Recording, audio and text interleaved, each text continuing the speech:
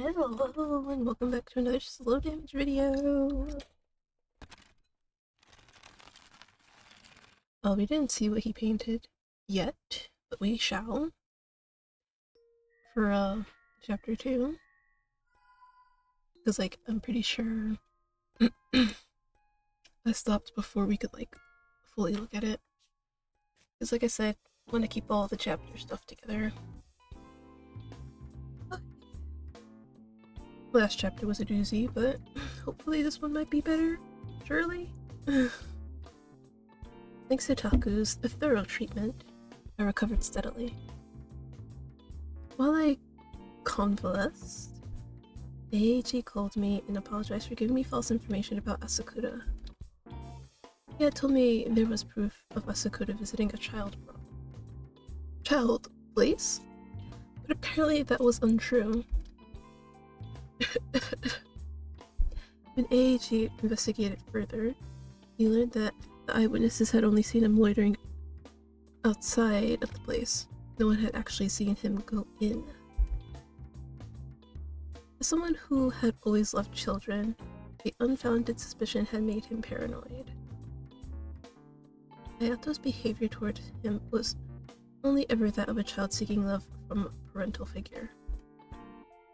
He was love-starved, and perhaps it was that innocent desperation that captivated Asakura in the first place.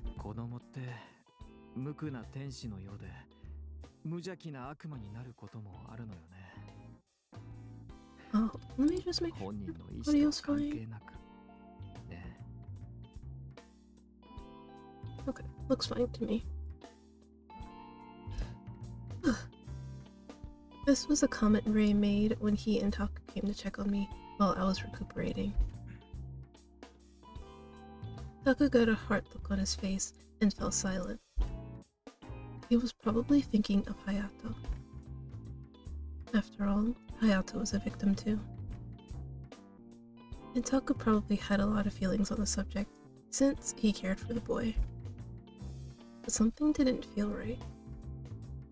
I couldn't put my finger on it, but something was bothering me.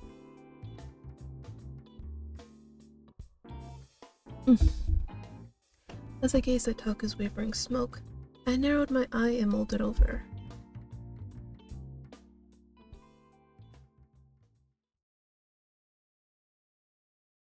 Did he want it to be true? That he was into that? Bro, what the hell? Was he the one that started the rumor? Oh my god, imagine.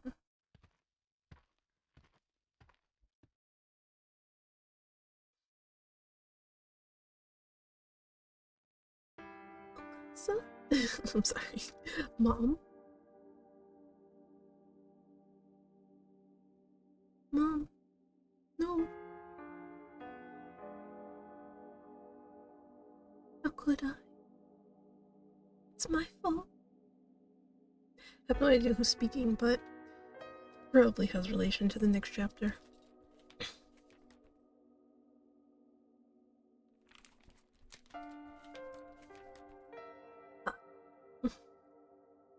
Why? Why did I?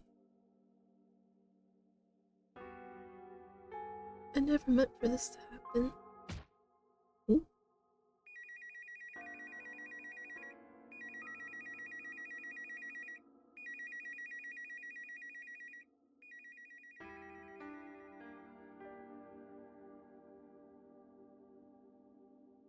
Chapter 3. Murase Takuma.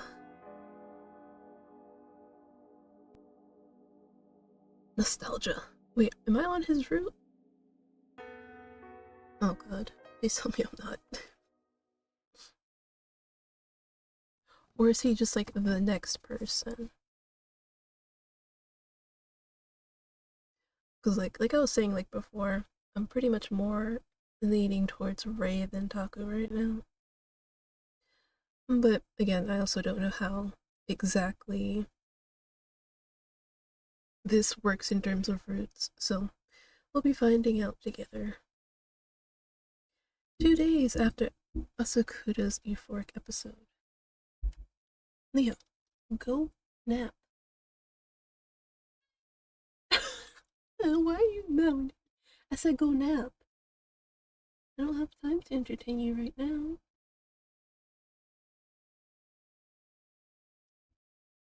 The cuts on my back still hurt, but now that I was able to walk again, it was time to start painting. As I was taking stock of my paints, the door opened, and Taku walked in wearing a lab coat. The second he laid eyes on me, he frowned and folded his arms. もう起き上がっても平気なのか。痛みは。まあ、そこそこ。At my response, he let out an exaggerated sigh. 本当は平気じゃないんだろ。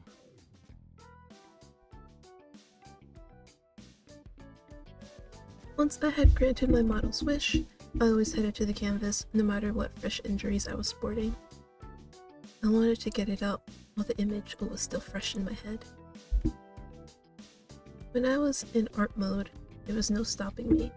Taku understood that, which was why he didn't try to force it.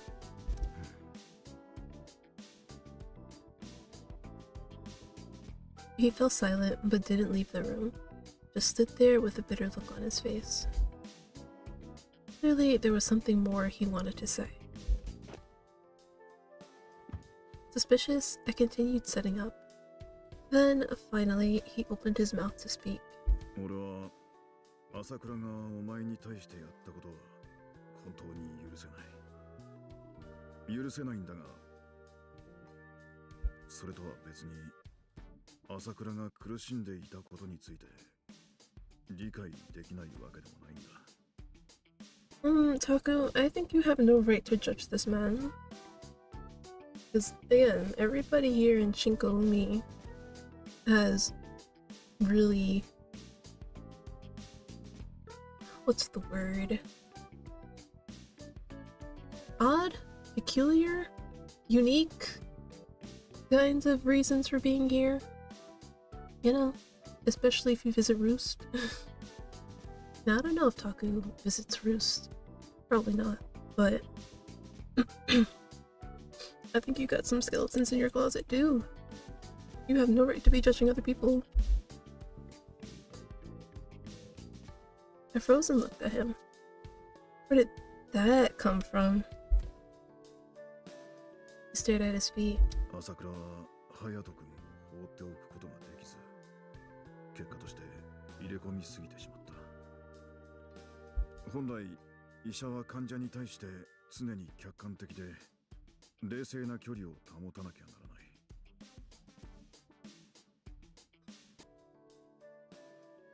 それがいつどのタイミングで訪れるかなんて誰にもわからない。自分でもな。だから朝倉を全否定することはできないって話だ。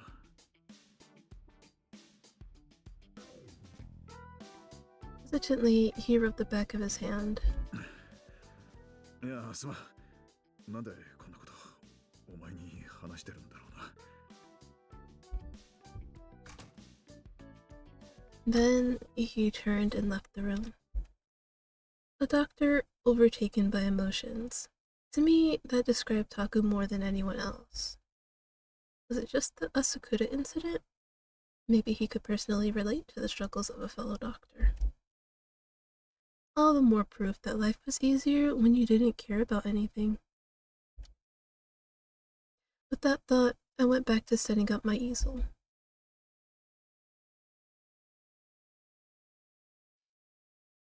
Unfortunately, I kind of agree with Toa though. Like, the less you care, the easier life seems to be. But then if you care too little, people are gonna think you will never care about anything when you do. So I guess that's the trade-off.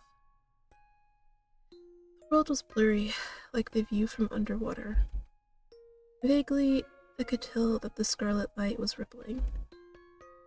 Apparently, I was lying down. I tried to get up and discovered that I couldn't move. My limbs were practically frozen solid. I was powerless and deafened by the silence. I was scared.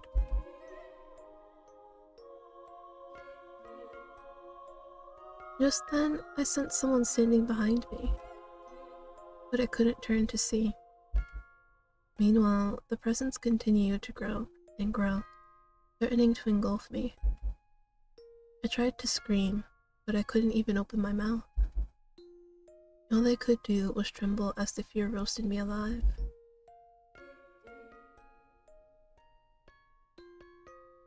I could feel laughter rippling through the air, near and far. I couldn't tell if the voice was loud or soft. All I could do was tense up my throat and stomach and try to endure it. I was powerless.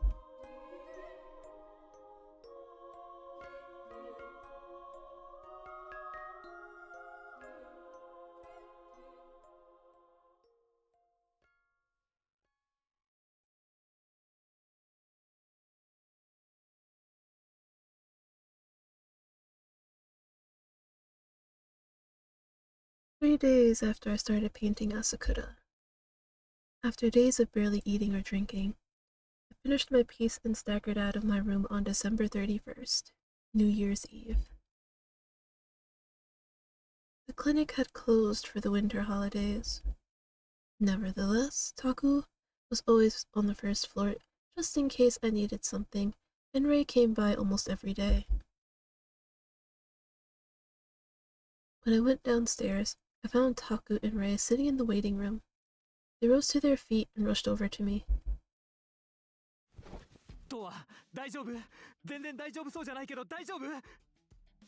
背中の傷の具合はどうだ？ They always buried me in an avalanche of questions after I finished the painting. 何か欲しいものはある？酒とタバコ。却下。とりあえず簡単に食べられるもの買ってくるわね。He's like, give me booze. He's like, no. Ray grabbed his coat and wallet and ran out of the building. Unable to bear the intense fatigue, I collapsed onto a nearby bench. Painting always left me feeble, but this time I felt especially awful. Taku crouched down and peered at my face. 大丈夫か？嫌な夢を見た。夢？ He furrowed his brow. 俺は手も足も動かすことができなくて、後ろに誰かが立ってて、ひたすら笑ってる夢だ。誰が撮ってたんだ？わからない。女の笑い声で何度か同じ内容の夢を見た。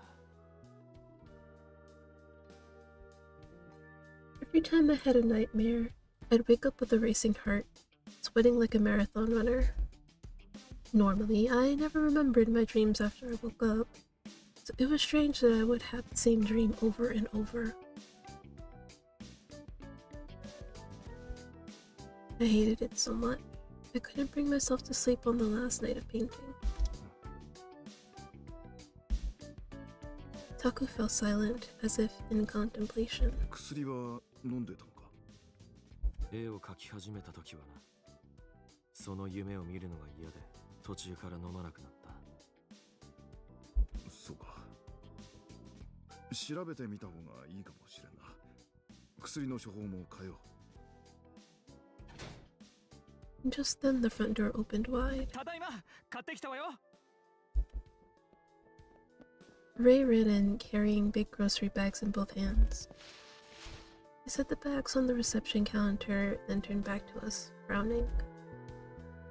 あらやだ。トアが今にも死にそうな顔してるのはともかく、タクも相当ひどい顔してるわね。クマがすごいわ。He tapped his lower eyelids with his fingers. そうか？ Smiling wryly, Taku ran a hand over his cheek and jaw.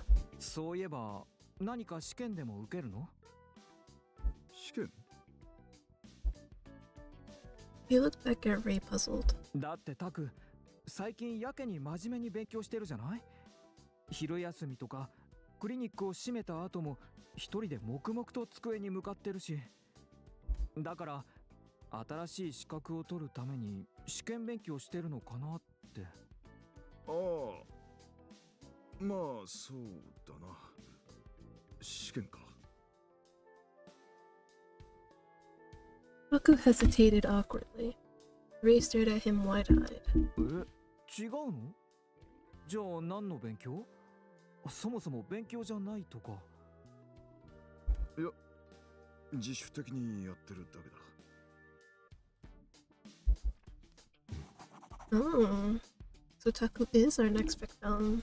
Okay. そうなんだ。あんまり頑張りすぎないでね。若くないんだから。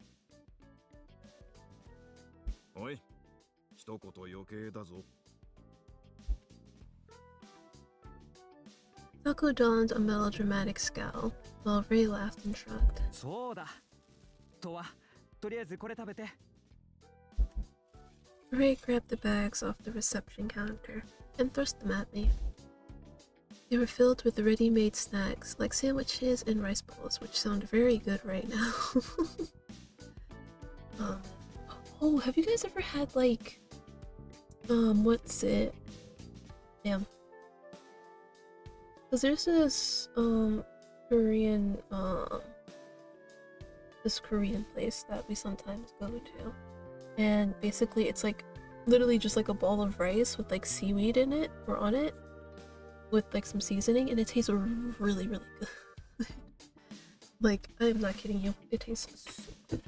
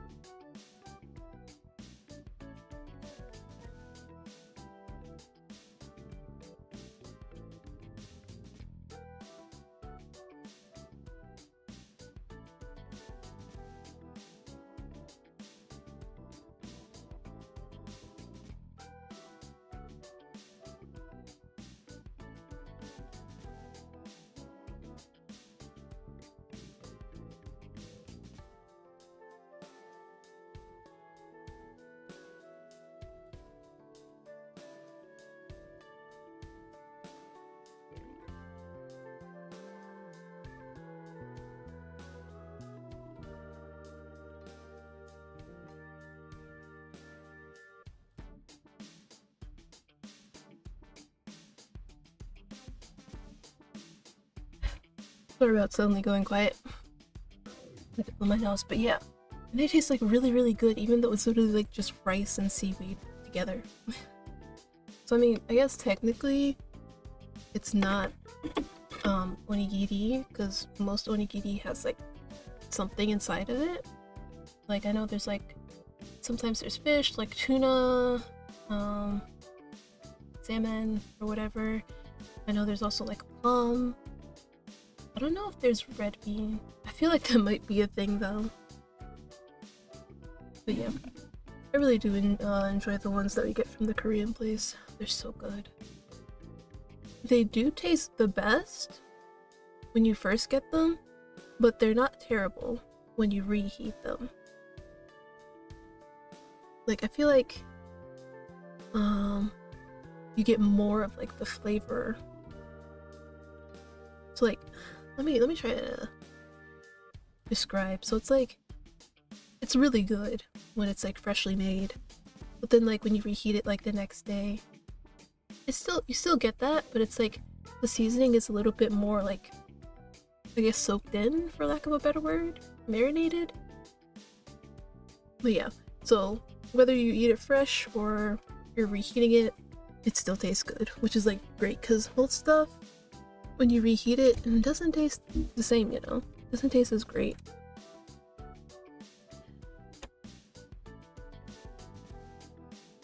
Sorry. That was my little tangent about rice balls / onigiri. I actually have had onigiri before. I don't remember what flavor. I'm thinking it was fish. It might have been tuna. It was really good. But I haven't had another one since because they are expensive where I am. Like, when I say expensive, I mean expensive. Like, the place that I went to for them They wanted like $10+ for it. I'm like, what? Bro, I could probably like make this at home for cheaper, which is what I probably should do, but such is the way of life. これからお鍋と年越しそばの準備よ。おせちは家で仕込んだやつがあるから年明けに持ってくるわね。鍋？そばだけじゃ物足りないじゃない。せっかくだからあったかいお鍋も作ろうと思って。レイは途中でいなくなるけどな。そう、私は店の子たちとカウントダウンパーティーがあるから途中で抜けるわ。あとは2人でごゆっくりってやつよ。だったらそれができた時に食べるから。あのね、カップラーメンじゃあるまいし今すぐ出てくるわけじゃないのよ。あんた今髪みたいに白い顔色してるんだから一刻も早く栄養をとってちょうだい。 Ray put one hand on his hip and pointed squarely at my face with the other. とわもたくも正月はおとなしく休んでなさい。 After nagging me like a mother, his eyes widened in realization. あ、そうだ。とわの絵見てこなきゃ。描き終わったのよね。ああ。やだ、すっごく楽しみ。写真撮ってブログに投稿してもいい？ He was referring to Roost's blog, the fourth face. I nodded and he strolled off to the elevator. 今回はどんな感じなのかしら。I figured I'd go back to my apartment with him, so I rose to my feet. Then my vision pitched sideways.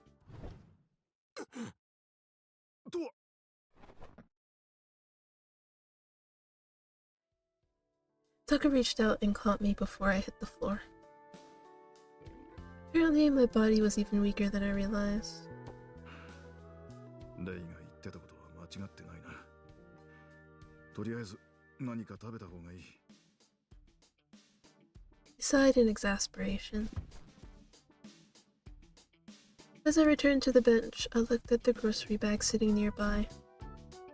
I didn't feel hungry, but my body needed the energy.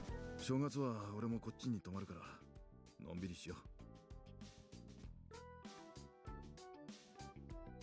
Taku lived in a condo separate from the clinic, but he slept here every now and then. Since I never used the bed in my apartment, he would crash there occasionally. Evidently, he was planning to stay through the holidays this time. I nodded, then reached into the bag and grabbed a sandwich at random.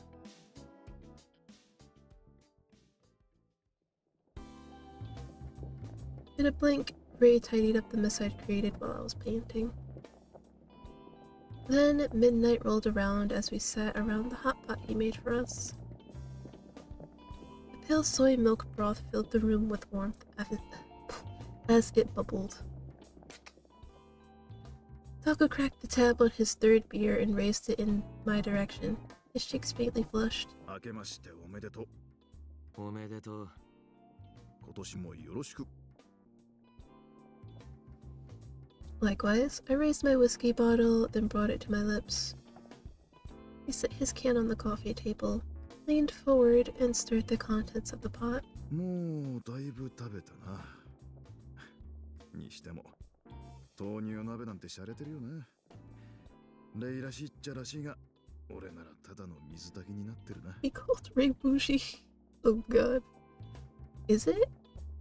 I mean, again, I've never had hot pot before. I don't know what's typically used in hot pot. But if you guys do know, is soy milk broth bougie for hot pot? If you know, do let me know, because I have no idea. He scooped up some vegetables and put them in his own bowl, then looked at me. お前にしちゃ結構食べた方なんじゃないか? まあ。 Still, only 1/5 of the amount he ate. 鍋は食べやすくていいよな。お前好き嫌いはあったか? 特別嫌いなものはないな。で、特別好きなものもないと。あ He rolled his eyes at me and laughed. 絵を描き終わった後で体が弱ってるだろうから、食べやすい鍋は正解だったな。Taku grabbed a big bite of veggies with his chopsticks and stuffed it in his mouth. Taku didn't approve of euphoria, but he didn't outright try to stop me, nor did he nag me endlessly. I enjoyed our current relationship. Right as he reached out to the can on the table, he missed and knocked it over. No! Reflexively, I reached out to try and catch it. My hand bumped into his. Instantly, Taku froze, startled. He managed to catch the can, but a bit of its contents had splashed out onto the table. 悪い、こぼれちまったな。ティッシュ取ってくれるか。I pulled a few tissues from the box and handed them over. With a guilty smile, he wiped up his spill. Was Taku's face flushed because of the alcohol? I'd rarely ever seen him in this state. 酔っ払ってる He asked a very clear question. He just goes, huh? 顔が赤いそりゃあ、まあな。Taco fell. I don't know why, but I thought I said taco. Oh no. I'm hungry. Taku fell still for a moment, then donned a stiff smile for some reason. After he wiped up the spilled beer, he downed the rest of the can and exhaled loudly. 少し寝てから初詣に行くか。体調はどうだ？動けそうか？ああ I normally had no interest in food, but apparently my body needed nutrients regardless. After eating, I was feeling a lot less exhausted. じゃ、レイにも連絡しとこう。行くなら合流したいって言ってたからな。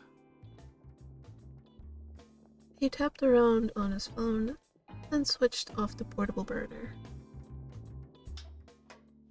鍋は起きたら片付けるから置いとくぞ。ああ He gathered all the trash in a to-go bag and got up to toss it in the trash can.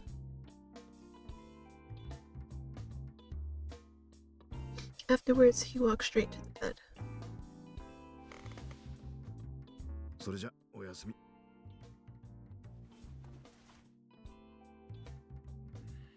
He flopped down on the bed and almost immediately started snoring. Oh no, he's a snorer. Oh no. I was tempted to get some shut-eye myself, but I couldn't will myself to feel sleepy. And if I took sleeping pills, I wouldn't be waking up until noon at the earliest. In the end, I decided to lay awake until morning. Honestly, fair. After Taku woke up around 7, the two of us got dressed. Then we piled into his car and drove to the shrine. We were going to meet up with Ray at some point. Then he sent us a message in the group chat claiming he was too hungover from the countdown party last night. Since it was New Year's Day, unsurprisingly, the streets were packed. The one shrine in Shinkoumi was already a popular spot for residents and tourists alike, so we had to wait over an hour to get into the parking lot.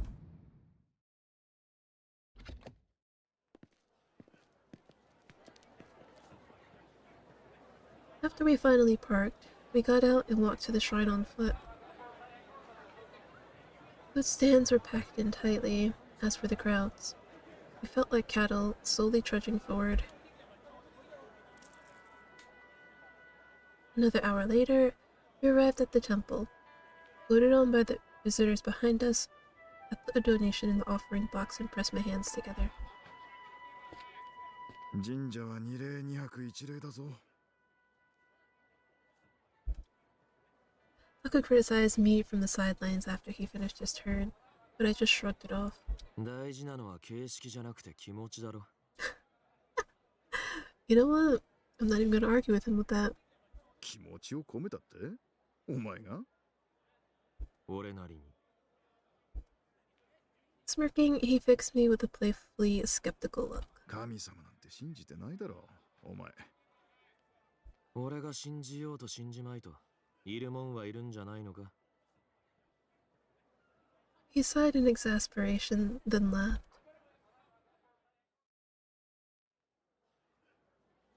At the gift shop, we bought a talisman, then decided to check out the stands on our way out. According to Taku, he always chose the food stand based on its vibe. Supposedly, this was the secret to festival food, since it added extra flavor. Since the main pathway was clogged with crowds, we took a side path. This path was narrower, fewer stands, but at least there was room to breathe. As we walked along, I spotted a familiar trio near the main pathway. It was Kotaro, Mayu, and Eiji. Mayu was gazing out at the crowd, looking bored. That is, until he spotted me. あ、トワだ。お？トワさん。They all called out to me as they walked over. 新年明けましたね。 Huh? They 組 switched 長のことが spots? あるので挨拶のみになりますが。今年もよろしくね。いろいろと世話になるぜ。Oh, jeez. Kotaro smirked. Then he put an arm around my shoulders, gave me a pat, and let me go. 村瀬先生、今年もよろしくです。ああよろしく Taku reacted belatedly, with a polite smile. 三人揃って初詣か。ええ、どうしようか迷ったんですけど、一応来るだけ来ようって思って。小太郎は毎年来るの嫌がるんだけどね。エイジがどうしてもって言うから。なんで混んでるところにわざわざ行かなきゃいけねえんだよ。それに寒いし。寒いのは間違いないね。着込んでくればいいじゃないですか。やだよ。めんどくせえだろ。わざわざそこまでしないよ。Honestly, valid. I completely understand. Like, why would I want to put on more layers when I could just stay home and be warm? Both of them shrugged off Eiji's suggestion. まあいいですけど、初詣っていろんな人が一斉に集まるので情報もたくさん拾えますし、やっぱり来ておかないとって思うんですよ。ね、トワさんもそう思いません？ああ、まあ。I answered so unenthusiastically, Kotaro burst out laughing. だよな。トアはそうだよな。エイジ、お前トアに同意求めること自体が間違ってんだよ。わかってますよ。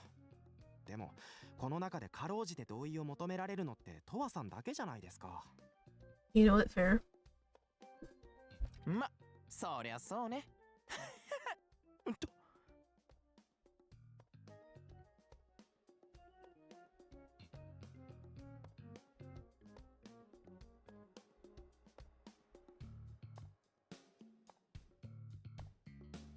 Mayu laughed so hard he nearly spit out his lollipop.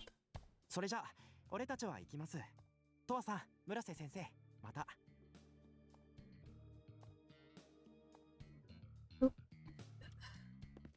またな、トア。ほ Bye! じゃ。The trio walked past me toward the main shrine area. Taku looked at me with a weary grin. あっちの店で甘酒を売ってるんだが寄ってもいいかああ。Toaso does not care at all. Together, the two of us walked to a stand with a sign that read, Amazake. Next to it was a dining area with tables and chairs, but it was already packed. お前の分はいるかいい。わかった。買ってくるからここで待っててくれ。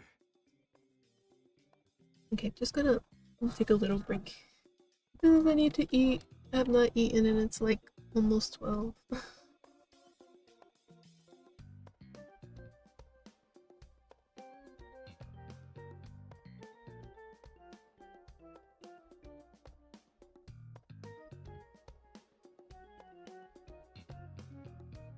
寒いし混んでるし、さすが正月だな。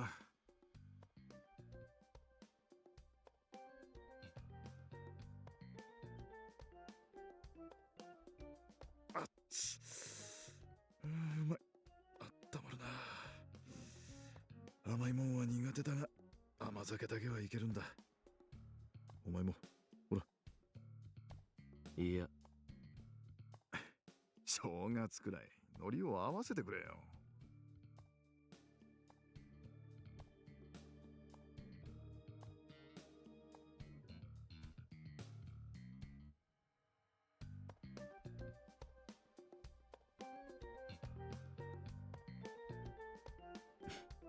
どうだ。ダメだったか。いや、ただ酒の味がするのにアルコールじゃないのが理解できない。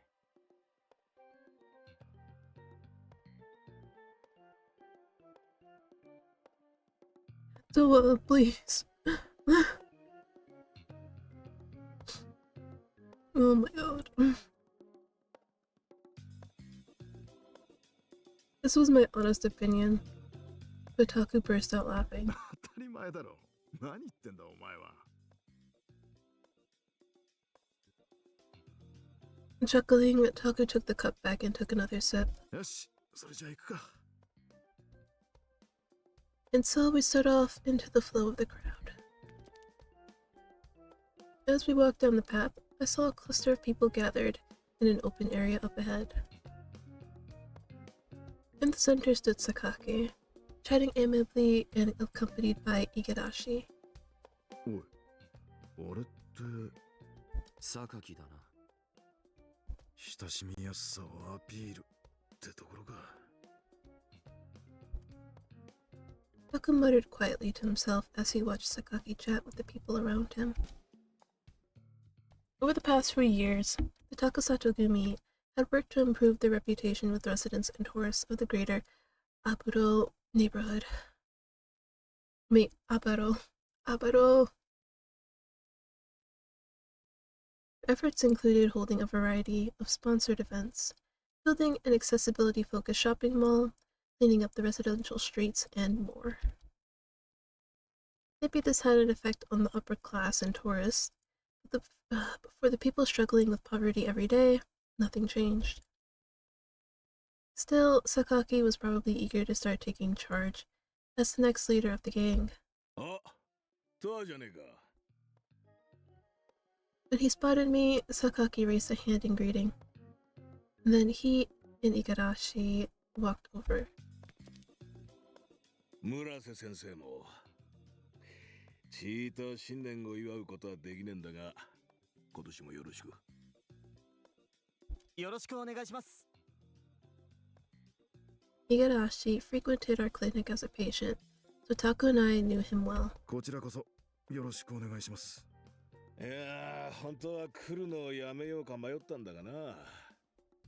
親父のことがあるからよ。ただまあ、様子を見るだけなら問題ねえかと思ってな。小太郎たちも似たようなこと言ってた。ああ、そうか。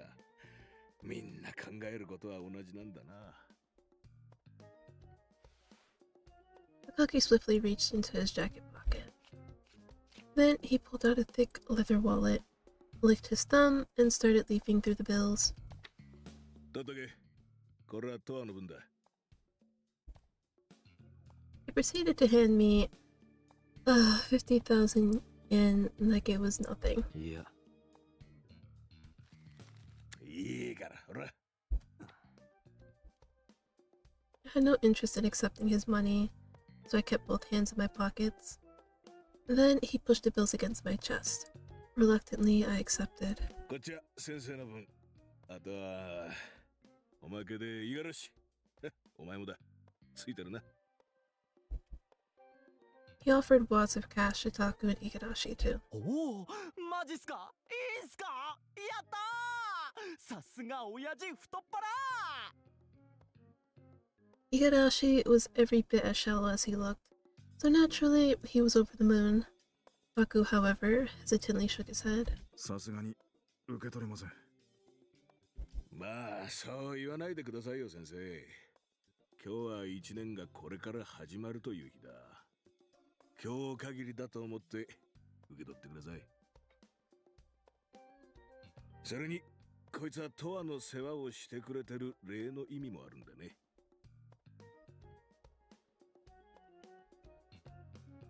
主治医なので世話をしているという感覚ではないのですが、お言葉に甘えさせていただきます。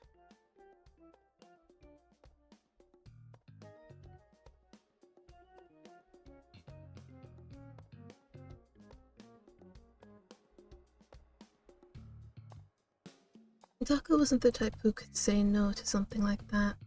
He accepted the money even more reluctantly than I had. そこに出てる餅は食ったが、なかなかうまかったぞ。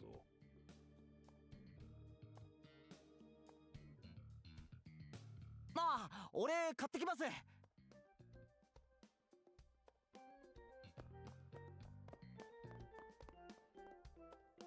Without waiting for me or Taku to respond, Igarashi ran off like the lapdog he was. Sakaki watched him go with a smile. あいつ頭があんまり良くねえが、心根はまっすぐだからな。どうにもほっとけねえんだ。犬に似てる。そうなんだよ。バカで容量悪くてよく失敗するんだがよ。尻尾を振ってまたり疲れると邪険にできなくてな。ついつい餌やっちまう。He nodded to himself like a wise old grandfather. Then someone's phone started ringing. 俺だな。ちょっと失礼。He pulled his cell phone out of his jacket pocket and put it to his ear. どうした？あ？どっからだ？そうだ。I watched in real time as his face slowly grew harder and darker. わかった。そっちは任せる。Once the call was over, he looked back at us, still menacing. 急に戻りの用ができちまった。正月早々ついてねえわ。餅は五十嵐からもらってくれ。And with that, he strode away. 困ったもんだ。Taku let out a sigh. Then he handed me the money Sakaki had given him. 酒でも買え。いや。Before I could finish, he stuffed the money into my coat pocket. When I tried to give it back, I realized Taku was frozen in place, looking at something up ahead. A man in a suit was walking towards us. He was tall enough. He was accompanied by another man I didn't recognize, and his calm, dignified air suggested he wasn't a Takasato goon. Then Tolono noticed us and made a beeline straight to us. I was still holding the money from Taku, so for the time being I put it back in my pocket. これは村瀬先生とトアじゃないか。He smiled, speaking in a courteous tone. Taku looked back at him in silence. His smoke hadn't changed, but I could feel a hint of tension in the air. 親父のことは残念だが、新しい年を迎えたわけだし、お互いにそろそろ本気を出していかないとな。いろいろと。He regarded me with a meaningful look. トア、お前村瀬先生にずっと厄介になるつもりなのか？なんならこっちで腕の良い医者を紹介してやるぞ。いい。You're so good. 別に村瀬先生にこだわる必要もないんだろ。タクでいい。迷惑をかけるだけのわがままになってるんじゃないのか？ Taku looked at me. Taku looked at me in surprise and then turned back to Tono. 迷惑だと思ったことはないから、今のままで構わん。At this, Tono exhaled like he was done caring. そうか。ならいいんだ。それじゃ、また。For a minute there, I thought that was Asakura. Hold on, wait. For a minute, I thought that was Asakura. I'm like, what? He's back already? With that brusque farewell, he set off, and the other man followed close behind him. こういう大々的な行事の時は、どこに行っても高里組が総出でうろうろしてるな。Taku looked at me as he murmured quietly. 前にも言ったが、高里組とはあまり付き合うなよ。He loved to nag me about this. Probably because he didn't have a high opinion of the Takasato Gumi. And he especially didn't get along with Tono. And Taku downed his now cold amazake, and then walked to the nearest trash can and threw the cup away. すみません、お待たせしました。 And just then, a flurry of loud footsteps heralded the return of Igarashi, carrying chopsticks and a plastic takeout tray of mochi in each hand. 安倍川と磯辺と醤油、とりあえず全部買ってきました。で、あれ？榊さんは？帰ったぞ。マジっすか？ With a yelp, he thrust the chopsticks and mochi containers at us. ああ、これどうぞ。じゃあまた。榊さん！ And then he ran off into the crowd. With a chuckle, Taku watched him go. Just like that, the tension eased. なんていうか、本当に犬みたいだな。That there's a little dog. 俺が知り合った頃からずっとあんな感じだ。ほっとけないってのもわかる気がするな。ま、ほっとけないのはお前も同じだが。犬と一緒か。Damn! He got called a pet! 性格と見た目が違うだけで大きくくくればそうかもな。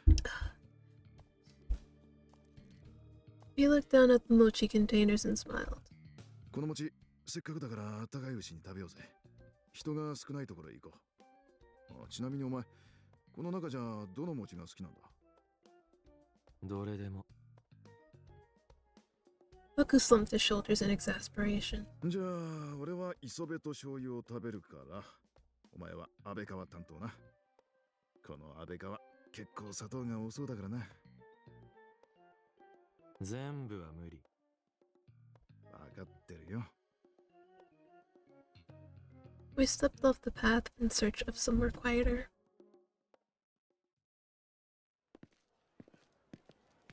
After we ate our mochi, we decided it was time to head back to the clinic, so we made our way to the parking lot where we left the car. As we walked through the crowded path, Taku spotted something in the distance and frowned. I followed his gaze and spotted a little boy yelling excitedly to his parents. Maybe Taku was thinking about Hayato. The little boy was about Hayato's age after all.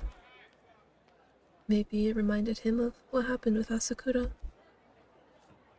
But I had no intention of bringing it up again, so I shifted my gaze back to the crowd. Beyond the countless people praying to find happiness in the year ahead, I could see a tall tower looming distantly. But this was no radio tower. No, it was a surveillance tower used by the Takasato Gumi to ensure none of their debtors tried to flee Shinkoumi. Surveillance towers tracked the movements of web tags forcibly implanted in them, and any who tried to escape were either arrested or killed. No matter how happy the shrine visitors may have looked on the outside, Any number of them could be in debt. Just then, I realized Taku was gone. We must have gotten separated while I was distracted by the surveillance tower. But before I could start walking, someone grabbed my arm from behind. と、 I turned to find Taku standing there, looking frightened. 気をつけろよ。はぐれたら危ない。 And this made me laugh. どうした？ 俺のこといくつだと思ってるんだよ。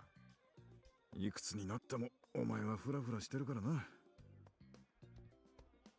だったらなおさらはぐれたところでいつもと変わらないだろ。お前の場合、ちょっと目を離した隙に道端で倒れてたとしても不思議じゃない。 He's so right. His expression was dead serious, so I decided to give in. Times like these, Taku was always stubbornly overprotective of me. Side by side once more, we headed off to the parking lot. ああ、そういやな。今年から診療時間を変えようと思ってるんだ。何時？開始時間は変わらん。終了時間を午前1時から0時に変えようと思ってる。 It's only an hour difference. Hello? 1時間か。大して変わった感じがしない。Right, like it's only an hour difference. そうでもないぞ。それに、俺も不在にすることが増えるかもしれん。最悪、臨時休業になる。なんで？忙しいんだよ。新しい勉強？ At this, Taku averted his gaze and nodded. His response was vague at best, but I didn't intend to keep digging. So instead, I walked on in silence.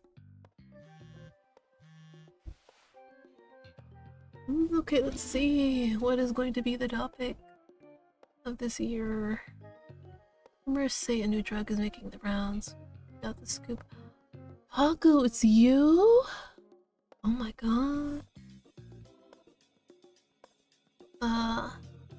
Is Sakaki Hideyasu confirmed to be the next Sakasato leader? Rumors of a ghost sighting. Happy New Year, Chief Editor A to Z here. Keep an eye on your inbox. This year I'll be serving up even more hot gossip and insightful commentary free of charge. Okay. I see you, Taku. Out here giving drugs to people.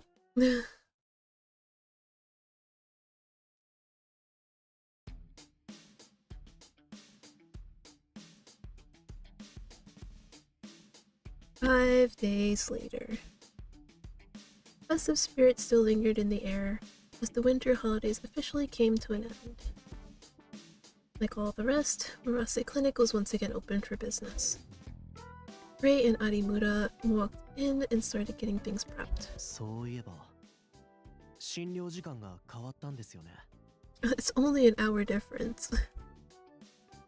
Arimura mused to himself as he passed me in the waiting room. 不満？いえ。ただ、最近先生が疲れているような気がして、診察室の先生の机も散らかっていることが多いので。Without a single glance at me, he continued down the hall. I was under the impression that Taku's messy desk was nothing new, but maybe it had gotten bad enough for Arimura to take notice. With that thought on my mind, I took my seat behind the reception counter. Me, I couldn't care less about the holidays. Taku had woken me up early that morning and I felt like shit. But even when I slept in, I always experienced chronic illness this time of year. For some inexplicable reason, I always felt sick during the winter holidays. Even Taku couldn't figure out what was wrong with me. He concluded it had to be some sort of seasonal or psychosomatic thing? Psychosomatic? That is a word I've never seen before. At lunchtime, Ray invited me out to a diner. Taku was invited too, but he told us he was too busy to come. 忙しいのはわかるけど、年明け早々からちょっと根詰めすぎだと思わない？ Ray grumbled, pouting his lips as he scraped up the last bite of his seafood gratin with a spoon. まあ、休み明けって患者さんが殺到するから、確かに忙しいんだけどね。だからって昼休みを返上してまで診察するっていうのは熱心だけど、個人的にちょっとどうかなって思うのよね。っていうかタク、なんだかすごくがむしゃらに見えるんだけど、正月に何かあった？何も。 Sipped my coffee, then shook my head. Placed in front of me was a bowl of bean soup. Ray had ordered it on my behalf. 今年から診療時間も1時間短縮だし、そんなに勉強が忙しいの？タクが何の勉強してるか聞いてる？ No. いや。本当に大丈夫かしら？あ、すみません。デザートお願いします。 After he finished his gratin, he flagged down a passing waitress to order something else. Then he went back to scowling at me. タクって優しいしおおらかだけど、時々線引きをしてるように感じるのよね。こっちが突っ込まない限り、向こうも突っ込んでこないっていうか、まあ、それが心地いい距離感にもなってるんだけど。I mean, that's usually how it is with most people. Like, so many times it's been like I live off the policy of like, if you don't ask me about that thing, I'm not gonna tell you about that thing. It's like, why would I just willingly offer up that information if you're not asking about it? Because if you don't ask about it, it means that you're not interested in it. Therefore, I do not have to tell you. You know. It's also kind of like I wanted to say like, scratch my back, I scratch your back. It's like you help me, I help you. So it's also kind of like that too. But like in the opposite way, like if you don't ask me questions, I won't ask you questions. Oh man. But yeah, I completely and totally understand that. Especially if you live in a place like Shinkokumi, where like technically it's like where all the people with, you know, issues and peculiarities and stuff like that go. People are not just going to willingly offer you information. 今度、真面目に何の勉強をしてるのか聞いてみようかな。You can, but I can assure you that you will not get an answer. Like, as much as Taku likes you both, he's not gonna tell you. He took a sip of his iced cafe. I don't know how to pronounce that. If anybody knows, please, like, tell me. Like, I know it's kind of like French, but, like... God. I just don't want to butcher the goddamn word. Then propped his chin on his elbow and sighed. 頑張るのが悪いとは言わないけど、医者が自分自身を大事にしないなんて説得力ないわよね。Just then, the waitress returned carrying Ray's dessert.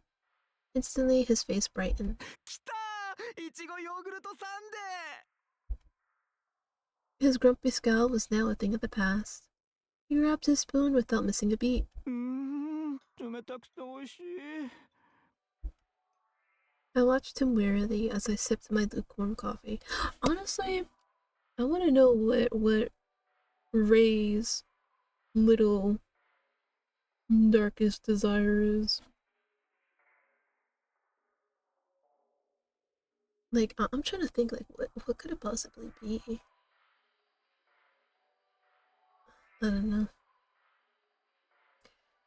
I watched him wearily as I sipped my lukewarm coffee. 1月によくそんなもの食べる気になるな。どんなに寒くても甘いものは別なの。暖房のガンガン効いた部屋で食べるアイスとか最高じゃない？ He's so right. Oh my god. Like, right now it's winter. And I wouldn't go outside and like eat ice cream, but I would totally and definitely eat ice cream at home though, even though it's like still winter. Because, you know, it's nice and toasty at home sometimes for me. Yeah, like I'll eat ice cream any time of the year as long as it's warm enough for me to eat it. It's like I'm not gonna eat ice cream in the cold. If anything, that'd probably just make my like kill me or something. どうだか。I grabbed the pack of cigs off the table, pulled one out, and lit up. Instantly, Ray scowled. また食事中にタバコ吸ってる。もうデザートだからいいだろ。You know what? He's not wrong. He's not wrong though. 私にとってはデザートがメインなの。ってでも年越しから年明けにかけて少し太っちゃったのよね。お餅が美味しくてついつい。He averted his eyes sadly as he stirred his sundae. で、それを食べるのか？だからカロリー控えめのいちごヨーグルトサンデーにしたのよ。わかるでしょ？全然。I shook my head, then turned away from him to exhale the smoke. He glared back at me, then took a bite. ねえ、急に話が変わるんだけどさ。With a tense look on his face, he set his spoon down and leaned across the table to whisper. あの人、わかる？新聞読んでる人。I followed Ray's gaze to the counter, where a man sat reading the paper. He had it spread out so widely I couldn't see his face. あの人とはの知り合い？いや。さっきね、新聞の影からこっちを見てたのよ。私が気づいたらすぐに新聞を読むふりに戻ったけど、その後もまたチラチラ見てたの。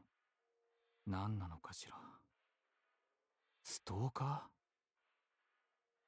I scrutinized the man at the counter, but he never looked up from his paper. Then he rose to his feet, paid his bill, and left the diner. どうしよう。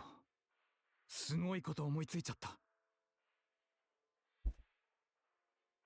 Ray looked at me, his eyes wide in realization. At some point, while I wasn't looking, he had completely polished off his sundae. 私を一目見ようと追ってきた熱烈なファンだったりして。Ray, no. No. ねえ、ねえ、どう思う？ Well, he was clearly joking. I could tell a part of him was hoping to get some sort of reaction out of me. But I had no interest in playing along. With a sigh, I set my cigarette on the ashtray and sipped my coffee. ねえ、ちょっと一言でいいから何か言いなさいよ。じゃないと私がバカみたいじゃない。もう。 Grumbling, he grabbed my utterly untouched bean soup and started eating it out of spite. How does he have so much room? っていうか、ちゃんと食べないと冗談抜きで死ぬわよ、あんた。いつもお前の手料理は食べてるだろ。何よ、私に毎日作れっていうの？食べてくれるのは嬉しいけど、なんだか複雑だわ。Ignoring his catty remarks, I finished my coffee. More importantly, was that man just now? If Ray was to be believed, then he was watching us for some reason. And it wouldn't be the first time a Euphoria fan stalked me. In that case, it would mean he was watching me. No. Maybe I'm overthinking it. It was entirely possible the man wasn't even looking at us on purpose. As I ruminated on it, I picked up my cigarette and took a long drag.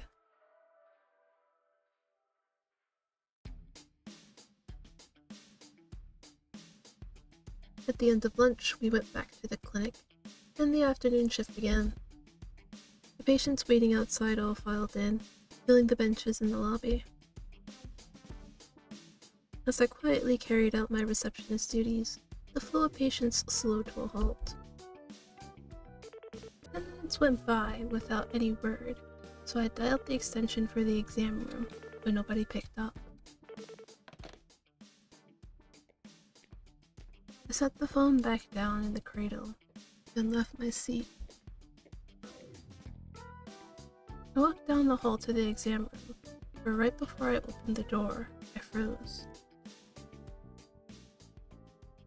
I could hear Taku talking inside. なあ、それは、そうだ。ああ、いや、まだだ。そう簡単にはいかない。時間がかかる。わかってる。Apparently he was on the phone. His voice was at a low whisper, and it sounded serious.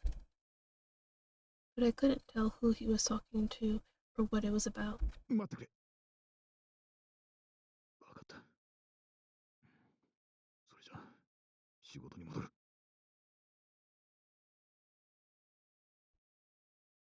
And then I heard a heavy sigh. Evidently, the phone call was over. I opened the door to the exam room. どうか。He looked at me with tired eyes. 内線かけたんだけど、電話中だったんだな。ああ、ちょっと急用でな。すまん。He averted his gaze, rubbing the back of his hand. This, plus what I overheard, suggested it wasn't a very fun phone call. His smoke swayed erratically. こんの詰めすぎで心配だってさ。何の話だ。昼にレイが言ってた。お前を心配してる。His lips curled in a guilty smile. そうか。だが大丈夫だ。こう見えても医者だからな。自分の限界はわきまえてる。勉強ってのも具体的に何をやってるのか知りたがってた。って言われてもな。説明したところでわからんだろう。直接聞くってさ。そうか。He looked away, nodding. Whatever he was working on, he didn't seem to want to discuss it. そんなに話したくないことなのか。He looked at me perplexed. まあ、そうかもな。さっきも言った通り、説明してもわからんだろう。じゃあ、レイにそう言ってやれ。な。As he murmured vaguely, I left the exam room. The Taku I knew was an honest, straightforward guy, and he sucked at hiding things. This was the first time he'd ever tried to hide something that wasn't a fun surprise. Not only that, but there had to be something behind all the studying Ray was concerned about. I had known Taku for a long time, but that didn't mean I knew all there was to know about him. Human beings were complex creatures. It wouldn't surprise me to learn there was more to him than just honest and straightforward. And if he did have a secret side, honestly, I was curious to see it myself. If there was a side to him that neither Ray nor I had discovered. お前こそ偽善が板についてるよ。大学時代からしてまともな医者になれるとは思ってなかった。異常者だ。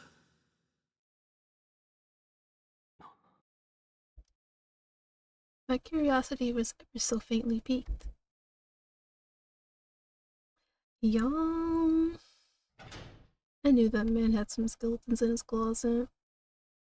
And he's so right about that. People are so complex. Like, Man, you never ever truly know everything about somebody. And there are probably things you didn't even know about yourself. That evening, the front doors flew open and pure chaos stormed in. ちょっと休館よ。 Ray staggered in, dragging a man who could barely keep himself upright. This came as something of a surprise, since Ray had only just left to deliver a forgotten item to a patient. とはタクに行ってきて。五十嵐君よ。 Uh-oh. Sure enough, I could recognize Igarashi's face through the swelling. I rose to my feet, left the reception counter, and headed to the exam room.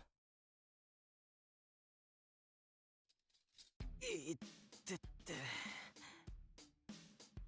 額の傷が少し大きいが、縫うほどじゃないな。他の傷も大丈夫だろう。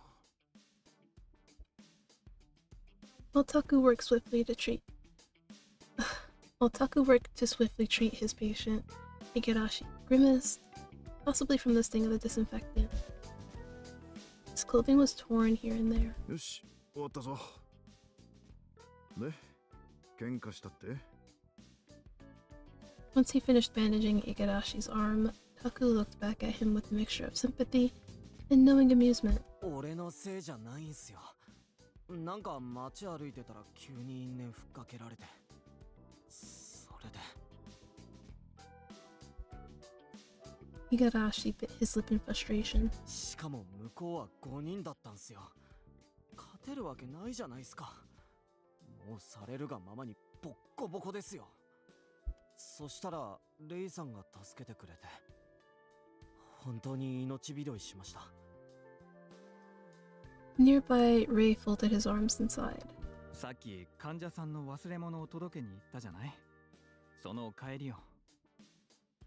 喧嘩に巻き込まれたくないから通り過ぎようとしたら五十嵐君が見えて慌てて止めに入ったの。本当にありがとうございました。 Igarashi turned to Ray and bowed deeply. In return, Ray hastily waved both hands. いいのよ、気にしないで。でも因縁ふっかけられたなんて災難だったわね。 At this, Igarashi's expression darkened. 最近組がちょっと荒れてるんすよ。みんな殺気立ってる感じで。そのせいなんじゃないっすかね。荒れてるの？どうして？まあ、いろいろあって、妙な噂が流れたりとか、そういうので上の人たちがピリピリしてるんすよ。そのとばっちりが下にも広がってるっていうか。榊さんが次の組長確定ってことで、納得いかない奴らもやっぱりいるんすよね。特に遠野さん側の連中とかそうなんで、そのうち組を離れるんじゃないかって思ってます。なるほどね。お前たちも一言じゃないぞ。いつどこで何に巻き込まれるかわからんからな。十分に気をつけろよ。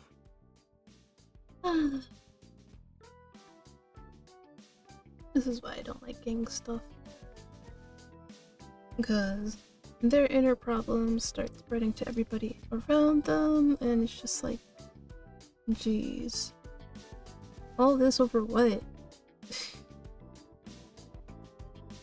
Igarashi nodded intently. そうっすね。もし何かあったら言ってください。俺で役に立ちそうなことがあったら何でもするんで。助かるよ。だが、その怪我を治すのが先だな。3日くらいだったらまた店に来てくれ。はいっす。He gave Taku a firm salute, and smacked his injury in the process, making him grimace. Taku and Ray both laughed. His antics were so damn dog-like, even I smiled a tiny bit. Next he's gotta start barking. Put him in a dog suit and have him start barking. Hello. It's me.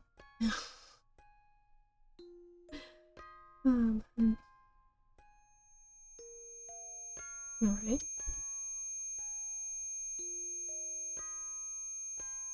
Cocoa. Sorry. Where am I? My ears were ringing. Oh, okay. It's really getting into my ear. Ow. Ow. The scenery rippled like a heat haze, and I couldn't recognize anything. The world was distorted, like I was squinting through warped glass. Scarlet light reflected in all directions, casting a red tint. I struggled to get my fuzzy brain to focus. At the very least, I could tell I wasn't at the clinic. So where am I?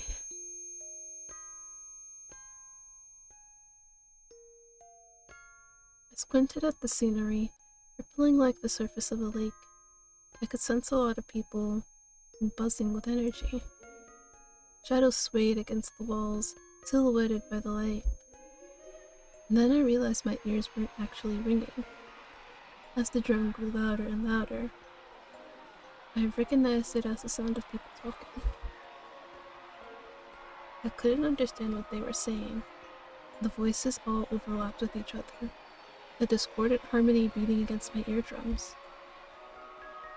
The drone of their voices kept swelling and swelling until it was a cacophony of screams. At some point, scarlet light turned into fluid, raining down on me. Shadowy figures against the walls had vanished.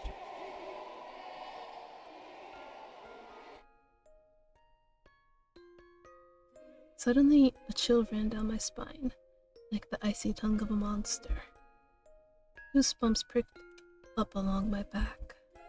Then, all sounds ceased. Silence.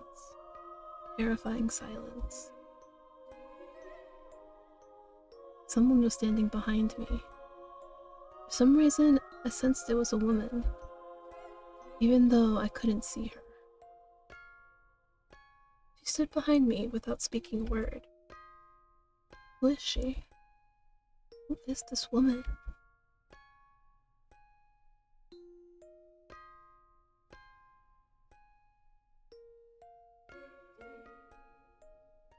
Slowly but surely, I looked over my shoulder. Out of the corner of my eye, I could see her delicate chin. That was all I could see of her. My head felt like it was held in place by some kind of torture device. All I could see was her mouth. Her scarlet lipstick filled my mind.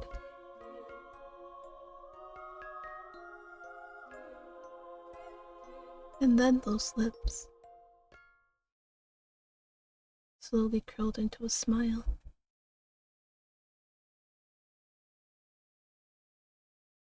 This is what drama looks like, guys.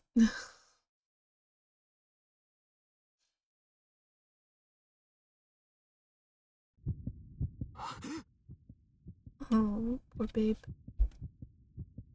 I woke, gasping for breath. My heart was pounding a million miles a minute. Joking, I gulped for air.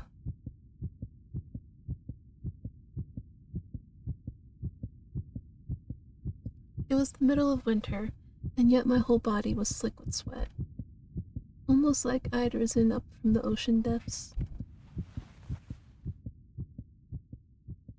I sat up and glanced around. Apparently I had dozed off on the sofa. What a shitty dream. That mystery woman and her red lipstick. I reached down and grabbed the floor bottle and took a swig. Normally, I could drink it like water, but the moment the lukewarm fluid hit the back of my throat, I felt sick. I dropped the bottle and got up and hurtled into the bathroom. And then, after I emptied the contents of my stomach into the toilet, I collapsed on the spot. I felt weak. This was decidedly different from my usual poor health. Was it because of that awful, confusing nightmare? Creepy dreams were pretty common whenever I floated in and out of consciousness, but none of them ever made me outright ill. For a while, I closed my eye and sat there until my racing pulse calmed down. Then I slowly rose to my feet, walked to the sink, and gargled some water. While I was at it, I ran the cold water over my head. Then I grabbed a towel and dried myself off as I walked back to the sofa. Yeah, I literally just now noticed that, I didn't resize the window, so a lot of the stuff was getting cut off, but it's fine. It's fine now.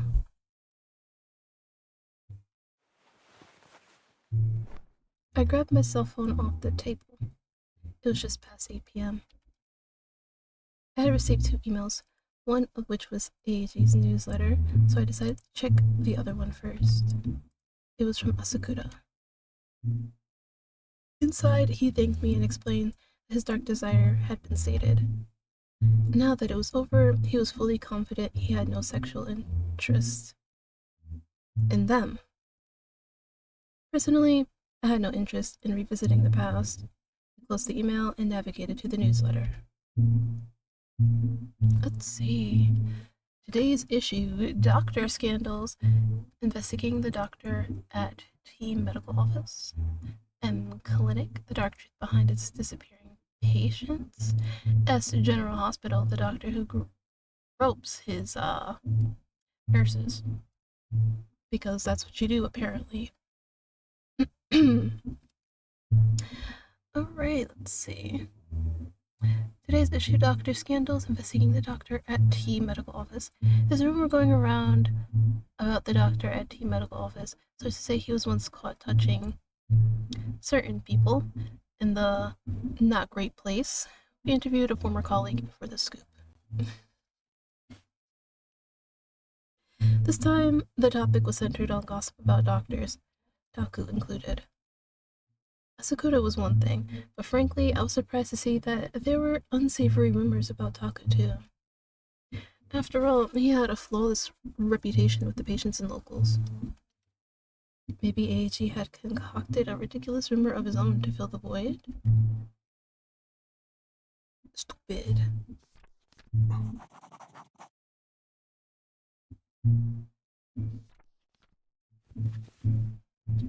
I closed the newsletter and rose from the sofa. After that awful dream, I decided to go for a walk and clear my head. Okay, but like, Toa, can you be sure that AG would just make it up though? Like, I don't see what he would gain from that. Is it expiration time? I pulled on my coat and stuffed my phone into my pocket. It is! Yeah, let's go!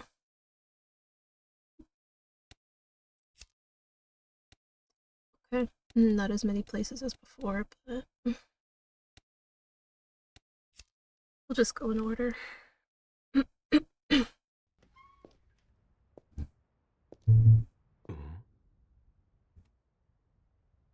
And again, like I usually say, I don't read during explorations.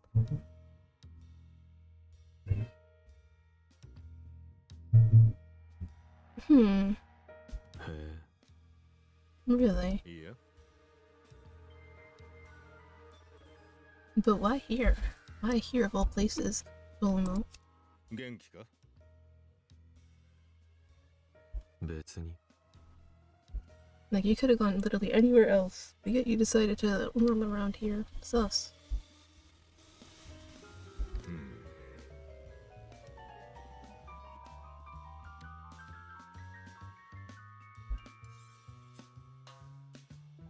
Yeah, I agree.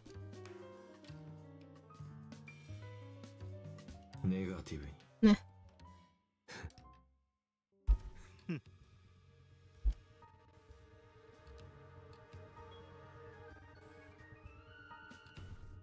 True, all things considered. What, you don't like that? 本当か You don't? そうか Was it because of Taku? Okay. Ugh. Oh. We have a police station. That's new.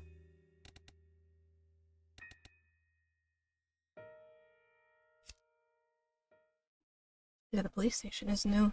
I don't remember that. Oh my god, it's Daddy's. Oh, what's wrong, Mai?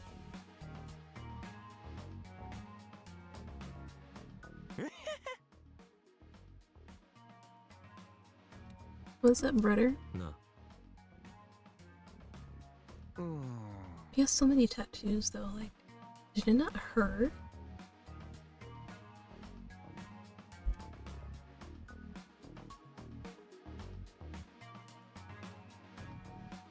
But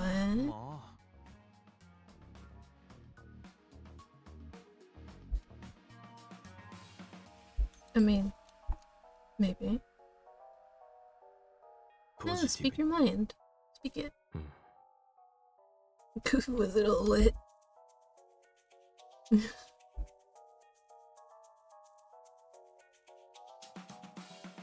Oh. Oh, I thought... Okay. That's what I get for assuming things. Well then. 面白そう。そうか。 Okay. Not what I thought.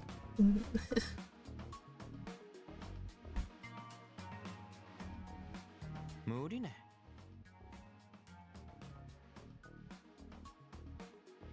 Bye!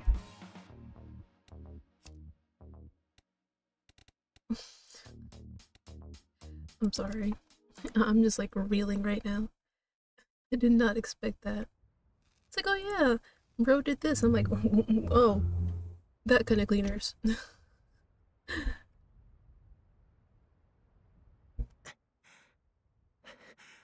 Who's breathing like that?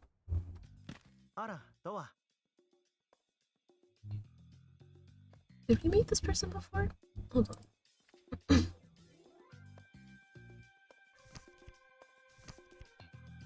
Hey. Yeah, because I'm like, name seems familiar. Oh, is it the person who was dressed up? Blonde hair? No. No, they were wearing something else. Yeah, hey, what's up?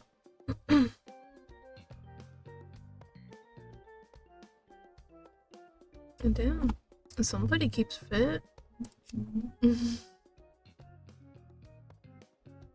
ああ。 Mm-hmm. 信じらない。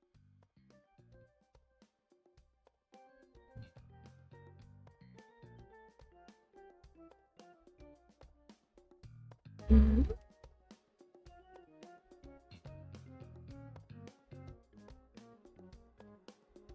Yeah. それが。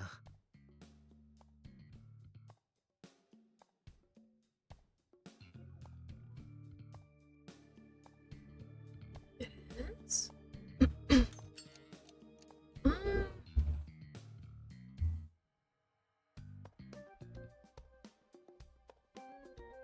positive.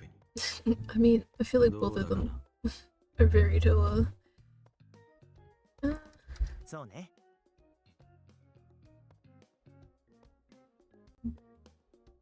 I mean, yeah, everybody does at some point, but I'm pretty sure it's for other things. またね。 Bye, Hanami. Yeah, Hanami's the other person. I need to go to the bridge.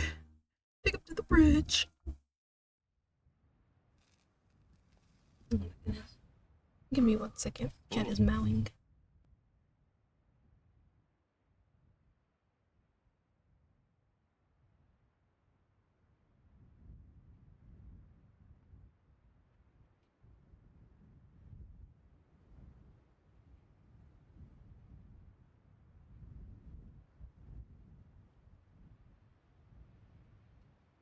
Be all good.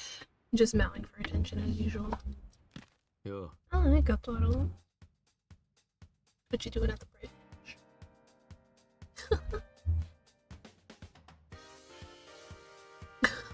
He said, not really, but hey. I'll find one. Why not? ったくよ。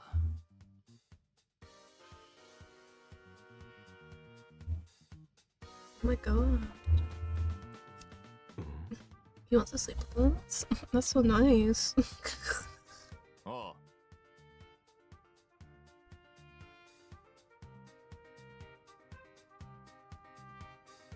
Yeah.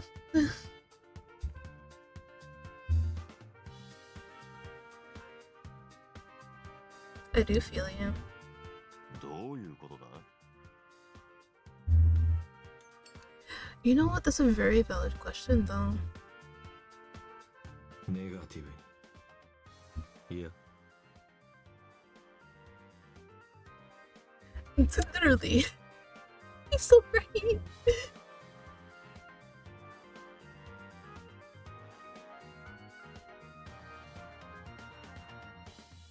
だよな。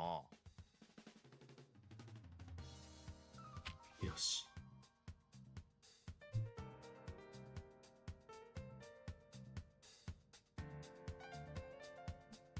Bye. Truth them. He's so right. If they were that smart, they wouldn't be in this situation.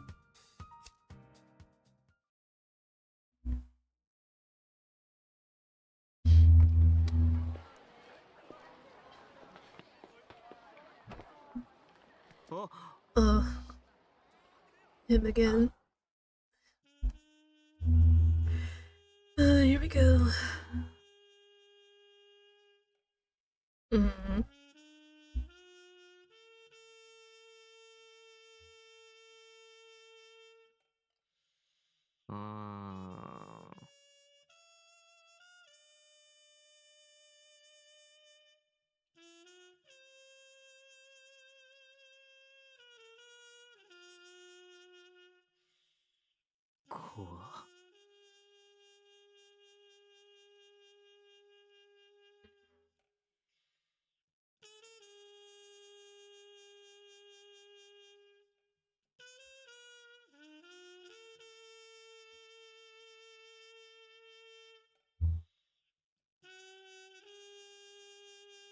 So.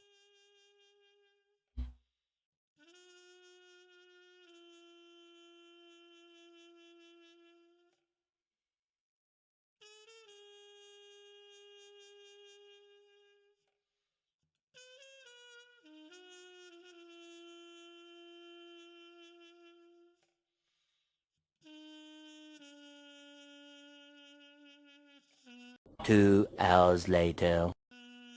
続き。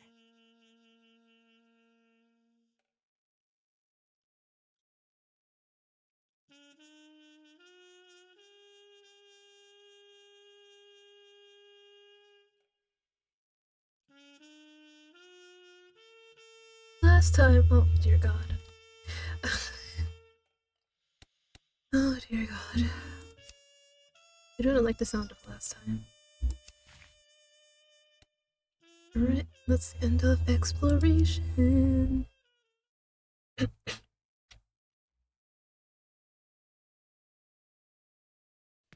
As I passed the police station, I caught sight of a figure in my peripheral vision and stopped short. It was Eiji chatting with a cop. Come to think of it, I'd heard that they sometimes came to ask him for intel. His info gathering skills are just that good, apparently. But I had something very different on my mind. So I decided to take this opportunity to ask. 父さん。 Hello. When he noticed me, his jaw dropped in surprise. He quickly composed himself, then bowed to the cop and headed over. どうしたんですか？何か気になることでも？メルマガを読んだ。あ、はい。村瀬先生の噂についてですか。Apparently, he'd foreseen that I was going to ask. 話が早いな。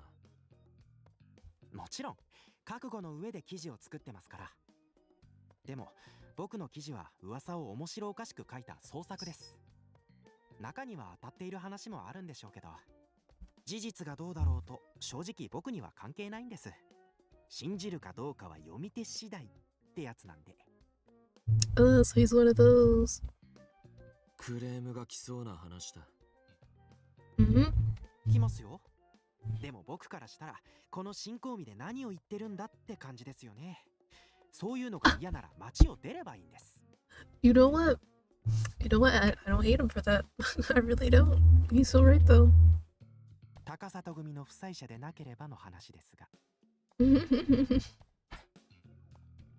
ずいぶん強気だな。But I mean, he's not wrong though. This is Shinkoumi.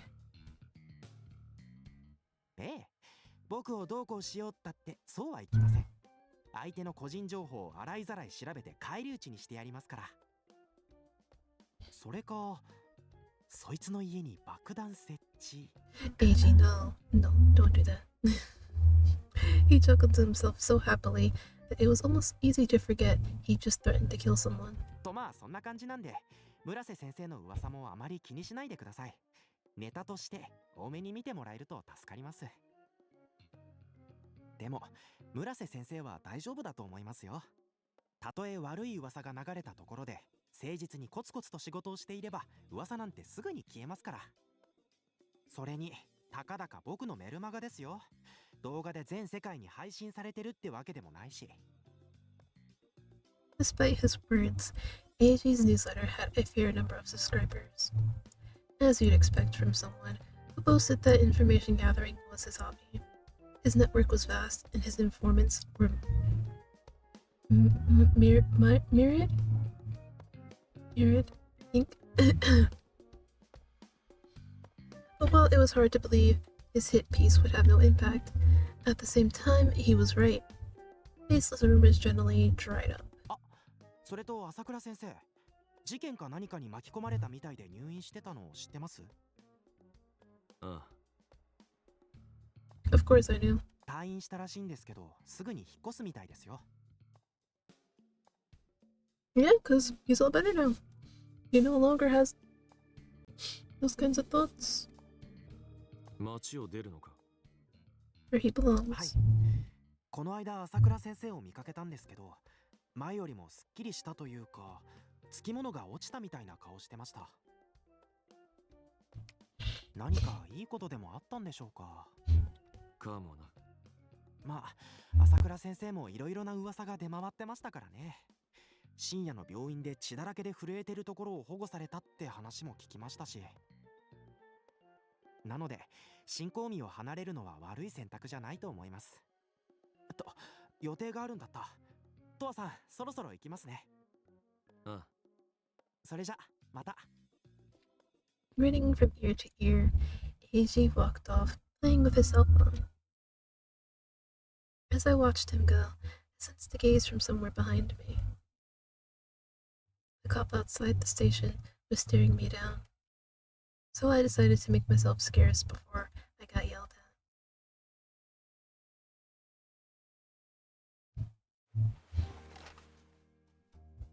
I walked into Roost, headed to the counter, and sat down in an empty seat. Customers were scarce, but before I could ask for a drink, Ray came strolling over. とは何飲む？ With one hand on his hip, he looked to be in an unusually grumpy mood. 何かあったのか？どうして？顔に出てる。え？どういうこと？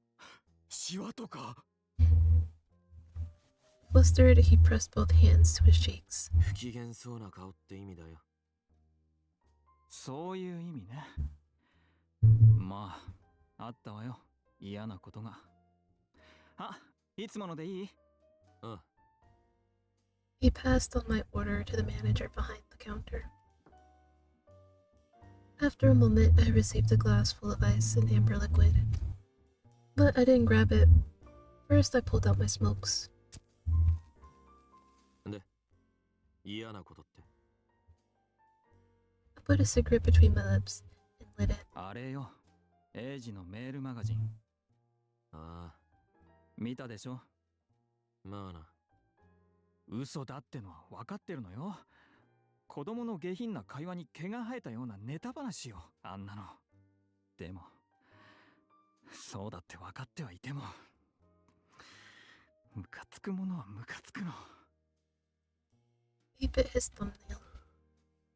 I turned my face away to exhale the cigarette smoke, then looked back at him. それエイジに直接聞いた。嘘、なんて言ってた？今お前が言ってた通りだ。ただのネタだから気にするなって。もうそういうことじゃないのよ。He raised his voice, and everyone turned to look at us. At this, his eyes widened. Awkwardly, he fell silent. はあ、大声出しちゃったじゃない。恥ずかしい。でもとにかく嫌なものは嫌なの。どうしてタクが悪く言われなきゃいけないのよ。Like, my thing with rumors is that, sure, probably not true, but they do have to stem from something. Like, with the last chapter, with Asakura, we saw the rumors that were going around about him, which did sort of kind of stem from something similar / related to it. Right? So, sure, the rumor may not itself may not be true, but it does come from something. So, whatever we read about Taku and the rumors, there's probably something to it. Probably not exactly what that rumor said, but definitely something adjacent to it. 根拠のない噂なら放っておけばすぐに忘れられるだろう。それはそうなんだけど。Unwilling to accept it, he bit his lip in frustration. Right as I took my first sip of whiskey, the door opened. あら？ Ray looked over and let out a yelp of surprise. タク、いらっしゃい。Uh-oh. At this, I looked up. Taku was walking toward the counter, still wearing his white lab coat. この時間に珍しいわね。診察は？ Oh, so he does come by. 患者さんが途切れたんで休憩を兼ねて少しだけな。とわに用があったんだ。どうせここにいるだろうと思って。Why me? さすが過保護なだけある。茶化すなよ。Taku pretended to glare at Ray as he teased him. だってタク、最近忙しそうなのにわざわざトアのために抜けてきたんでしょ？っていうか、勉強って何してるの？急にその話か。ずっと気になってたのよ。何の勉強してるのかなって。For the briefest of moments, Taku's gaze wavered in hesitation. Then he smirked. 言ったってどうせわからんだろう。ひどくない？ Ray made a show of pouting. こんばんは、先生。Manager greeted Taku from behind the counter. こんばんは。何か飲みます？ああ、ぜひとも一杯やりたいところなんですが、すぐに出るのですみません。また今度ゆっくり。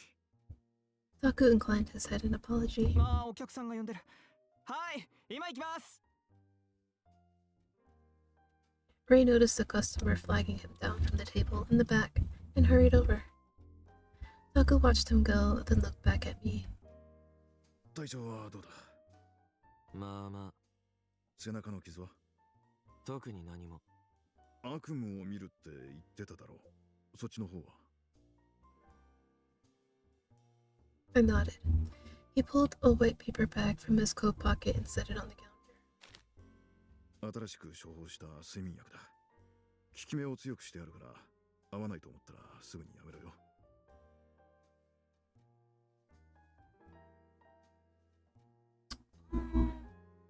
Take blank times a day for blank days before a meal. So I guess it's supposed to be like filled out.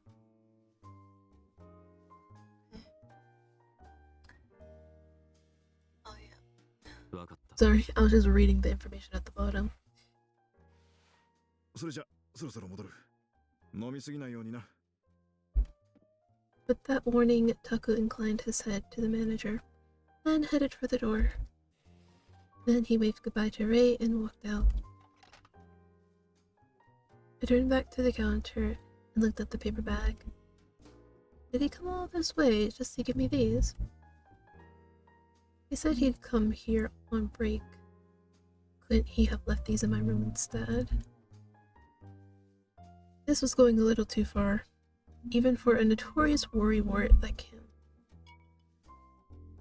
I was never a big fan of the controlling type.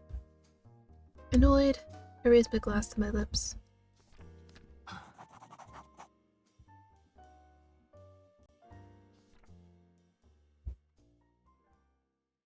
I mean, listen, I don't blame you. After Rose closed for the night, I returned to my apartment on the 3rd floor of the clinic, popped one of my new pills, and flopped down on the sofa.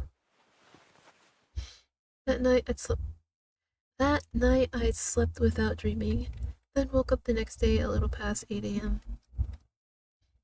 But I still felt like crap, just in a different way. The heavy sleep made waking up pure torture, with nausea and a headache to boot. It was possible the new meds were a bad fit for me, but I'd only just started taking them, so it was hard to say. I pushed myself up off the sofa, staggered out of my room, and took the elevator to the 1st floor. The clinic hadn't opened yet, so the waiting room was empty, but Taku was probably already here. I walked down the hallway to the exam room. As I arrived at the door, I heard his voice.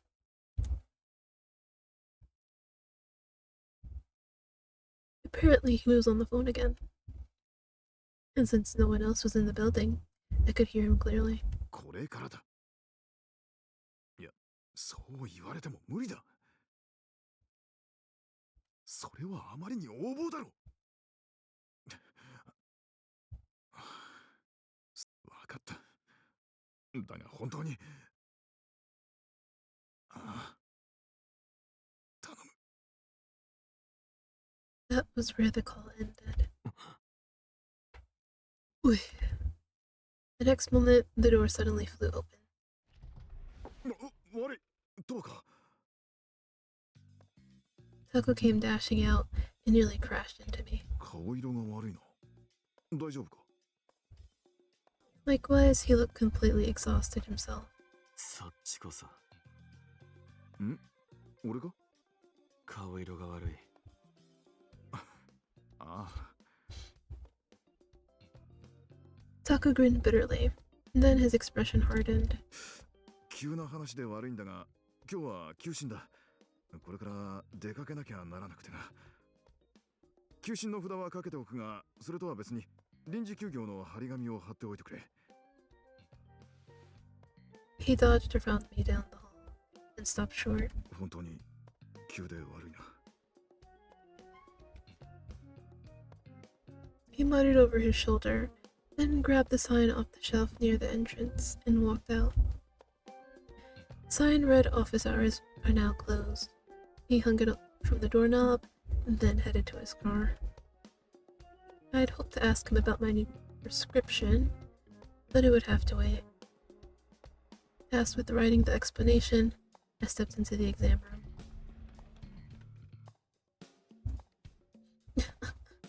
I looked at Taku's desk in hopes of finding a pen and paper, but it was completely cluttered.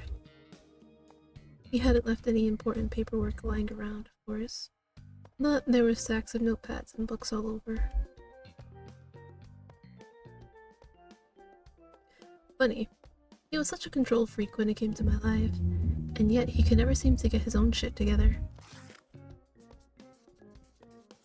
I couldn't find any blank paper, so I grabbed a random notepad, ripped the sheet out from the back, and wrote "temporarily closed due to emergency" in large letters. When I left the exam room, I found Ray walking out from the staff room. 今日臨時休業にするんでしょ？タクから連絡があったわって。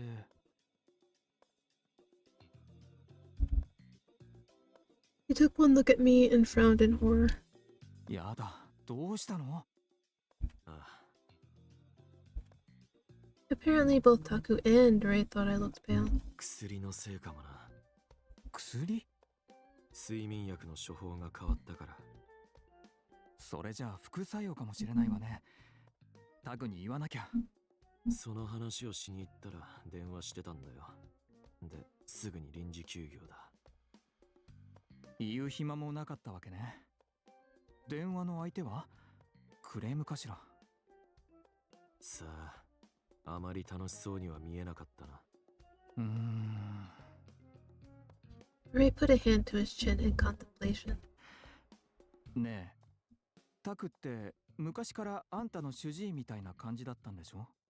まあ、ガキの頃からの付き合いだ。ってことは、タクは高里組のお抱えの医者みたいな感じだったの？だって、トアのお父さんって。My dad's dead. What do you mean? Honestly, I couldn't really remember how I met Taku. Must have been some time before my mother died. He just sort of started taking care of me at some point whenever I was sick or injured. つまりね、何が言いたいかっていうと、高里組関係なのかと思ったのよ。何が？電話よ、電話。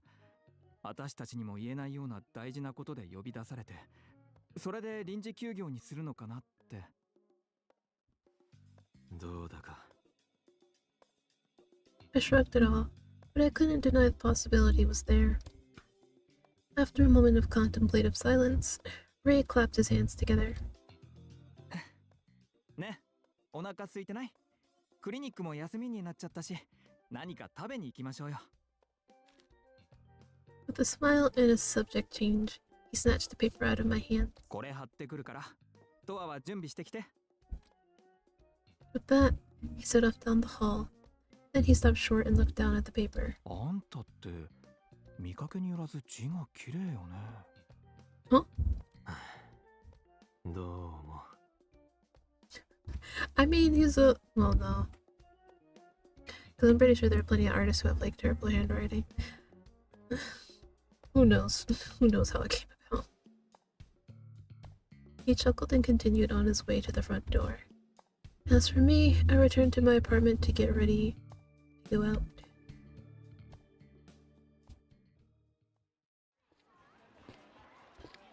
After lunch, Ray told me he was going to visit a friend at work, so I decided to take the long way back to the clinic.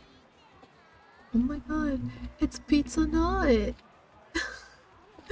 Like, I'm only just now realizing it says Pizza Nut. Oh. As I passed by in the sex shop, I noticed Ikarashi standing there, glancing around restlessly. あ、トアさん、チェス。今、ちょっと時間あります？じゃあ、ちょっとついてきてもらえますか？ With that, he started walking into a nearby alley, and I followed because, yes, that's what I do. すみません。わざわざ移動してもらっちゃって。前にも話しましたけど、組の連中がちょっと荒れてて、立ち話してるだけでも怒鳴られそうだったんで、場所を移させてもらいました。榊のことか。まあ、ぶっちゃけそうっすね。榊さんが次の組長になるの、割と反対派が大きくなってきてるっていうか、徒党を組み始めてる感じっす。党のか。中心はそうっすね。具体的に何か起きたとかじゃないんすけど、トラブルが起こりそうだなって気配は感じてますよ。Probably, yeah. イライラした空気って感染するっていうか、広まるじゃないですか。だから榊さん派と遠野さん派は今無言で牽制し合ってるような状態です。無関係なところにも簡単に飛び火すると思うんで、トアさんも気をつけてくださいね。Oh, showing concern for me. トア Thanks. さんはほら、榊さんと仲いいじゃないですか。巻き込まれる可能性結構高いと思いますよ。そうだな。だからちゃんと伝えとかなきゃと思ってたんで、伝えられてよかったです。それじゃあそろそろ戻ります。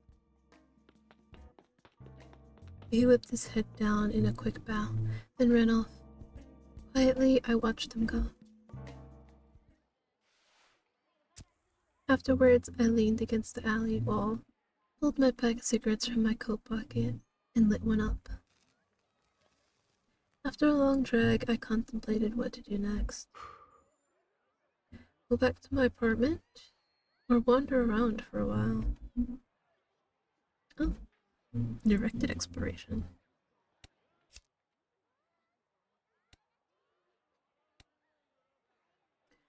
Might as well. Might find something.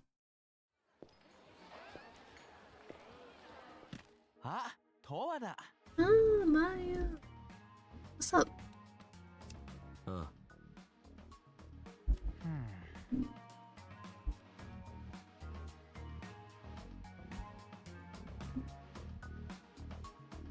Oh, why are you 聞いてよ。 dressed?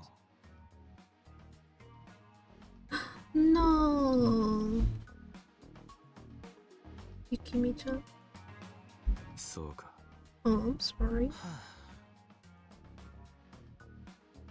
I mean, you could just beat somebody up for it. I mean, not like they're gonna touch you. You're part of the Takasato Gumi.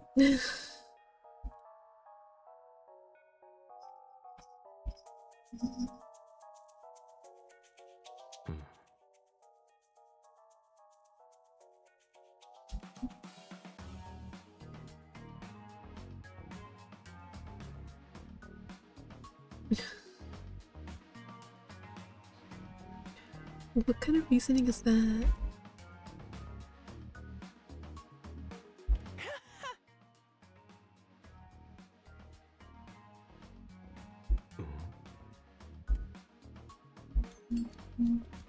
Can we? Can we?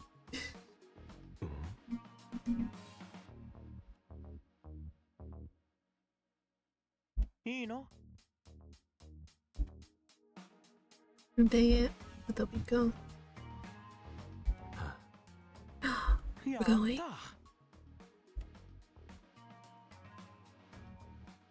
Oh my god, what's going on?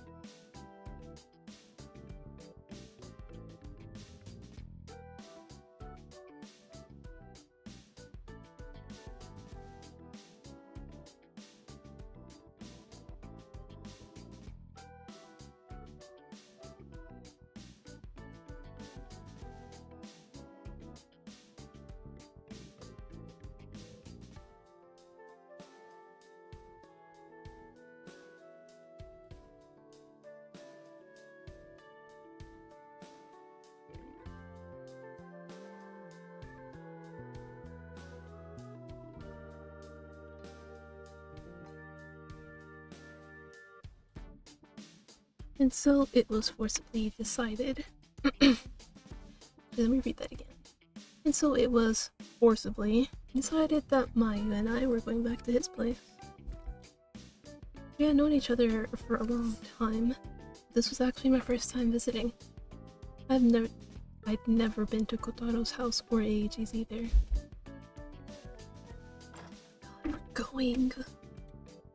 Together we entered the outdated high-rise building and headed up to the 21st floor. Hold on, can we just like observe this room? Okay, so this is like, this right here is supposed to probably be like a, not a Funko, you know what they're called? A Nendo. I literally just cross-reference one of them that I have. It's like a Nendo of this girl, apparently. So I'm guessing this is Yukimi? And then this is more Yukimi. And then maybe like some additional characters from the show. But yeah, he's definitely got a lot of figures. Holy hell. And obviously all the manga volumes.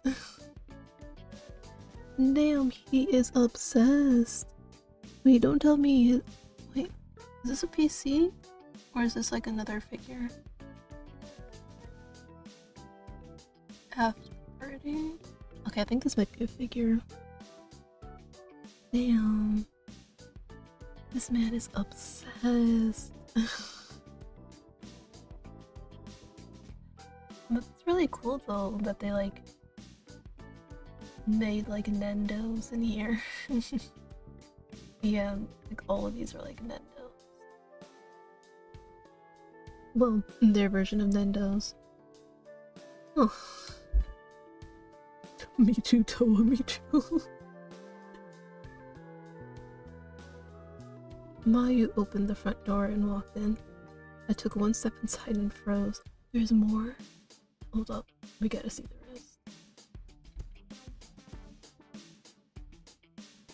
Yeah, it's just... Is this a fridge?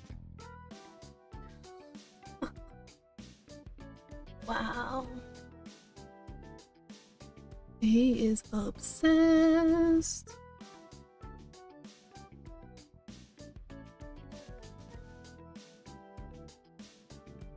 Sorry, just give me one second.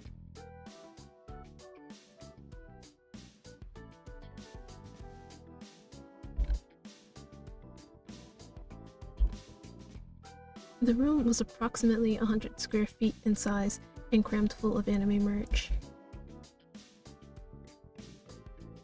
Plushies, cushions, and miscellaneous other shit littered the floor, making it hard to walk. And this is where I knew he had a body pillow. I knew it. I knew it. Okay, so that is a fridge. Oh.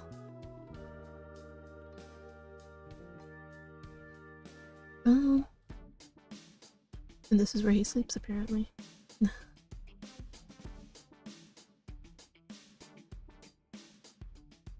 He's definitely dedicated.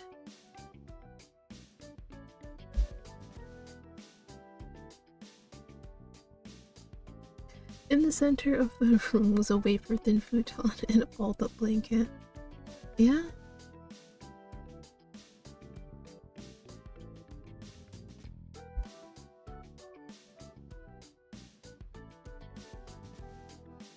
I always knew Mayu was an anime otaku, but I never imagined he was this terminal.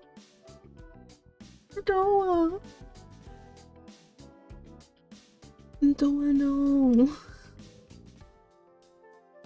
いらっしゃい。どうぞゆっくりしてってね。I mean, I'll try. Making sure not to step on his precious merch, Mayu kicked away the trash at his feet as he walked. I stood there and looked around. On further inspection, most of the merch involved some blue-haired chick. Judging from her getup, she was a character in some kind of fantasy show. このキャラが好きなのか? I pointed down at the cushion. Beaming, he nodded eagerly. そう、魔女魔女マジョリンのゆきみちゃん、可愛いでしょ? A symmetrical mage Margarine? そうだな。I nodded, but to tell the truth, it didn't seem that special to me. Don't worry. We all feel that way about people's favorites. We just have to find our own. ねえ、とは。俺ね、前から思ってたんだけど。There was a pregnant pause. As I waited for him to continue, he suddenly tugged on my arm. And then he pushed me down onto the futon. Oh. Is this about to happen? とわってゆきみちゃんにそっくり。激似だよね。Ow? I mean, if he means in terms of personality, then I mean, yeah, sure. But otherwise, I don't see how. Huh? Me too, though. Me too. I blinked at him dumbfounded.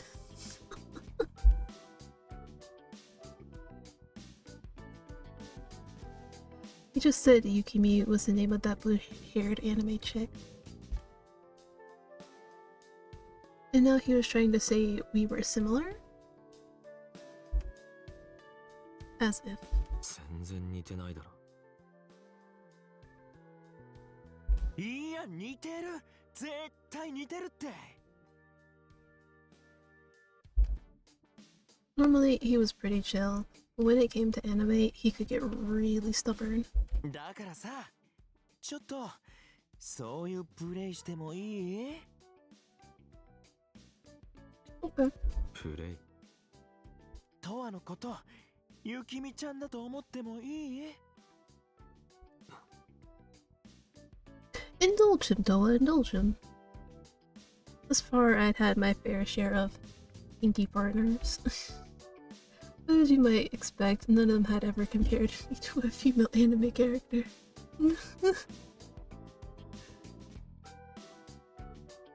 ねえ、いい？ 好きにしろ。 Yeah, let's go. I didn't see any reason to say no, so I shrugged in defeat. やったー！嬉しい！ No wonder he kept wanting me to come over. Mayu raised both hands in jubilation, then started digging through one corner of his otaku pile. At last, he pulled something out. じゃあこれ着て、ゆきみちゃんの衣装を。 Does it have a wig too? He spread it out for me to see. Apparently, this was the outfit Yukimi wore in the show. Not only was it a dress, but it was clearly too small. 入るわけないだろ。破れるぞ。顔。まあいいよ。 Dang it. I thought I could see him in a dress. For a moment, he looked sincerely disappointed. And then, he leaned in close. ゆきみちゃん、ゆきみちゃん。かわいいね。チューしよう。チュー。 Come on, Doa. It was quite possibly the most...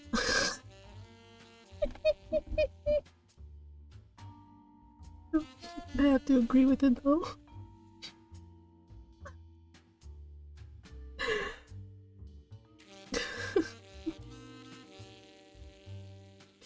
It was quite possibly the most unsexy way he could have phrased that question. He kissed me and pushed into my... I'm sorry. It tasted faintly sweet. He was probably eating candy earlier. I stuck my tongue out and toyed with his. As we slurped loudly, our breaths filled the gaps in between. 気持ちいい？ゆきみちゃん。まだわかんねえよ。 I wasn't going to get turned on from one kiss, and especially not with him calling me some anime chick's name. やっぱり似てるよ。本当のゆきみちゃんも口が悪い。 He whispered gleefully and devoured my lips again. Meanwhile, he started to strip me. But he was so bad at it that the fabric dug into my skin at weird angles and refused to come off.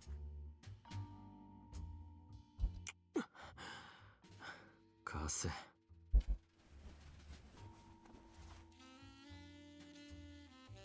I pulled away and started taking my clothes off myself. さすがゆきみちゃん。自分のことは自分でやる子だもんね。 As he spoke, he whipped off his own clothes at an alarming rate. Okay. And then I saw the Yukimi tattoo on his bare body and rolled my eye. 本当に好きなんだな。He nodded and tapped his tattoo with his finger. Meanwhile, he gazed at me with eyes full of hope and longing. I had a good idea of what he wanted, so I leaned close to the tattoo. I licked it and he shrieked. ゆきみちゃん、自分で自分を舐めてるの？背徳的ね。いいから早くしろよ。I was getting fairly annoyed by this point, so I wrapped my arms around his neck and pulled him down to the そ futon. んなに欲しくてたまらないの？しょうがないね、ゆきみちゃん。He whispered playfully, groping my chest as we kissed. 貧乳なところもそっくり。アホか。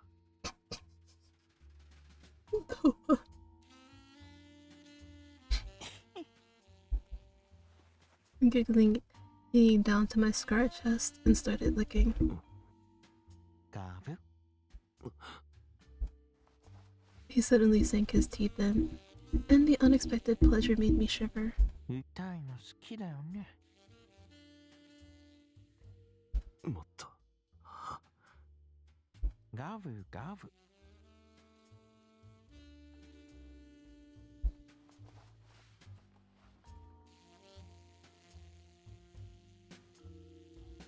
He nibbled both of them, then descended south playfully, grazing his teeth against my skin. Already and impatient, I reached out to grab it. 待って。ゴムがない。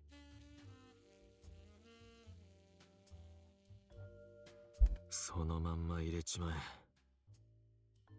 Okay. ゆきみちゃん、かっこ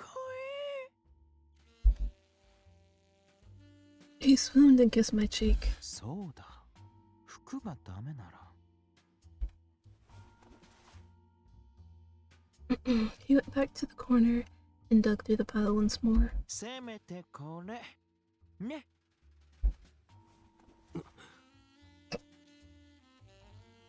He did have the wig after all.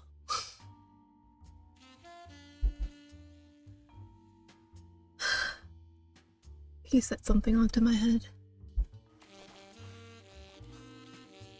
It smelled of plastic. I snatched it off my head and looked down at it. It was a wig. A long blue wig. ゆきみちゃんのウィッグ。トアなら絶対似合うと思ってたんだよね。Doesn't look horrible. I'll say that. 冗談だろ。全然。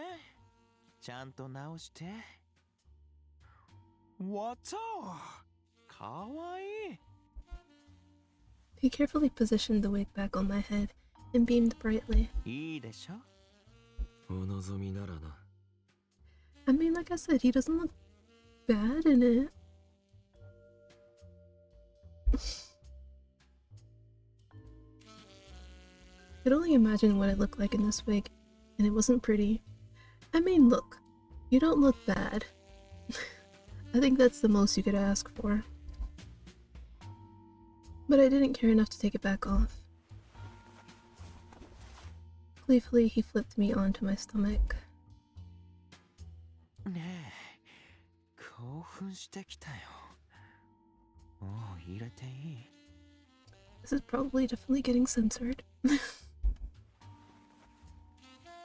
He whispered in a breathy voice as he rubbed his against my ass. ほぐしてないけど。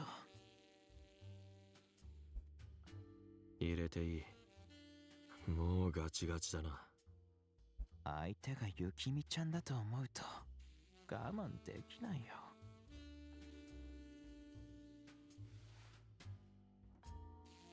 Definitely gonna have to censor. Impatiently, He spread my cheeks. Then slowly he penetrated me.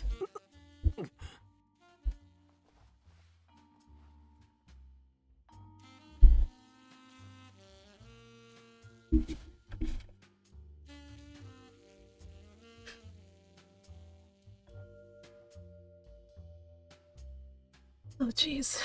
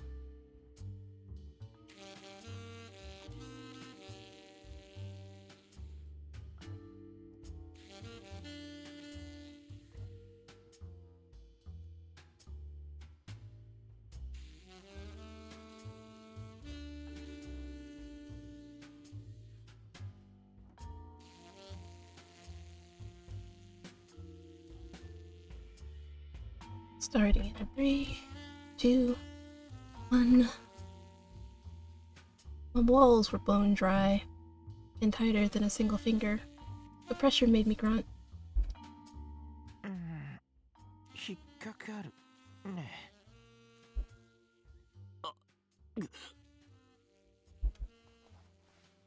Without any lubrication, it kept getting stuck. Nevertheless, he kept pushing. It hurt so bad, it felt like he was stabbing through my wall. But the pain was quickly converted to pleasure. The stabbing ache put a smile on my face. ゆきみちゃん、気持ちいい?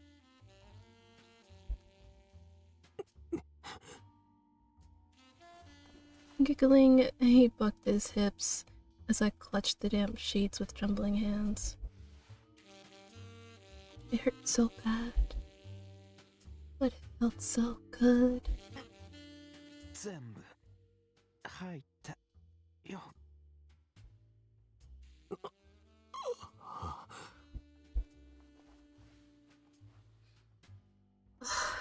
It was so long, it felt like he was up to my stomach. Slowly I exhaled. ゆきみちゃんの中、あったかい。動くね。 Why do you say it like that? Now I move.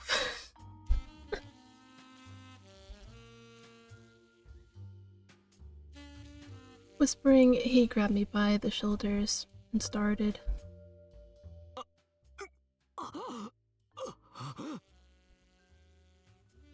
I grimaced and whimpered as the sudden movements sent searing pain through my body. The Mayu ignored me and kept on. 気持ちいい。ゆきみちゃん。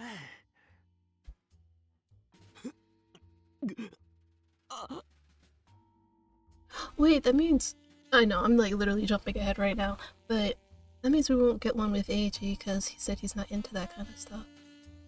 Well, the sexual. But will we at least get something with him? Hopefully, maybe?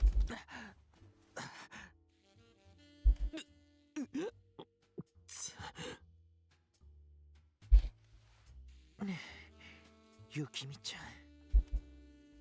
He bent forward, and something ticklish brushed my shoulder.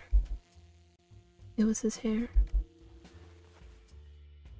Seeing as I was forced into this Ikiki cosplay sex, I figured I'd get my revenge, so I pulled the blonde strands into my mouth.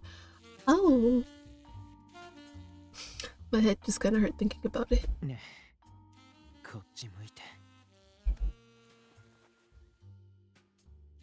He grabbed me by the chin and turned my face towards him. As he gazed into my eyes at point-blank range.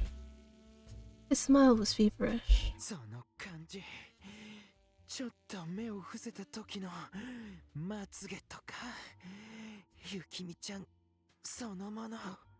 うるせえよ。I hissed and bit his nose.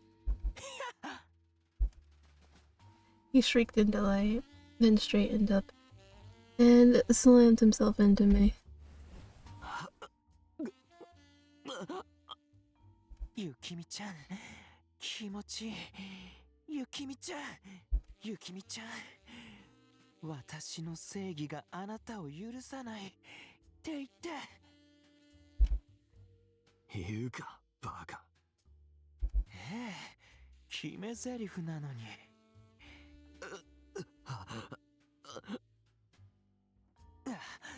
ダメ、もうすぐ行きそう。Spellbound and panting heavily, he began to move faster. 行った行ってて。 Confused, I glanced over at him and saw that his hair was getting caught with every thrust. I pinched the strand between my fingers and tugged. 切っちまえよ。やだ、綺麗でしょ。 Annoyed, he flipped his hair over his shoulder and went back. ゆきみちゃん、もう行っていい？ Is this another anime girl on his shoulder? I mean,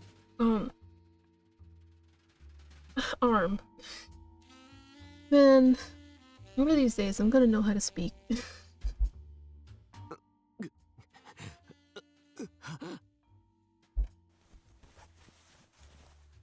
I could feel my own imminent orgasm and closed my eye to focus on it.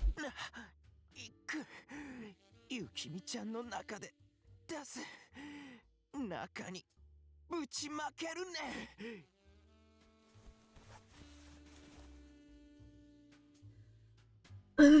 The eerie sound filled the room as he moved even faster. It was so intense and painful. It made me come to.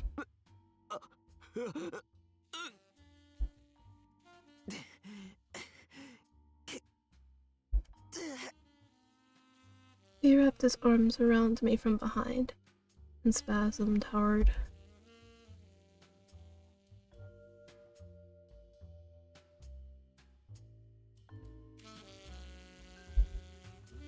Definitely can't read that.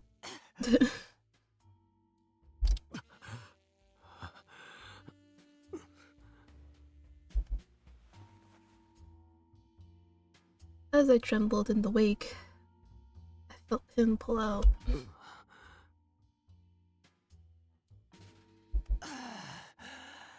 気持ちよかった。最高、ゆきみちゃん。 Breathing heavily, he gave me a happy hug. His blonde hair fell on my face again, and I brushed it away. ゆきみじゃない。ごっこプレイ、すごい燃えたよ。またやろうとは。気が向いたらな。 He's not saying no. I shrugged and slowly sat up. Then I pulled the wig off and tossed it onto the floor. 帰る？ああ。そう。俺は眠くなったから寝るね。おいじゃん、おやすみとは。 Aww.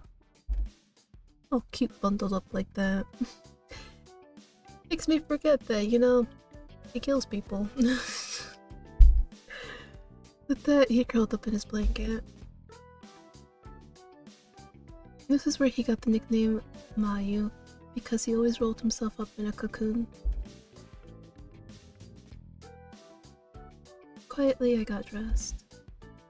I wasn't much interested in roleplay, but Mayu was a decent lay. I preferred one-sided. Making love. So in that sense, I was willing to fool around with him again.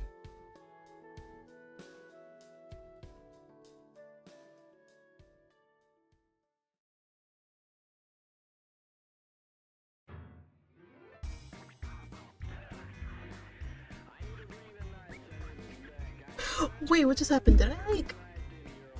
Did I just accidentally end the game?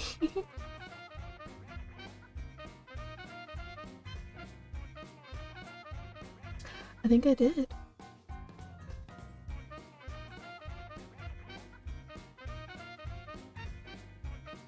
Well, apparently that's one of the endings you can get.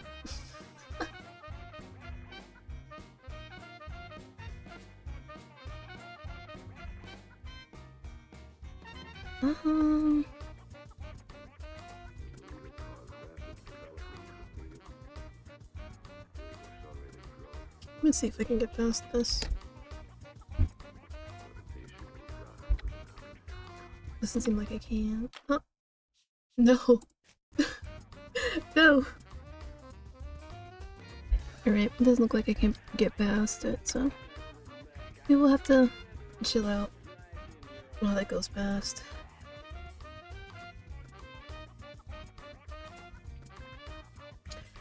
Well then. This is very new.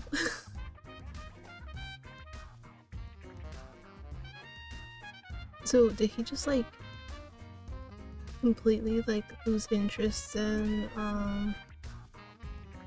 doing his little euphoria stuff? Well, cause Mayu turned out to be a good life.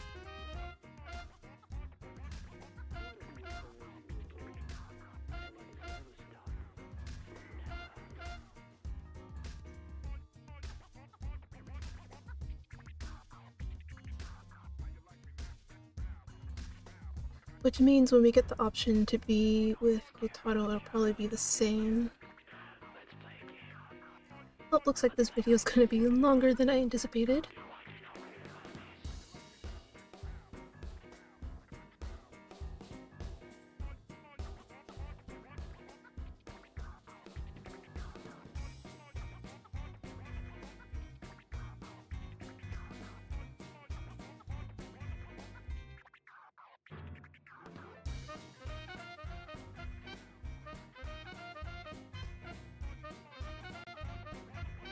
Won't lie though, the music's kinda good.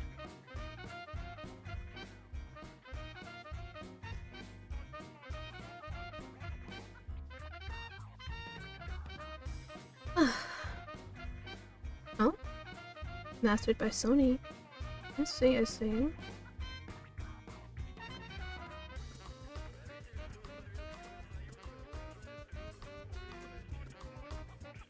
I wonder if we like get this next time, if we'd be able to skip it. I wonder.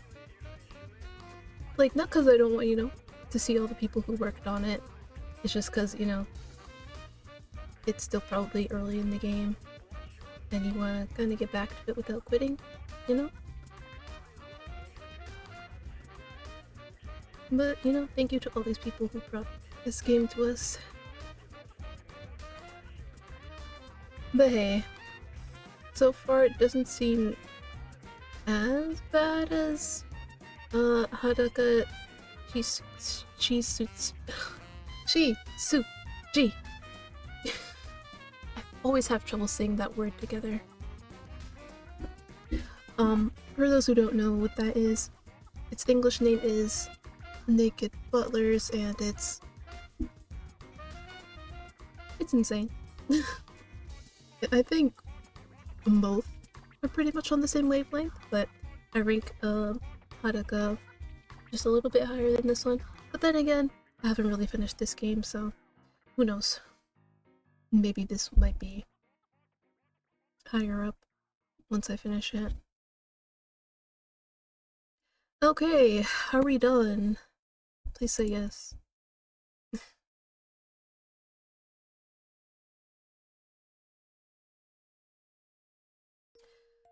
Oh! Okay, so it is the painting that he made. Okay. Now we have to start all over. I still want to cry. Wait, do I even have a quick save? I don't think I do. Oh, I do. Okay. Thank the Lord for quick saves.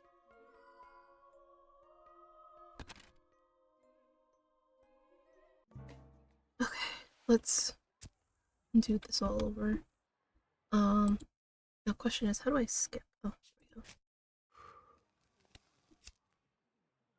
So we'll go back and talk to Mayu again, but this time we will not go back with him. あ、トワだ。 Huh. But at least now we know that I'm just gonna save this here just in case if I ever want to come back and like re-experience that. But like I said, at least now we know that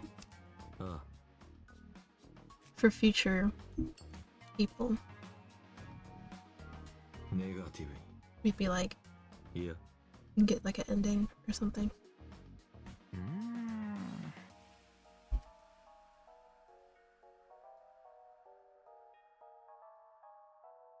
Yeah, I'm sorry, but I have to continue the game.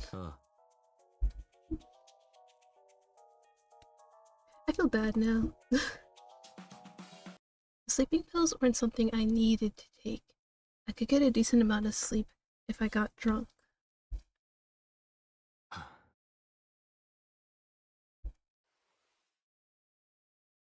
Exhaling quietly, I turned and headed back down the hall.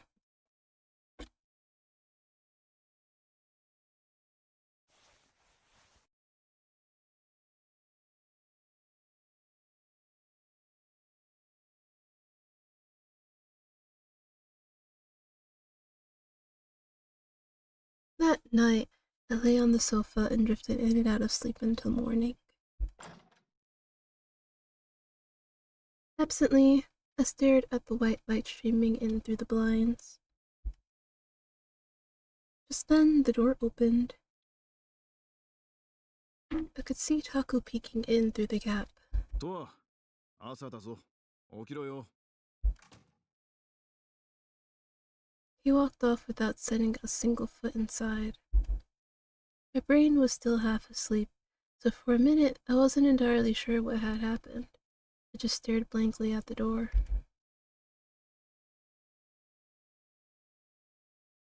What was that about? Normally, Taku always came into my room to wake me. Was he busy dealing with some emergency? I thought back over what just happened.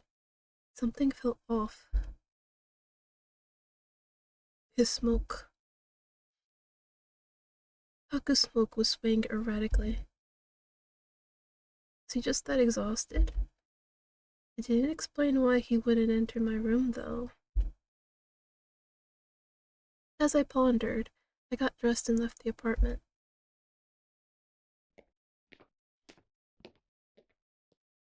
It was just past 9 o'clock, still plenty of time before the clinic opened. I walked down the hall and opened the exam room door. Inside, I found a man dressed in a suit. It was Igarashi. As Taku bandaged his arm, he noticed me and smiled. お、父さん、おはようございます。早いな。前に怪我を見てもらった時に3日後ぐらいに来てくれって言われてたんすけど、今日の朝しか時間がなくて、それで電話したら見てもらえることになったんで、本当すみません。気にしなくていい。 Taku answered stoically as he continued his task. I took one look at him and narrowed my eye. Something about Taku was slightly off today, his smoke included. 大丈夫なのか、高里組は。まあ一応今のところはって感じっすね。榊さんと遠野さんで揉めてるんだろう。これからどんどんひどくなっていくんじゃないか。That belated son. Sir? それはそうかもしれないっす。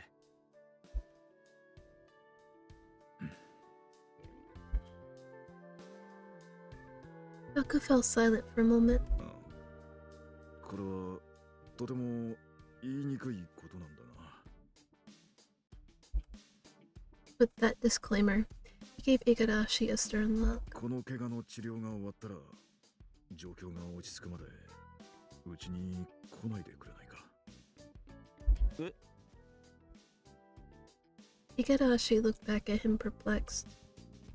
他の患者さんがいる手前な、みんな高里組の不穏な空気は感じ取っているはずだ。そうっすね。Guiltily, Igarashi slumped his shoulders. I understood where Taku was coming from. The average citizen of Shingugumi had a very low opinion of the Takasato Gumi. They just knew better than to say it outright. And the more trouble the Takasato Gumi was involved in, the worse their reputation would become. But there was something off about Taku's tone and expression. I sensed a weight to it that suggested he was panicked somehow. もし痛みが続くようであれば連絡をくれ。わかりました。ありがとうございました。いろいろ本当すみません。Igarashi bowed deeply, and it was clear he was apologizing for more than the inconvenience of his schedule this morning. いや、こっちこそ本当に申し訳ない。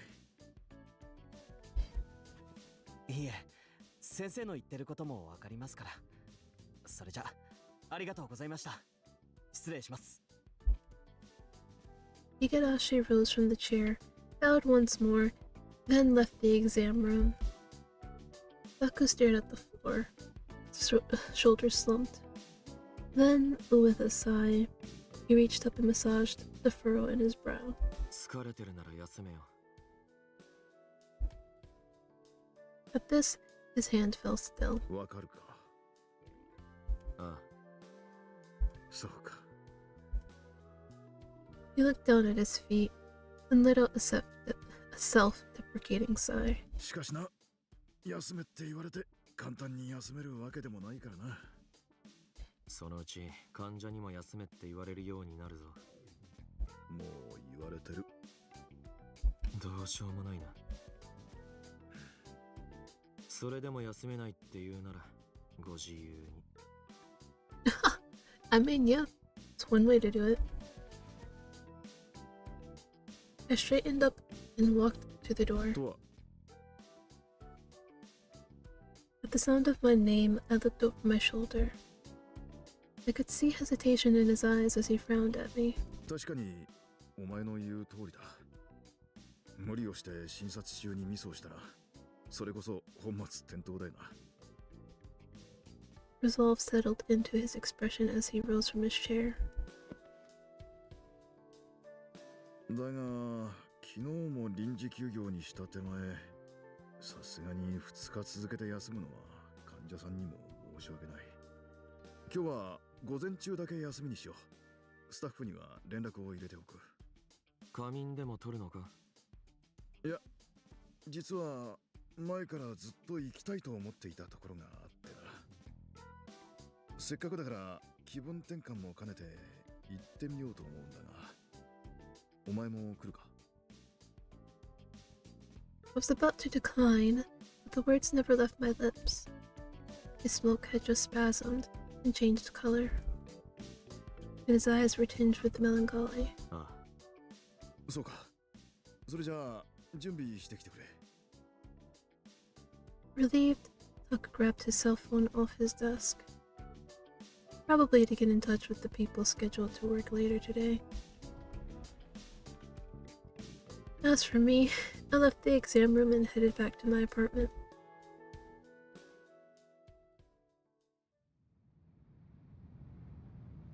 After a 30-minute drive in Taku's car, we crossed over the bridge and arrived at Shinkomi Seaside Park.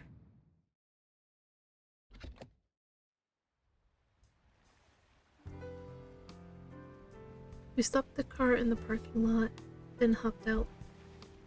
The strong breeze carried the smell of the sea to my nose as it blew against my cheek.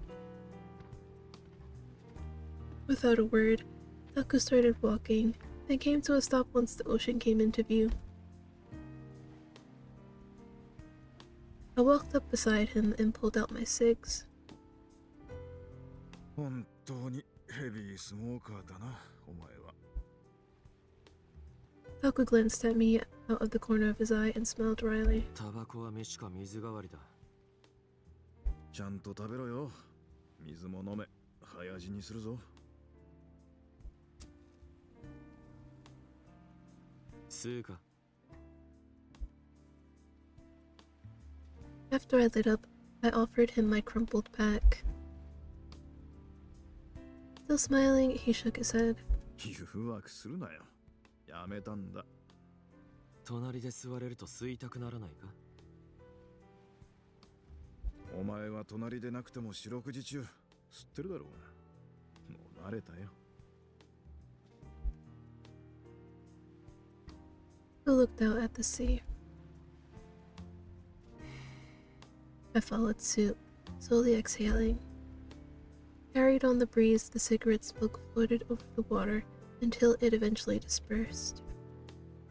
The seaside park was vast and empty, probably due to the freezing temperature outside. Old folks and dog walkers occasionally passed by. That was about it. I could see a Ferris wheel in the distance, but no one was riding it. It was painted in bright colors and spinning slowly, like the wind was pushing it along. こうやって海を見てると、俺は何をやってるんだって気分になるな。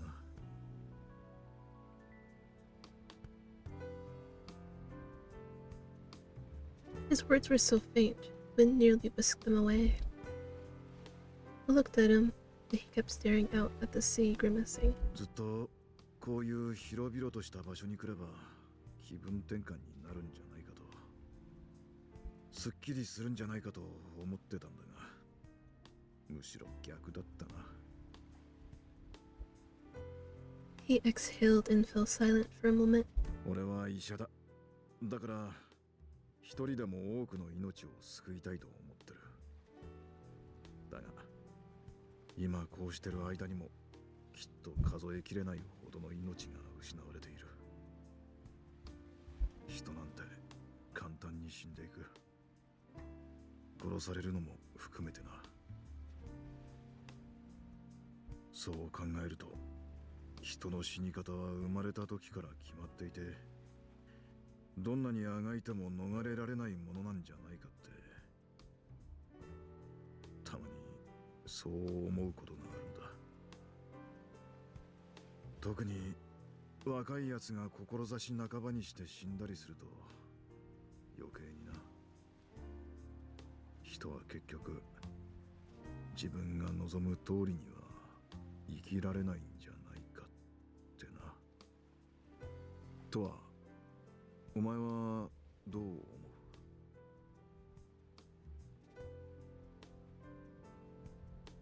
I didn't have an answer ready. As smoke rose from the tip of my cigarette, I gazed out at the ocean. さあな。真剣に考えてくれ。 As he pressed, I shot him a sidelong glance. His smoke was shifting. He was trembling, his color flashing restlessly. Maybe he wanted to talk about it. Maybe he wanted me to ask him. I looked into his eyes, unblinking.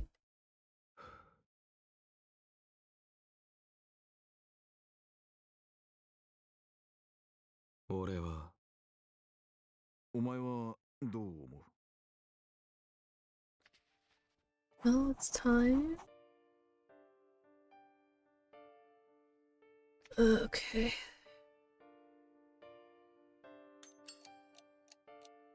What is the target this time?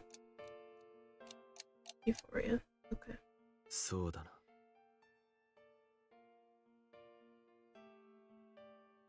Mm-hmm.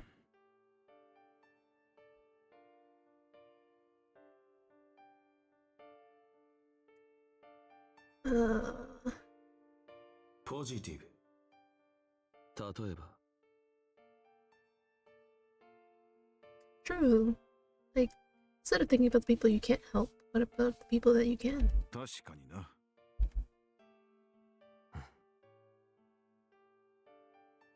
んだろ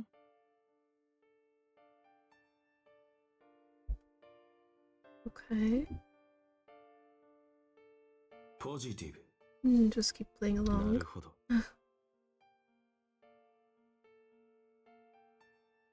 そうだな。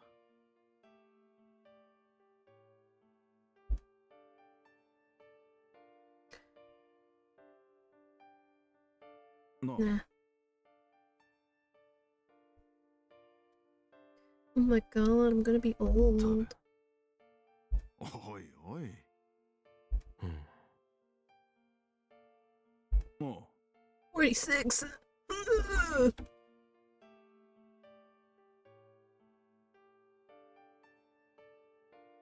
I can afford to joke a ネガ little. ティブ。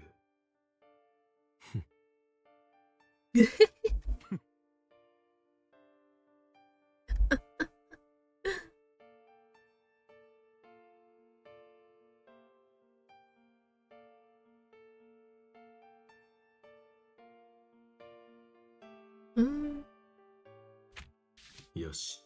Why not? We have them. Might as well use them. う。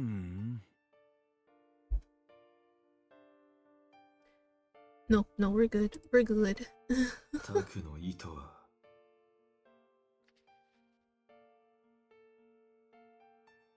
Ask Ray? Pretty sure this is not Ray, but you know, sure. Whatever you say.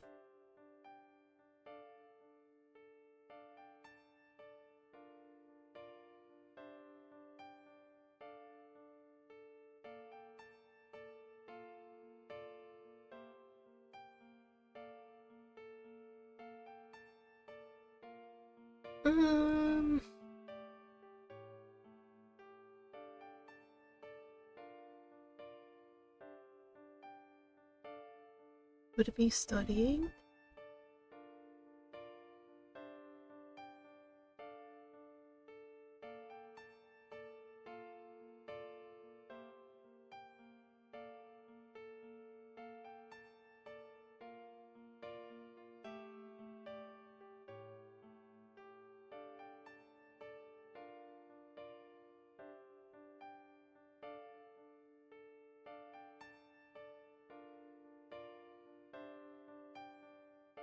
I don't know.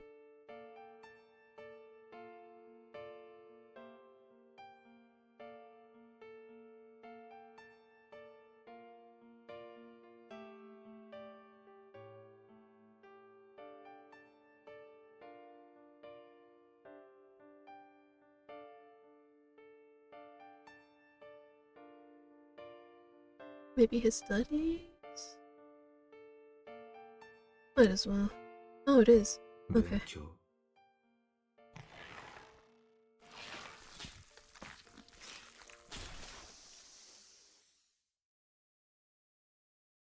何の勉強をしてるんだ？勉強ああ。まあ、いろいろとな。やらなきゃならないことがあるんだ。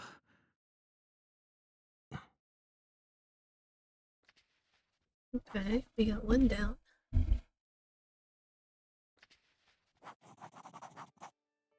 Okay. どうする？まだ時間はあるな。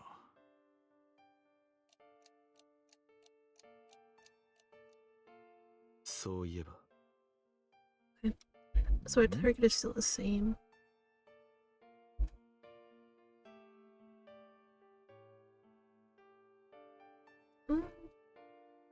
Ask ポジティ another. ブ。どうなんだ？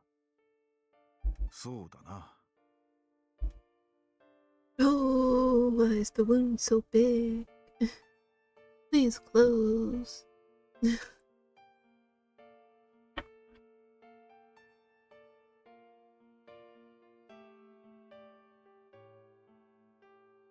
True.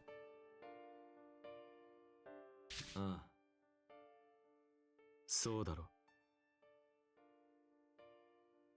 なるほど。 It's getting お前 bigger.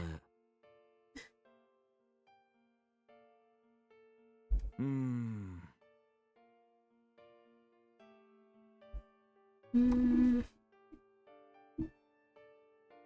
Kiss up. You know what? We might as well. ポジティブ。まあ、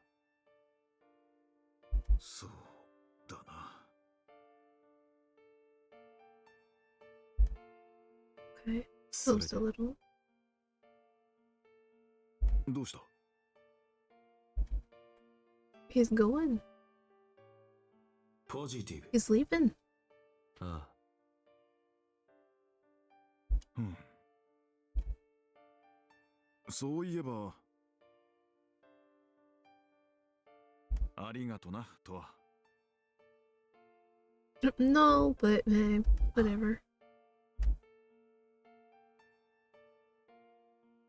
Yeah, play along. Positive. No, play along. ああ、そうだ。その通りだ。 Mm. Or not. Like I said, they're here to use. うん。 But all that work I did. 何を抱えているのか。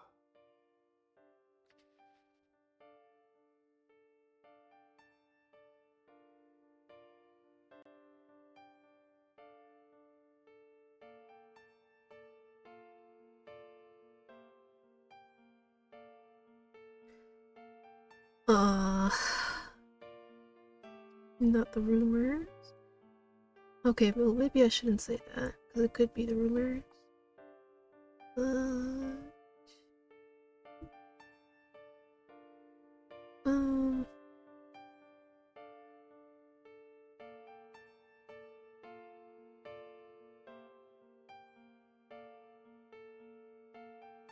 Hmm.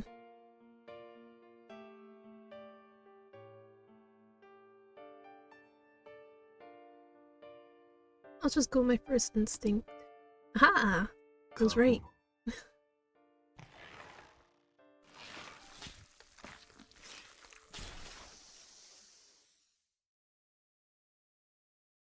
俺に対して過保護だって言われることあるだろ。まあな。お前を子供の頃から見てきたってのもあるし、何よりお前は危なっかしいから仕方がない。できる限り俺は自分の周りの大切な人たちを守りたい。そのために人を救うために医者になったんだからな。何か引っかかる。結構話したな。そうだな。Hmm.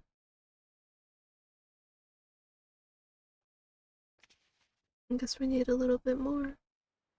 こうやってお前と二人だけでゆっくり話すのは久々だな。ああ。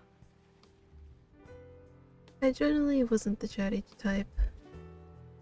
Because I'd known Taku and Ray for so long, I had an easier time making small talk with them. Lately, though, I hadn't had the opportunity, especially not with Taku. せっかくの機会だ。何か話したいことはないのか？何でもいいぞ。睡眠薬なんだけど。ああ。効き目はどうだ？合わないかもしれない。具体的にどういう症状が出たのか教えてくれ。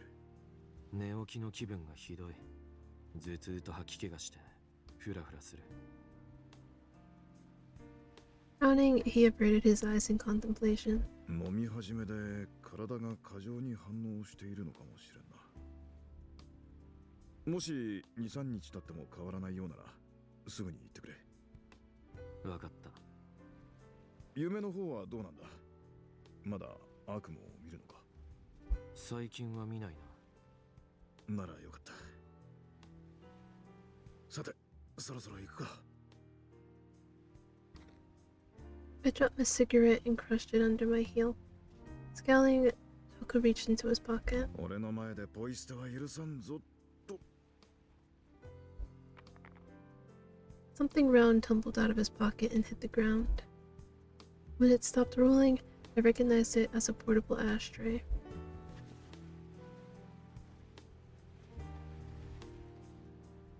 Right as I went to grab it, my hand collided with Taku's as he moved to do the same. The moment our fingers touched, he whipped his hand away. 悪いな。 Forcing a smile, he took the ashtray from my hand, then picked up my cigarette butt and put it inside.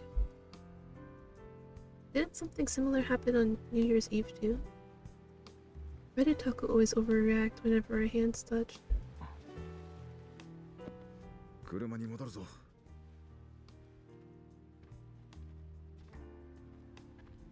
Started walking at a brisk pace. This had happened twice now. Was he just a germaphobe or... No, it couldn't be. Taku wasn't like that. I was probably just overthinking it. Right? Puzzled, I followed after him.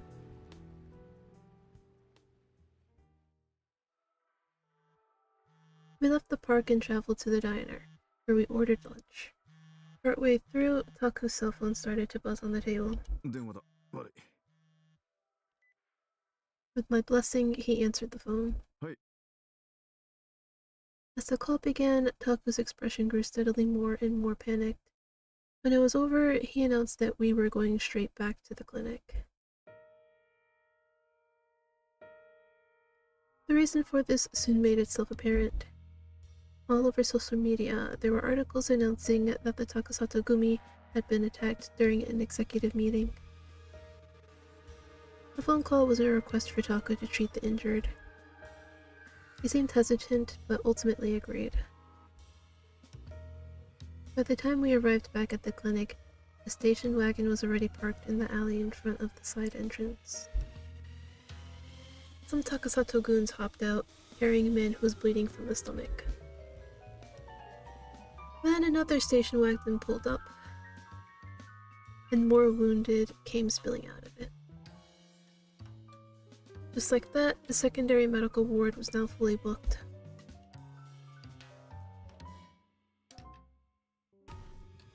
Once Rei, Arimura, and other staff members arrived, we all worked together to tend to the Takasato patients. There were 4 casualties in total, 3 minor and 1 critical. When it came time for the clinic to open for afternoon appointments, Taku raced downstairs, then came back up later. Rinse and repeat.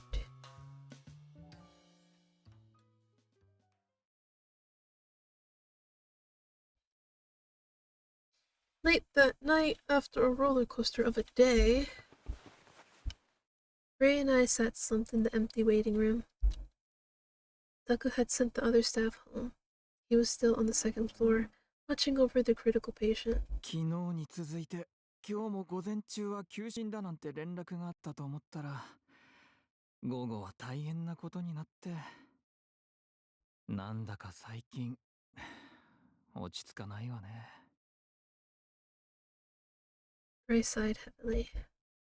As his exhaustion dissipated, the front door suddenly flew open. 2 men in suits staggered inside. すみません。急ぎでお願いできますか? One of the men was Igarashi. The other was slumped against him. He looked to be nearly unconscious. Startled, Ray bolted to his feet. 五十嵐君どうしたの? こいつの様子がおかしくて。ちょっと待ってね。 Ray ran behind the reception counter and picked up the phone. タク、休館よ。五十嵐君が連れてきたんだけど意識がないみたい。ええ、それじゃあ連れて行くわ。 He set the phone down, then looked at Igarashi. 第二処置室へ運びましょう。私は先に行って準備をするから、トアは五十嵐君を手伝ってあげて。 With that, he sped off and disappeared down the hall. I rose to my feet, moved around to the patient's opposite side, and slung his arm over my shoulders. トアさん、すみません。いいから行くぞ。 And so, Igarashi and I slowly made our way to the elevator.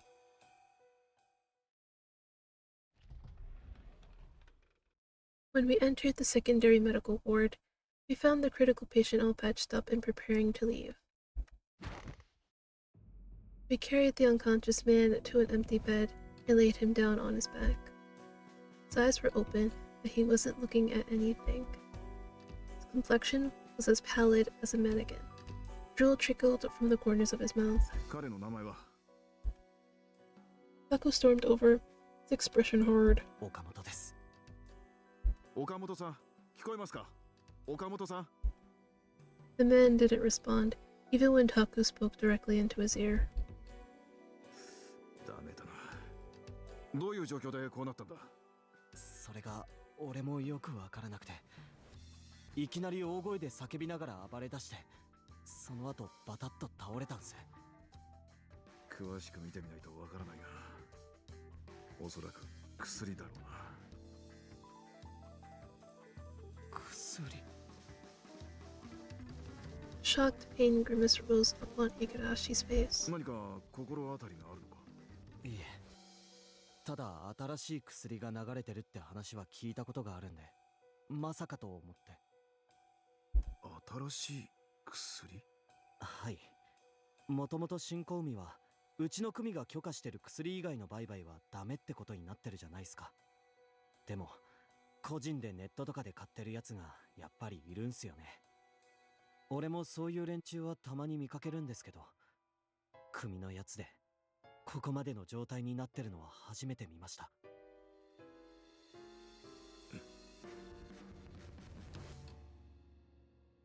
Murmuring, Taku furrowed his brow. Just then, Okamoto started groaning and shaking his head.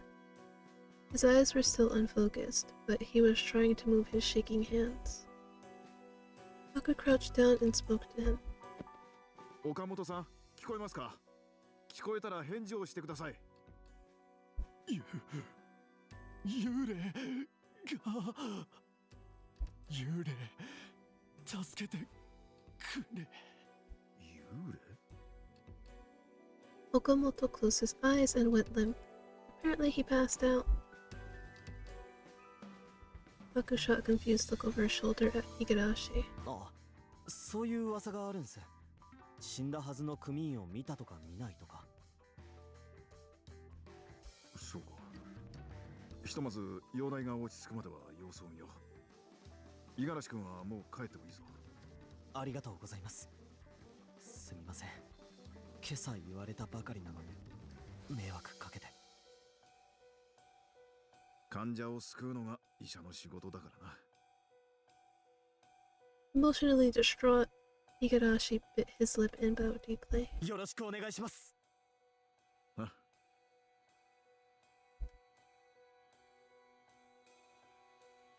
Taku nodded, then looked at me and Ray. と、岡本さんを見ていてくれないか。レイは俺と来てくれ。他の患者の様子を見る。わかったわ。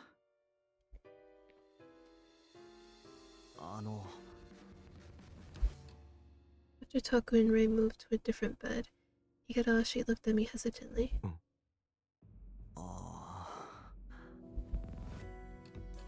His gaze darted to and fro. Then he shook his head. すみません。やっぱ大丈夫です。こいつのことよろしくお願いします。 It was obvious he wanted to say something, but instead he bit it back with a stiff smile. Then he bowed and left the room.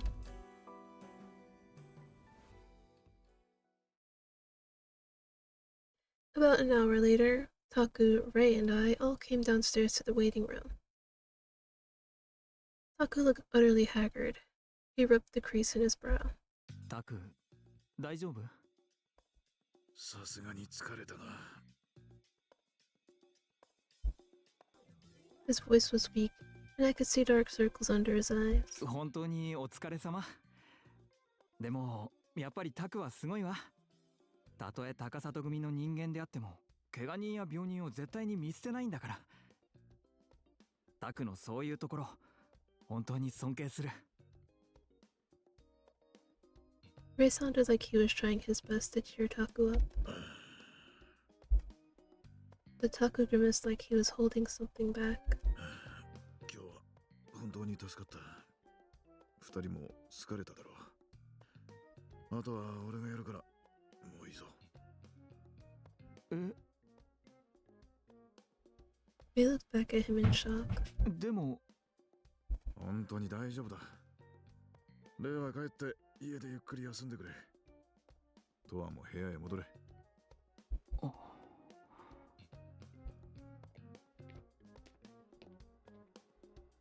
He turned and walked off down the hall. Once his footsteps had faded, Ray looked at me in alarm. 私、何か怒らせるようなこと言っちゃった？疲れてるんだろ。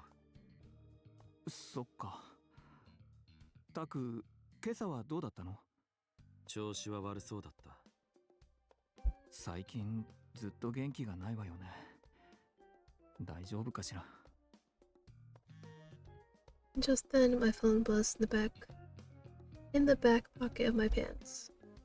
Simultaneously, Ray pulled out his own phone. あら、H のメルマガじゃない。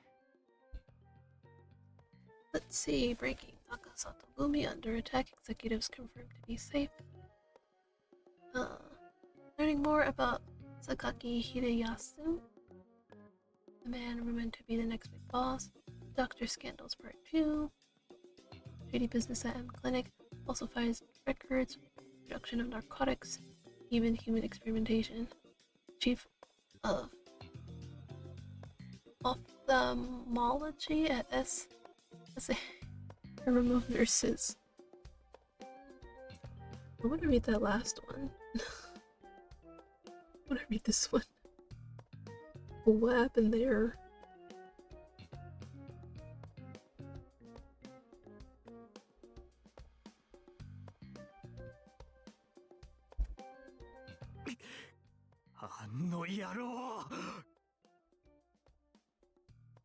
Instant he read the newsletter, he flew into a rage. いくら噂だからって、これはあんまりよ。ネタなら何を書いてもいいってわけじゃないわ。Like the last time, this rumor was pretty harsh. Where did it come from? 抗議してやるわ。本当にもう。Ray started typing furiously, probably writing a strongly worded email to AAG. 送信完了。怒りが収まらないけど、帰るわ。おやすみ。I've always found the phrase a strongly worded email so funny. With a frustrated sigh, Ray shot me a quick wave, then walked off to the staff room. I left the waiting room and took the elevator to the 3rd floor. In the darkness, I pulled off my coat and lay on my back on the sofa as the TV's white light illuminated me. The sound of static was a constant in my life, and I quickly tuned it out. Instead, my ears started to pick up the faint sounds from the lower floors. It sounded like Taku was doing something in the secondary medical ward. Then the sound faded, and static was all that filled the void. Suddenly, a thought occurred to me.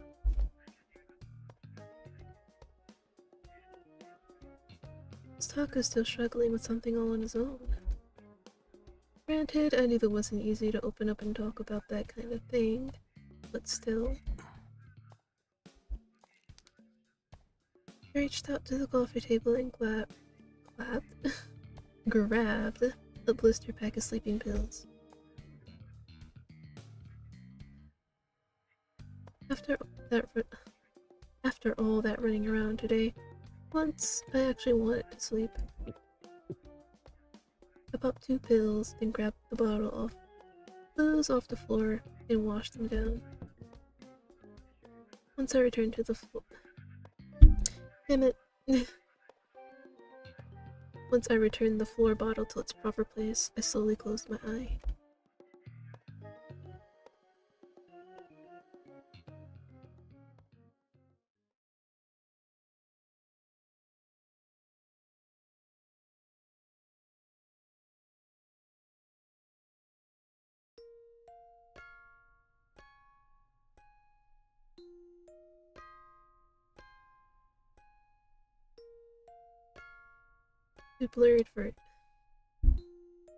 With blurred vision, I could faintly make out swaying scarlet light.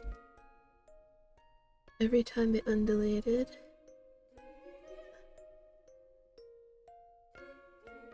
sorry, let me try that word again. Every time it undulated, it felt like it was making a mockery of me. Just then, something blocked out the light. The figure of a man was standing over me. I couldn't see his face, but for some reason, I was relieved that he was here. Now I could finally relax a little. I always felt secure when he was around.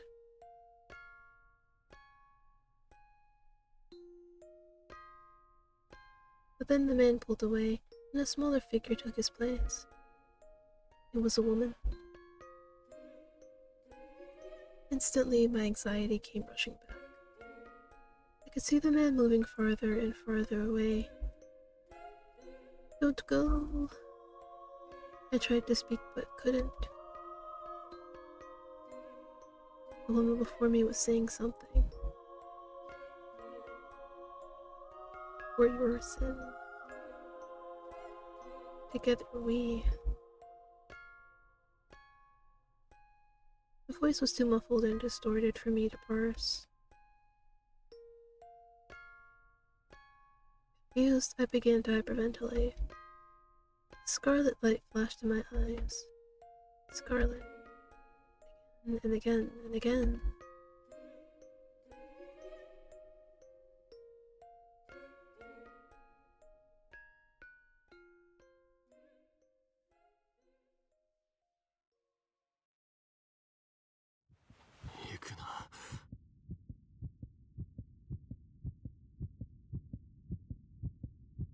My eye flew open and I sucked at a breath. When I realized it was all a dream, I exhaled slowly. My whole body was slick with sweat. I was wheezing like I just ran a marathon.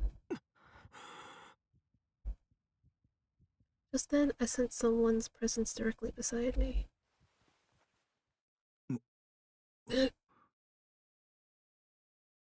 Sir? Why are you so close?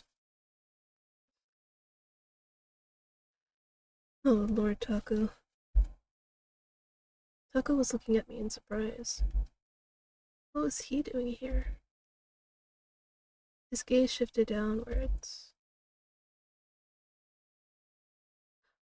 Oh.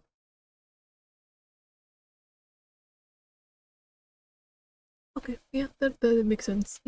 I'd be surprised too.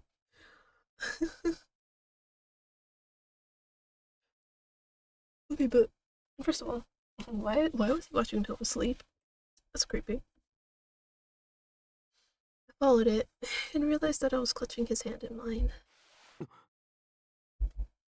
Reflexively, I pulled away. Clearing his throat, he did the same. How long had I been holding his hand? My palm was sweaty. How did it happen? His voice was stiff, like he was fighting to ignore the awkwardness. なんでいるんだ。起こしに来たんだよ。そしたらお前が苦しそうにうめいてたから様子を見ようとして、それで手をつかまれた。 He answered brusquely, frowning. また悪夢を見たのか。悪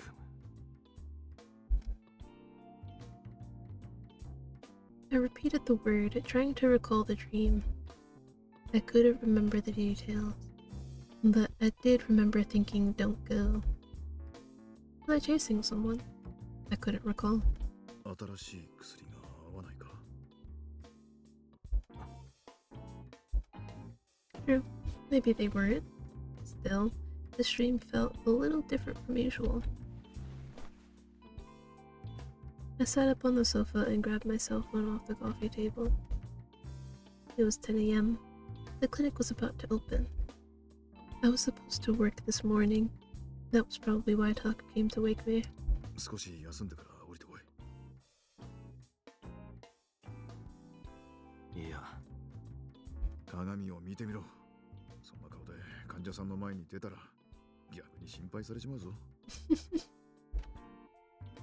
I pressed slightly against my arm to stop me, then straightened up.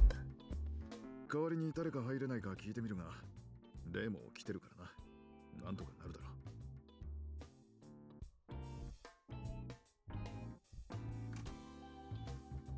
With that, he left the room. Alone, I grabbed the remote and switched on the TV. As I listened to the empty static, I lay back down on the sofa. Then I draped an arm over my eyes and exhaled. I was still drowsy, possibly a residual effect of the sleeping pills.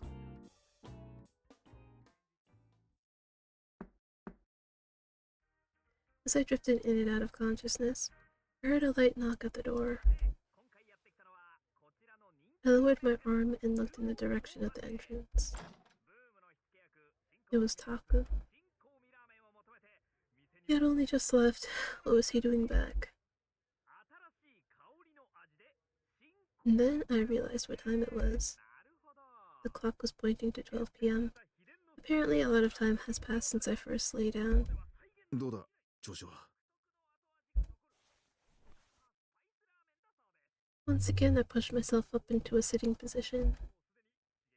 My head was still a little heavy, but I didn't feel as shitty as before. だいぶいい。そうか。午後は出られそうか。ヘルプで入ってくれてる純子があと1時間くらいしかいられないらしくてな。出るよ。それじゃゆっくりでいいから降りてきてくれ。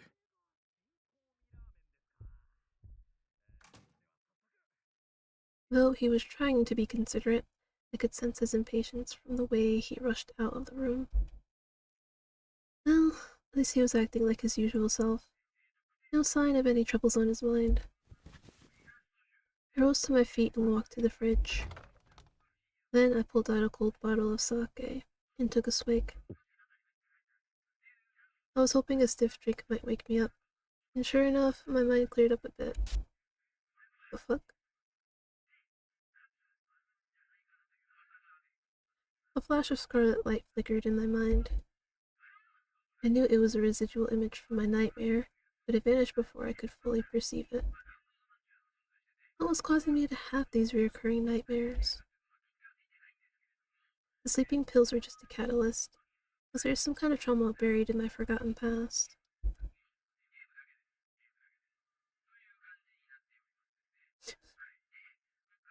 You're telling me I have scars on the outside and the inside?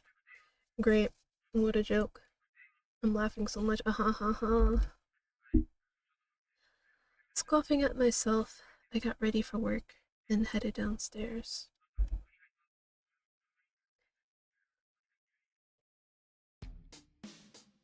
We all have trauma.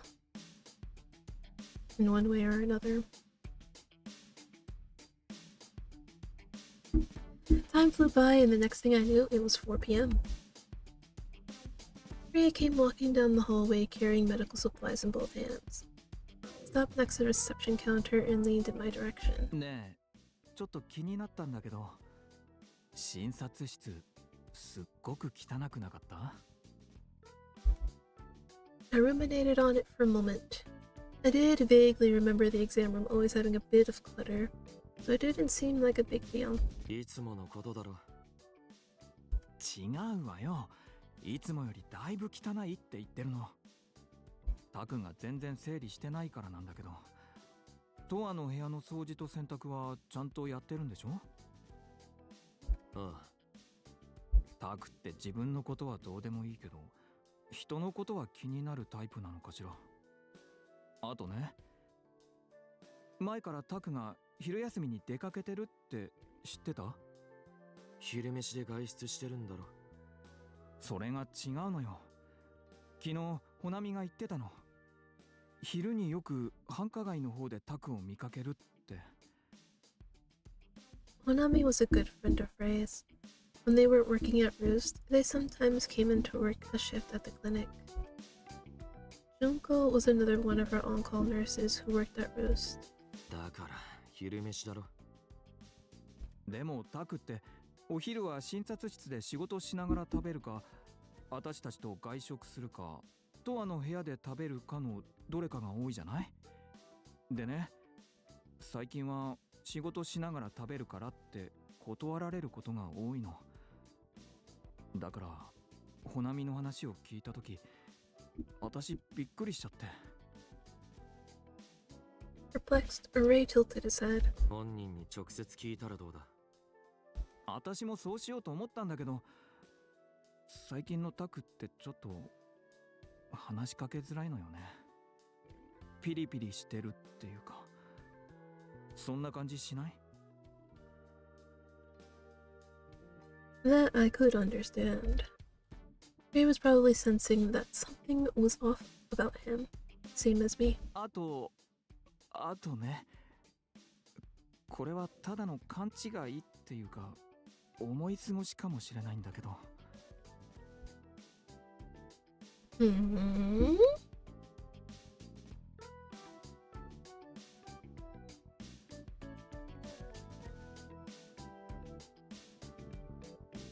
He glanced around, struggling to find his words, then whispered even more quietly. この間、五十嵐くんが連れてきた患者さんいたでしょ？薬物中毒の。あの人、どうなったか知ってる？他の病院に移されたとか。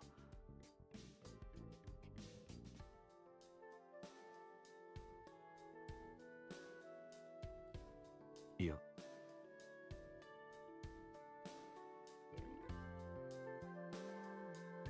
やっぱりそうよね。あの患者、気がついたらいなくなってたのよ。タクの判断で帰らせたのかもしれないけど、でも全く姿を見なかったから気になっちゃって。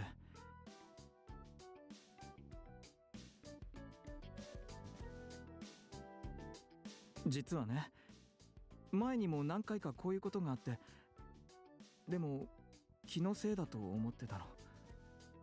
それこそタクが帰らせたんだろうって思ってて。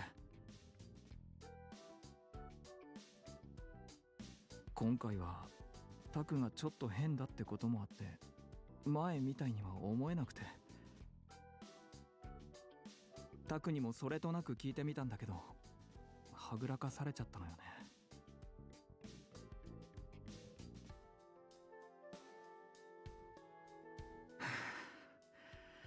こういう時って何かが起こりそうで嫌だわ。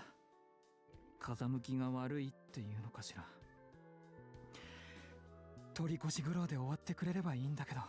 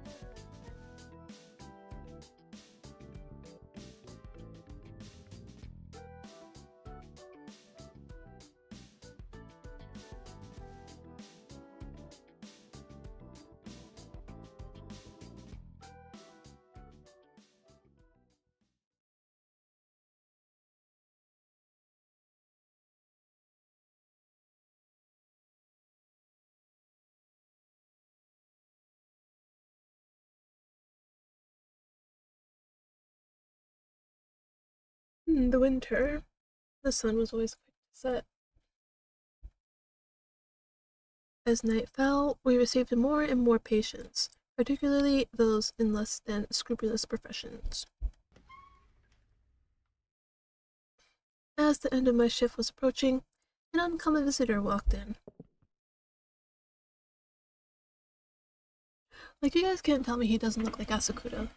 Like, obviously I know it's not him, because he's probably like, gone already, back to the mainland. But... twin brother? He was wearing a suit and glasses, with his hair slicked back and a heavy leather briefcase in hand. He didn't look like a gangster, nor did he appear to work at a host club. Upon entering the waiting room, he stopped short and looked around.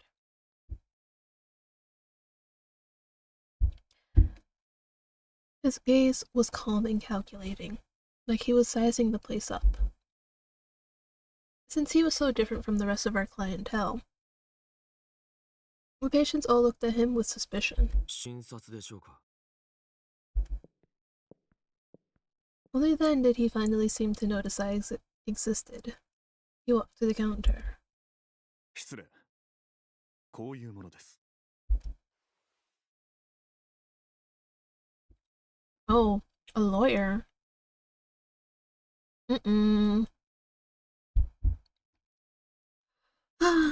Taku, what did you do? Why is a lawyer visiting you? He pulled a small case from the inner pocket of his blazer and gave me one of the business cards from inside.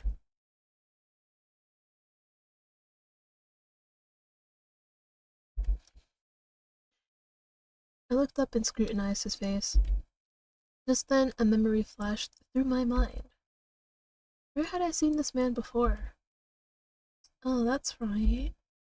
He was with Dono at the shrine on New Year's Day. His composure was flawless back then, too. 弁護士さんが何か。 My quiet question evoked a polite smile from this Fujieda. 村瀬さんにお会いしたいのですが。診察中です。話はすぐに終わります。なので、診察の合間にでもお会いできれば。待ってる患者がいるんで。10分もかかりません。While his manner of speech was nothing but polite, his tone was insistent. Apparently, he refused to take no for an answer. With an exaggerated sigh, I picked up the phone and dialed the extension for the exam room. Oh, there's a lawyer that wants to see you. 弁護士が来てるんだけど。弁護士？藤枝さん。今、診察中だ。日を改めてほしいと伝えてくれ。話はすぐ終わるから、診察の合間にでも、だと。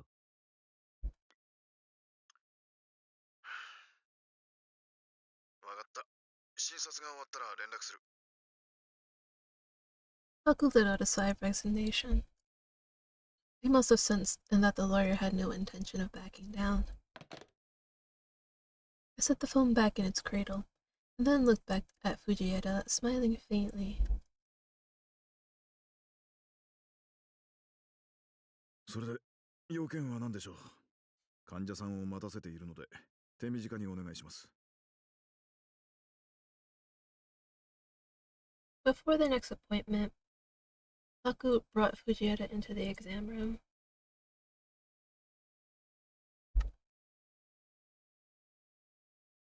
He asked me to tag along, so I stood next to Rei, who was already present in the room. Neither Fujieda nor Taku bothered to sit. They stood face to face in the cramped room.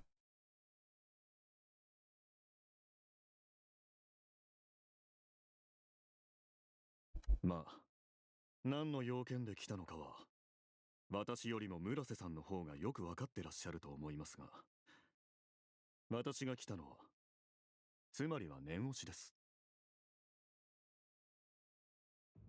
プレッシャーをかけに来たと。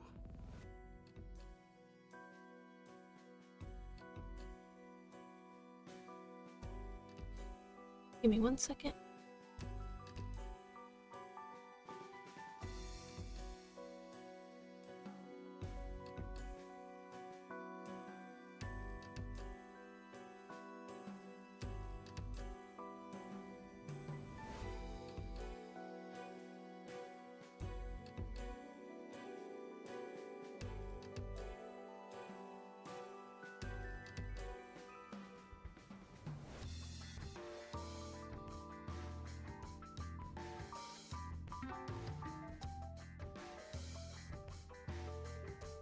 そう思っていただいても構いません。とにかく当の氏はあなたが仕事をきっちりと果たしてくれさえすれば負債の軽減を約束するとおっしゃっています。 Oh, he's got it.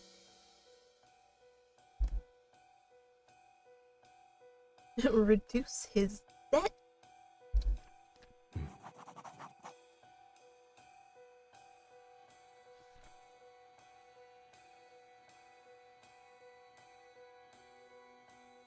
Ray and I exchanged a dubious look. Evidently, he didn't know what was going on either.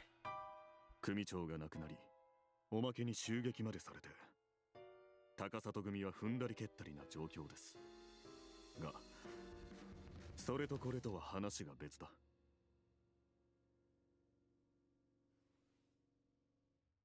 Fujita paused there, using his middle finger to slide his glasses back up to the bridge of his nose. You literally could have used any other finger, my guy. You could have used any other finger. I think that was a silent fuck you to Taku, if you ask me. 幸いなことに当の氏も怪我一つなく無事でしたので。 His lips twisted in a cruel smirk as he spoke suggestively. それでは色良い返事をお待ちしておりますよ。お仕事の邪魔をするのは心苦しいのでそろそろ失礼します。 He pulled a white A4-sized envelope from his leather briefcase and set it on Taku's desk. With a smile that didn't reach his eyes, he inclined his head.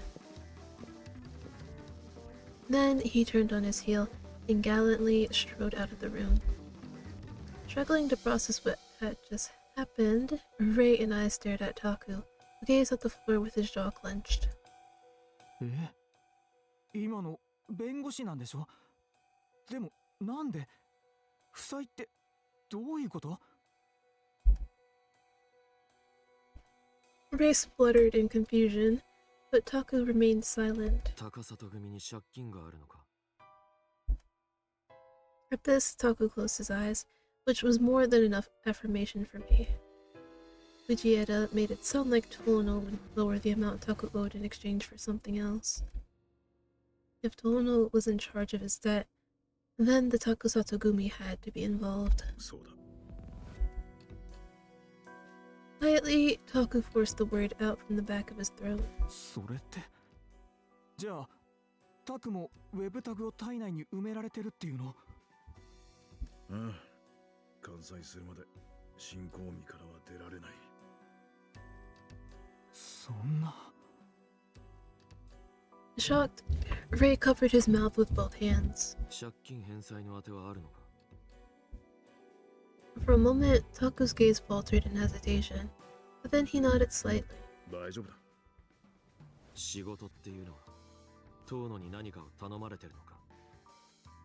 それは詳しくは言えない。やばい仕事じゃないわよね。心配するな。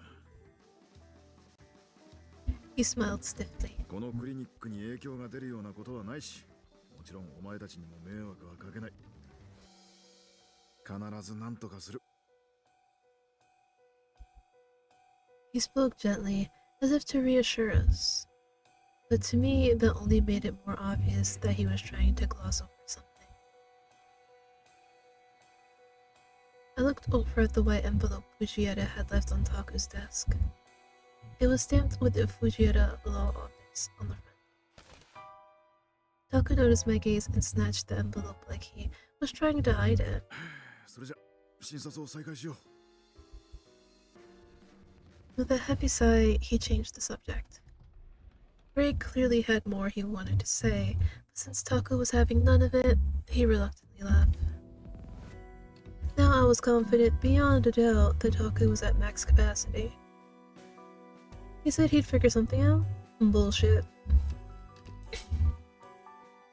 After Fujieda left, his smoke was swaying all over the place.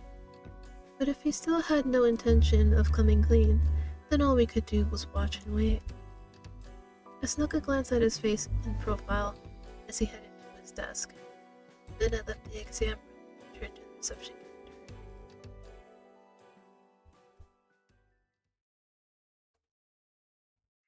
I love how Brett was like, bullshit. I smell bullshit. After work, I was sitting on the sofa having a stiff drink when my phone started buzzing on the coffee table. It was a call from an unknown number. はい。トアさん、エイジです。急にすみません。Oh, what's up, AJ? His voice wasn't usually panicked. これから高里組の事務所へ来てもらえませんか。榊さんにトアさんを呼べって言われて。榊。はい。榊さん、今ちょっと動けない状況で。とにかくお願いします。No. Then he hung up on me. It sounded like Sakaki was stuck dealing with some kind of crisis. Normally, I wouldn't go out of my way to stick my nose in it. But if he was asking for me, I didn't really have a choice. So, I pulled on my coat and headed out.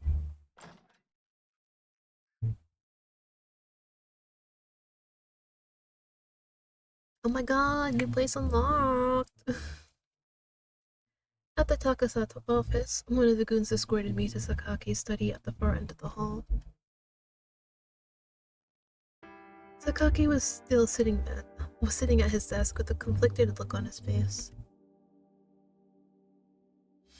Eiji sat on the couch nearby playing with his cell phone. 急に呼び出してすまねえな。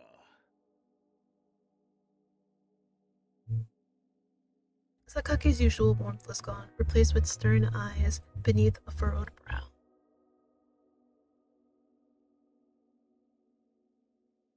Toa-san, 急にすみません。ありがとうございます。Contrary to when we spoke over the phone, Eiji was back to his usual unruffled self. 最近、遠野の動きが露骨でな。敵意を隠す気もなくなったみてえでよ。Okay, what do you want Toa to do about it? 少しでも気抜いたら危ねってんで、お前に来てもらうことにしたんだ。何かあったのか。 Sakaki gave a weak shake of his head. いや、まだだ。だが、これから起こるだろうな。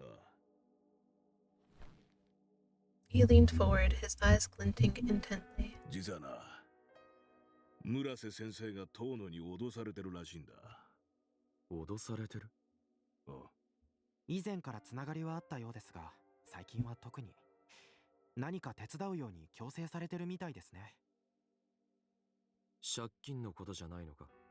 聞いたのか？ I just learned today. ああ。タクが金を借りたのは高里組なのか？それとも当の個人か？組から借りてる。俺が管理してるから間違いねえ。ただ、組名義で遠野が勝手にどうこうしてるってんなら話は変わる。村瀬先生はどうも遠野の言いなりになってる節があってよ。前に先生と話そうとしたんだが、しらを切られちまった。話したくなかったみてえでよ。その見えねえ部分が脅しとつながってるのかもしれねえな。当然、お前も遠野に監視されてるんだ。知ってたか？いや。場合によっちゃ、お前に手を出してくる可能性もある。正直なところ、お前をこっち側で保護しちまいたいんだが、そういうのは嫌だよな。Frowning, he shot me a probing look. I nodded. He sighed like he'd seen it coming. まあ、お前はそう言うだろうと思ってたよ。だから保護とは言わねえが、代わりにこっちからもお前に監視をつけてんだ。普段のお前を邪魔するようなことはない。万が一ってことがあるからな。念には念をってことだ。ちなみに He paused, narrowing his eyes sharply. 悪いんだが、この話は強制だ。こればっかりはいくらお前が嫌がっても引き下がるつもりはねえ。いいな。In other words, he was gonna spy on me no matter what. As much as I wanted to avoid it, I could feel Sakaki's stubborn insistence. I sighed quietly. わかった。それから、これはできる範囲で構わねえんだが、しばらくは先生を注意して見ておいてくれねえか。タクを？ああ。先生の動向で、遠野が何やってるかわかるかもしれねえからな。もし遠野の悪巧みに先生が乗せられちまってるようなら、こっちも見過ごすわけにいかなくなる。そうなるのは俺としても不本意だ。だからもしお前が見ていて手を貸せるようなことがあったら差し伸べてやってくれ。まあ先生には興味がねえって言うなら何もしなくていい。ただし先生がどうなるかはわからない。On the surface, he phrased everything like a request, but I didn't have the option of saying no. The threat was implied. わかった。Scowling, I nodded. Then AG sprang to his feet, like that was his cue. トワさん、これ。He walked over and handed me something. 2 battery-shaped devices plus 2 earpieces. GPS と録音機能付きの盗聴器です。音声を感知して起動します。携帯電話はバッテリーごと取り替えちゃってください。こっちは見ての通りのイヤホンです。AG explained each item as he pressed them into my hands. Now I understood. They wanted me to spy on Taku's phone calls. 後で URL を送るので、アプリを携帯電話にダウンロードしてください。ウェブタグを追跡して位置情報を表示するアプリです。ウェブタグ。村瀬先生は不採者なので、ウェブタグが埋め込まれてるんですよ。って言っても、ウェブタグの追跡は組でしかできないようになってるんで、このアプリは特別製です。あとは、マイクが音声を拾うと通知が届きます。He was so gleeful. He sounded like a kid in a toy store. 村瀬先生が遠野さんから何を頼まれてるのか分かったら、榊さんに連絡してください。僕でもいいです。ああ。With a nod, I stuffed the gear into my coat pocket.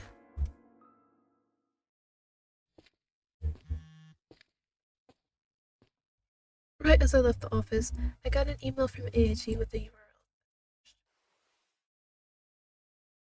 As I started to download, I thought about Taku. As far as I knew, Taku and Tono had no established friendly relationship. In which case, chances were high that Tono was using the threat of something other than money, some kind of dirt, to make Taku do his bidding. And if Tono really was blackmailing him, maybe it was connected to all the phone calls and the studying Ray was concerned about. Either way, Taku's connection to Tono had gotten him dragged into something. I would have to solve Taku's issue so Sakaki and Tono could duke it out by themselves. But I wasn't really looking forward to dealing with this, especially bugging his phone. Whatever, all I have to do is get Sakaki the info he's looking for, and then it's over. Oh, honey. Oh, honey, you wish. That is never how it goes in life anymore. I looked down at the new icon on my phone screen, then with a frustrated sigh, I walked off into the night. Oh, you wish it would be over just like that. I know it's not gonna be. Back at the clinic, I walked into the waiting room. Sounds of an argument echoed out from the other end of the hall. I walked past the waiting room and down the hallway. The voices were coming from the exam room. Specifically, it was Ray and Taku. I couldn't tell what they were fighting over, but they both sounded hostile. When I opened the door, they both went quiet.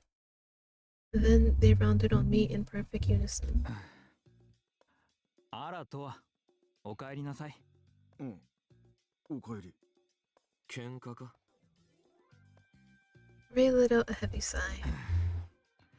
喧嘩っていうか、ちょっと私がカチンときて、一方的に怒っちゃっただけよ。I think that still counts as fighting, but sure. タクが何かしたのか？ He shot a sidelong glare at Taku. 今日ね、タクがすっごく上の空で、患者さんに対する反応も適当な感じがしたの。あんまり話を聞いてないっていうか、そのうちちゃんとするかなと思って黙ってたんだけど、患者さんを突き放すようなことを言い出したから、私もうカッときちゃって。疲れてたんだよ。悪いと思ってる。At this, Ray's expression twisted in fury. 私じゃなくて患者さんに謝ってよ。今日来た人全員によ。俺だって常に万全なわけじゃない。だったら休んだ方が良かったわ。本当にもう。頑張るのはいいけど、無理しすぎて仕事に影響が出ちゃうなんて本末転倒じゃない。っていうかこの際だから聞くけど、タク、私たちに何か隠してるわよね。昼休みも休憩せずにどこへ行ってるの？借金を返すため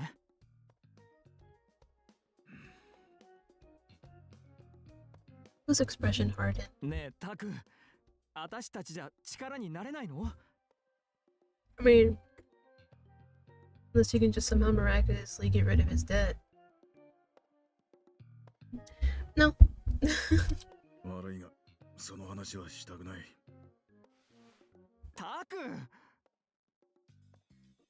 Ray's pleading tone shifted into a defeated sigh as he closed his eyes. 帰ってきて早々、悪いな。いや、あとはやっておくから、もう帰っていいぞ。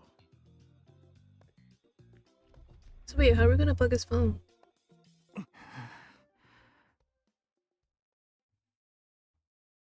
Ray stared at the door, his expression one of mingled rage and sadness.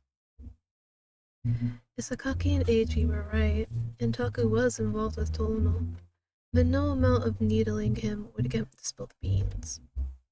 Ray had no way of learning the truth of it and asking Taku directly. And it didn't help that Taku was so god-awful at hiding things. No wonder Ray was furious. Just then, a thought occurred to me. What if I told Ray what I knew? Sakaki never said I had to keep my mouth shut. Besides, if we pooled our resources, the two of us could get this problem solved a lot faster. With that thought, I looked over at him. タクのことで話がある。話？何？ He looked up and over at me puzzled. So I gave him a brief rundown of what I had heard from Sakaki.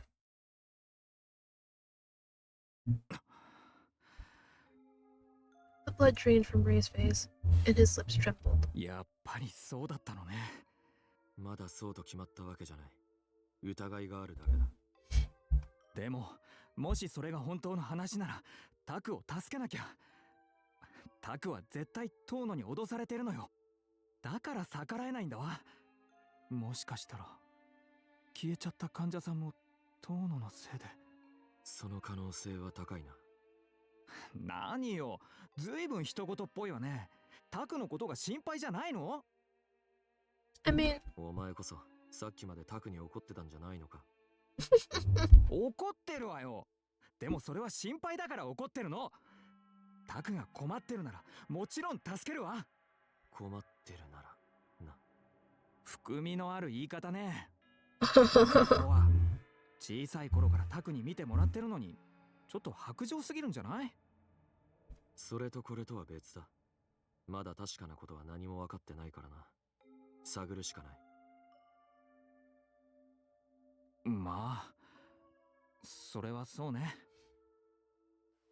I pulled out AG's listening devices and held them out for him to see. 何これ？盗聴器だ。え？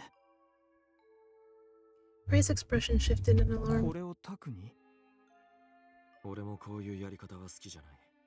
が、手っ取り早いのは間違いない。それはそうかもしれないけど、でもこういうのって。遠野に正面から聞きに行くか。Sure, would you?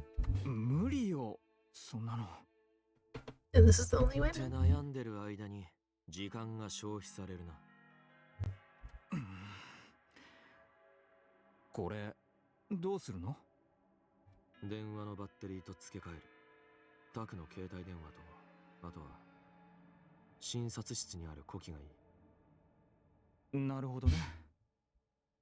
Okay, but you need to like get him to give you get him to give you his phone somehow.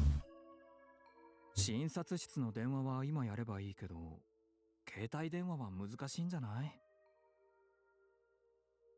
あいつ携帯を持ち歩かない時もあるだろう。どこかに置き忘れてることが多い。まあそうね。電話する時しか使わないからって言ってその辺に放り出してるのをよく見るもの。ってもしかして今日も。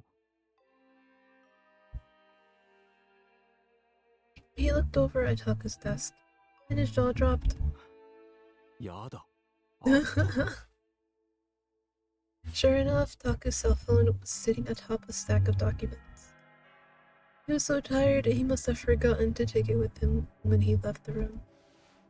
Now's your chance. I grabbed it and popped the cover off. Then I switched on the listening device, swapped it into the battery slot, and replaced the cover. Meanwhile, Ray did the same thing with the landline phone on the corner of the desk. これでよしと。さあ、タクが戻ってくる前に出ましょう。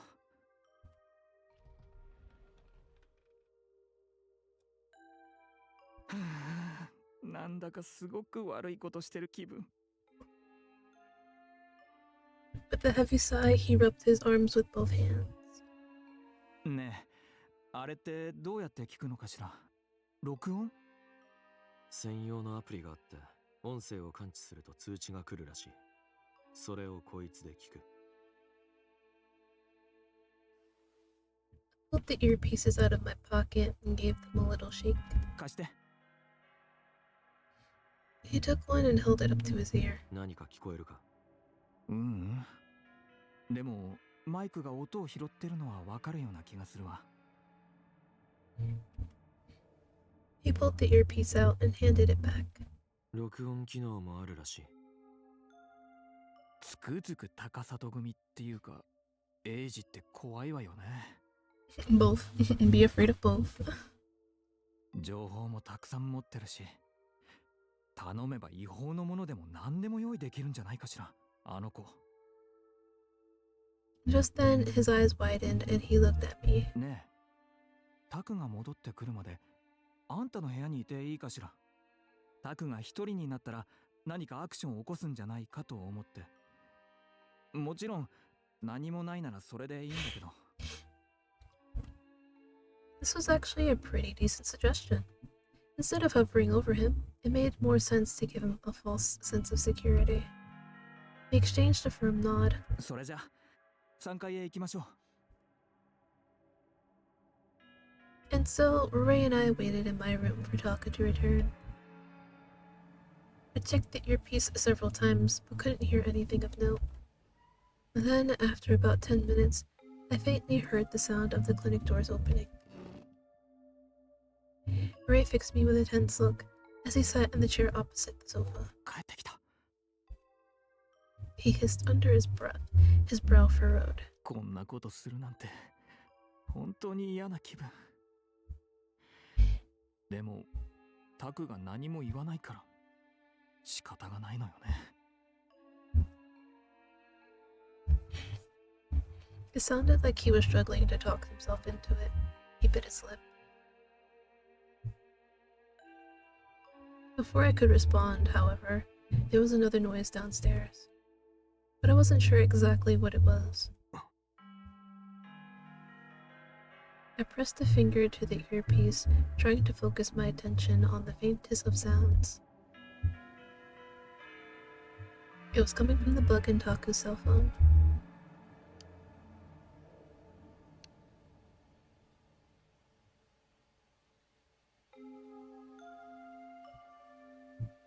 I realized he was probably switching the lights off on the first floor.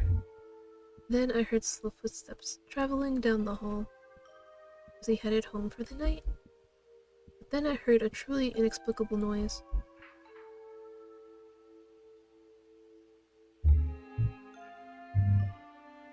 The footsteps stopped, replaced by the sound of a door opening.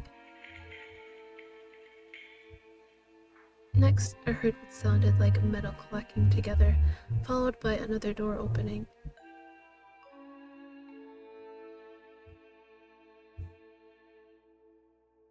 Did he leave the building? I didn't recognize the sounds at all. Door? Ray noticed my silence and shot me a funny look.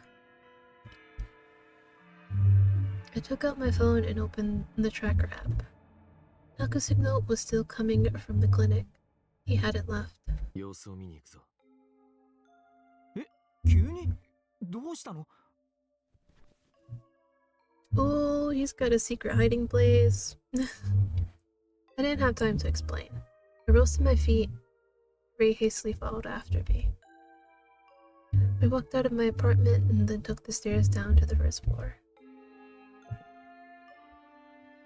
The waiting room was silent and dark and devoid of human life. With the emergency lights as our only guide, we walked to the exam room. I peeked inside but couldn't hear anything. 帰ったのかしら？ I spoke in a hushed tone as I showed Ray the map on my phone. 移動してない。え？じゃあまだクリニックのどこかにいるってこと？多分。でもタクはいないみたいだし、もしかしたらそれ壊れてるんじゃないの？ちゃんと動いてる？ If so, then this was all a huge waste of time. With that thought, I exhaled. レイジには連絡しておく。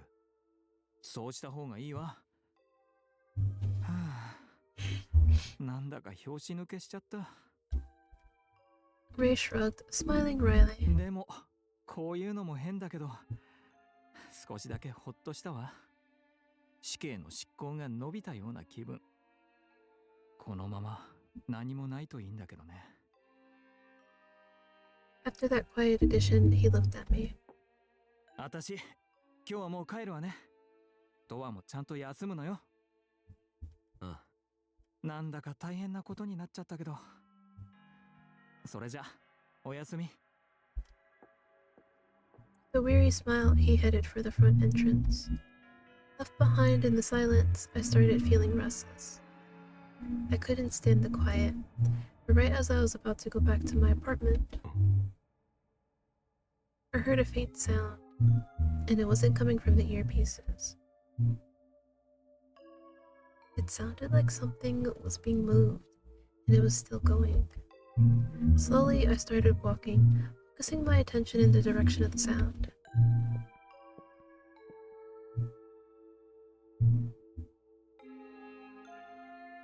At the very end of the hall was a narrow door, unlike all the others. I had never set foot inside, but I was told it was a storage room for important documents. The sound seemed to be coming from inside. I stood in front of the storage room door and listened.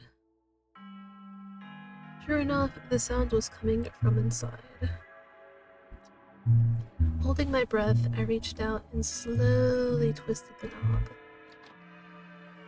It opened. I peeked in through the tiny gap. It was dark inside, but I could see the silhouette of tall shelves all lined up. I opened the door wider and walked in, leaving it open behind me so the emergency lights could help illuminate my path. As I passed between the shelves, I saw another door on the opposite side of the room. It had been left ajar, and light streamed out from the other side. I could hear more muffled sounds too. But right as I started to approach the far door, my phone buzzed in my hand. I looked at the screen. Apparently, Taku had just started a phone call. I pulled out the earpieces and put them in my ears.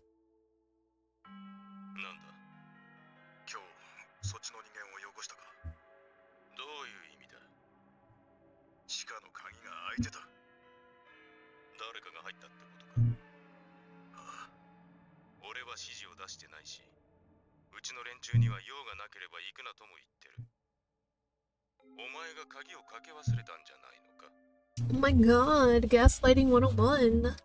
そんなはずはないんだな何かがなくなってるとかそういうわけじゃないんだろうああだったらひとまずは問題ない落ち着けそうだな I could hear Taku's voice in stereo, both through the earpiece and from the other side of the door. Bugs weren't glitched. Taku was right here, at the clinic.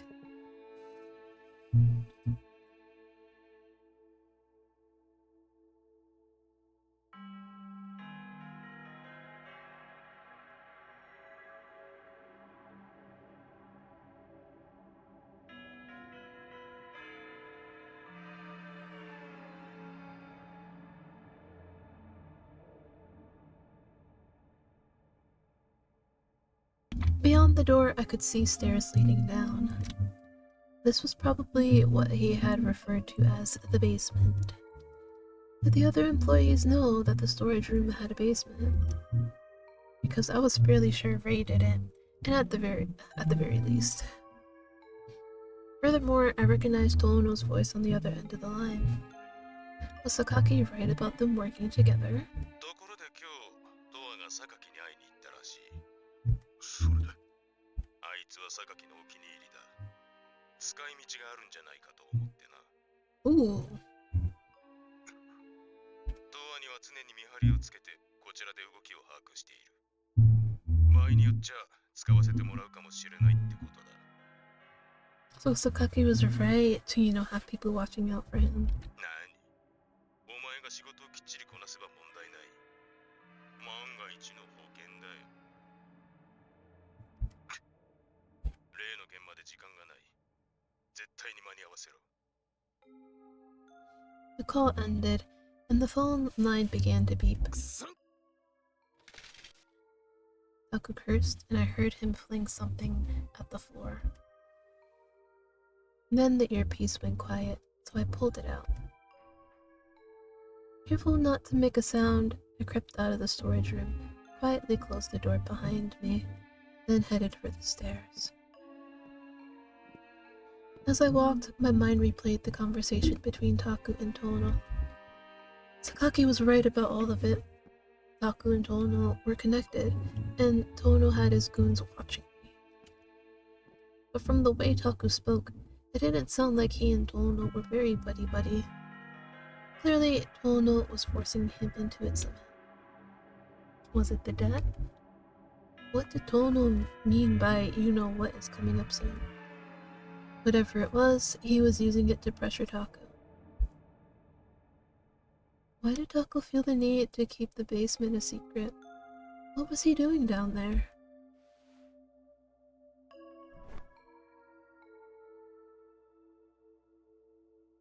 Arriving back at my apartment on the 3rd floor, I flopped down on my back on the sofa. My name had come up in the conversation. Ono said he might have a use for me. I was already more involved than I wanted to be, thanks to Sakaki's perfect foresight. Man, fuck Sakaki, and Tono, and Taku. Fuck 'em all. Yeah. Yeah, man. Yeah, definitely. Absolutely. As I looked up at the ceiling, I mulled it over.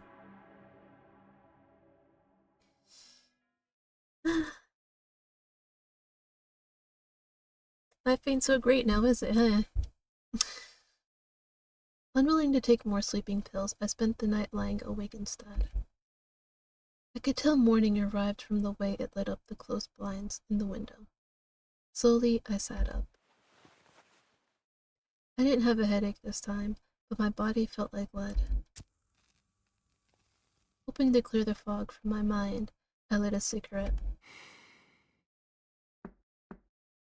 After a long drag and exhale, there came a knock at the door. どうは起きてる It was Ray. I grabbed my phone off the coffee table and checked the time. Ah, my knuckle! 9 a.m. Still plenty of time before my shift. ああ At my response, he timidly entered the room. Last night, while I was utterly unable to sleep, I had called Ray and told him everything I'd overheard between Taku and Tono.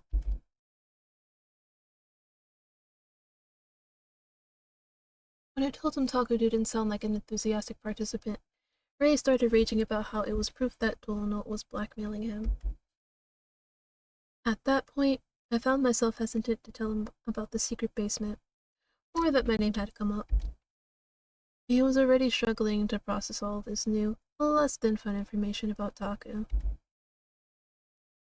If I kept piling more and more onto him, he might blow a gasket and go storming off to confront Taku directly.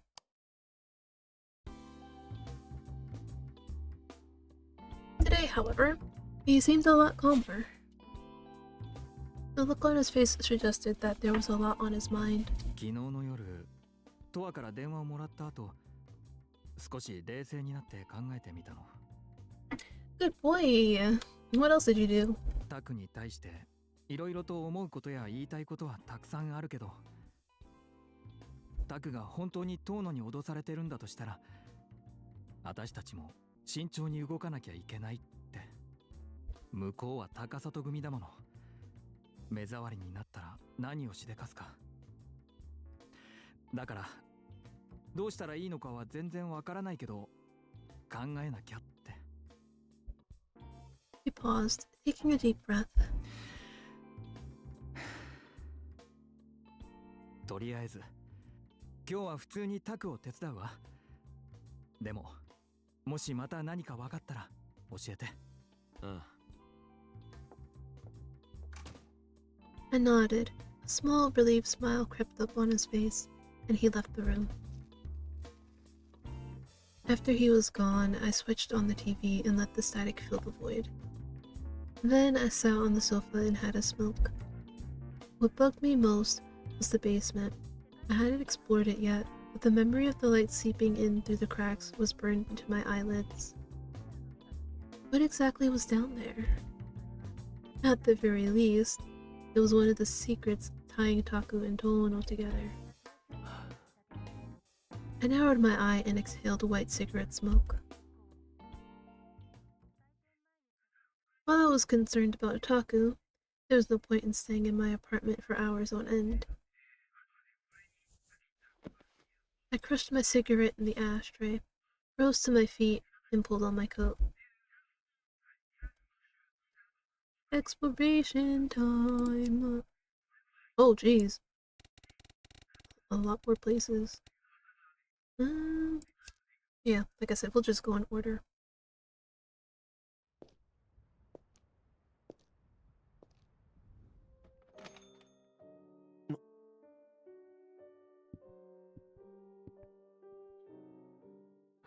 Oh, hi, Adi Muda.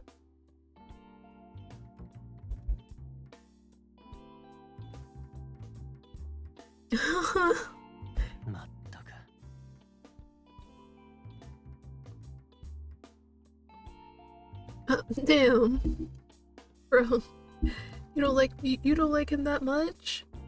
Oh, and he said, please do. The two of them, comedians, for real. What up?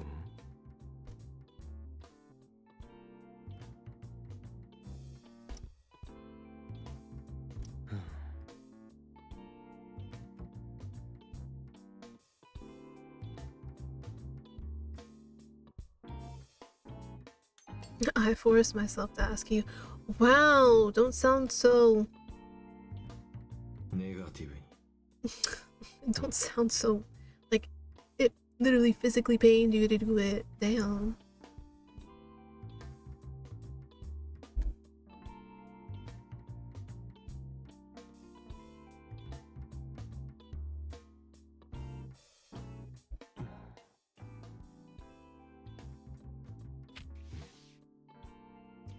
We are getting a lot of splatter.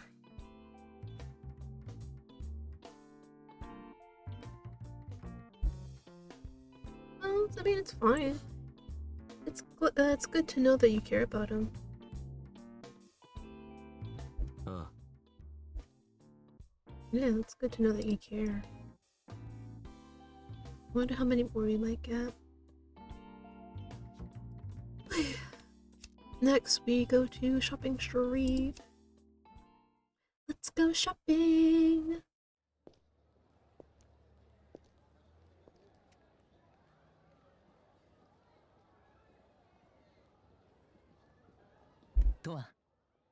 Who? よ Huh? Did we meet this person?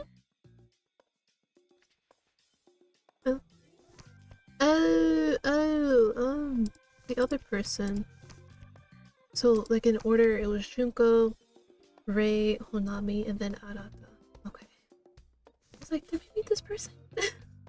I keep forgetting. Oh my god. The one that I was like, oh, that's pretty. I mean, they're pretty. That's pretty. Damn. I didn't mean that. What's up, Arata? どうしたの No. いや Yeah. Wandering.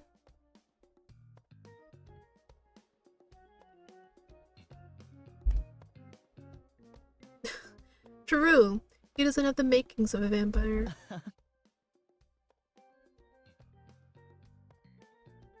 そうだな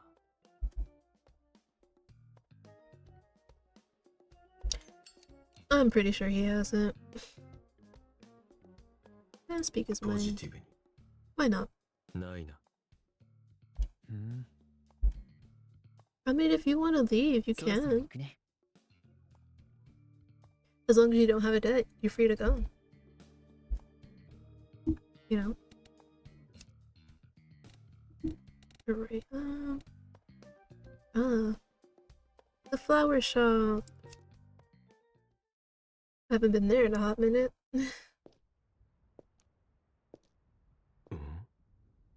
Oh, Junko's here. あらやだ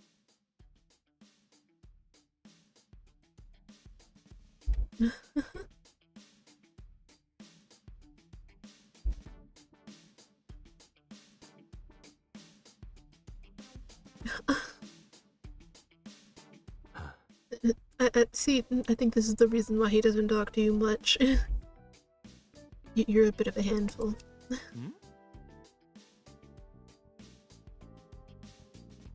いや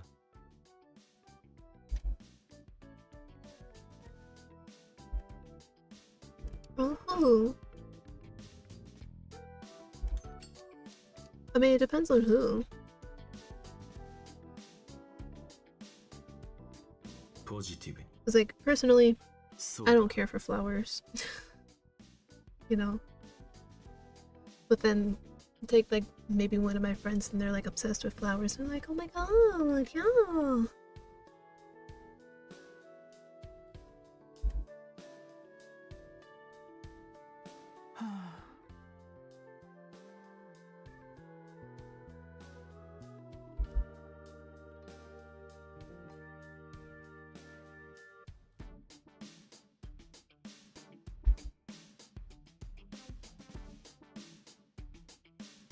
Yeah, that does tend to happen sometimes. You fight, don't talk to each other for a while, but then it goes on for so long you don't really know how to approach them since it's been so long since you spoke. So you just let it, you know, continue on, and then then days turn into weeks, weeks turn into months, months turn into years, and boom, you just stop talking. Which is why it's always important for at least one of the people to take a step forward and reinitiate contact. If you really care that much about the friendship. そうね。 If not, then by all means, never speak to them again. そうか。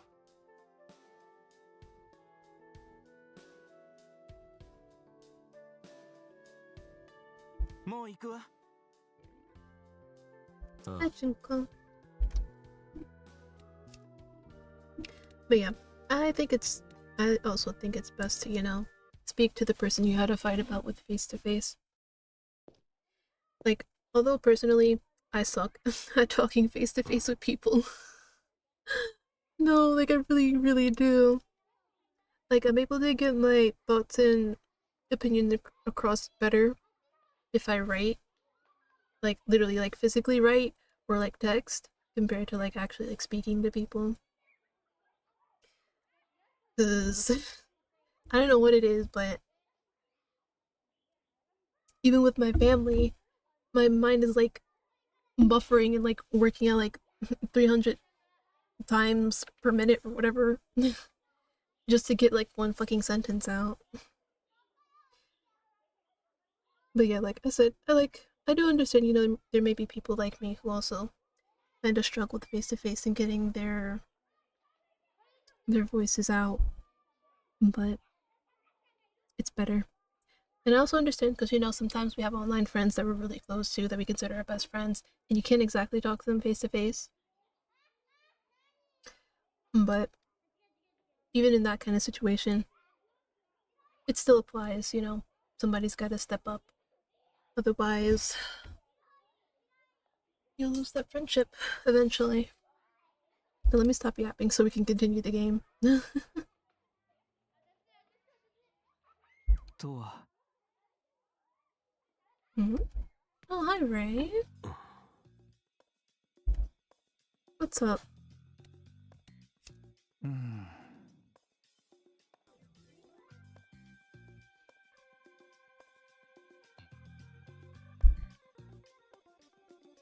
Of course. What you need? ごめんね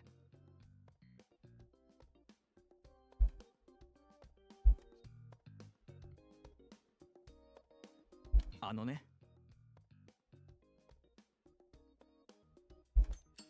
That is a very good question that I want to answer to. Maybe I should show a little kindness. ポジティブに。まあ、 Yeah, pretty much. Unless you leave town, I don't think there is a way. うん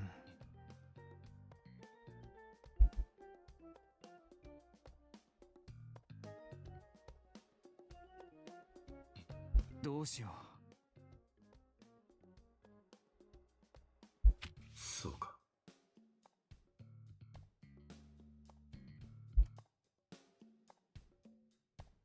Nah, it's okay. Sometimes it's good to be real. いや、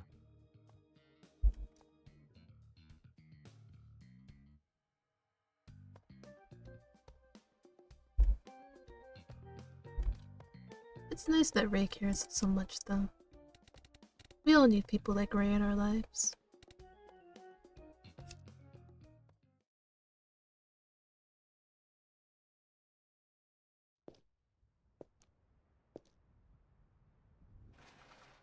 Oh, hello. ああ、 Let's yap it up. どうしたんだい？ What do you mean, different? Oh, she can tell? まあ、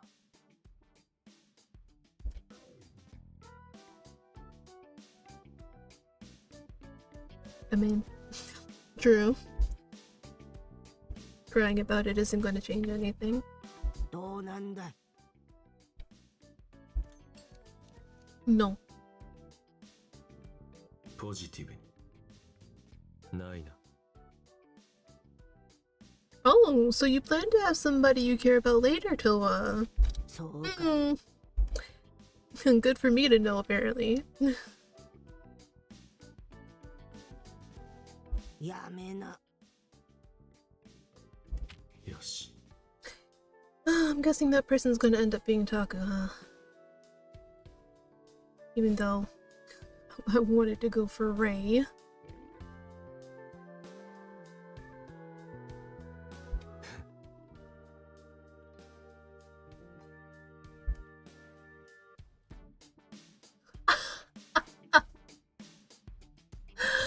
Damn! She knows you better.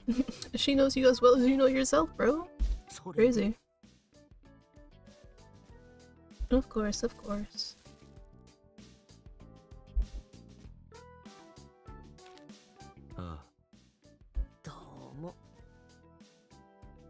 Aww. I like talking to her though. She keeps it real. Nothing there. Nothing there. Nothing here. To the park.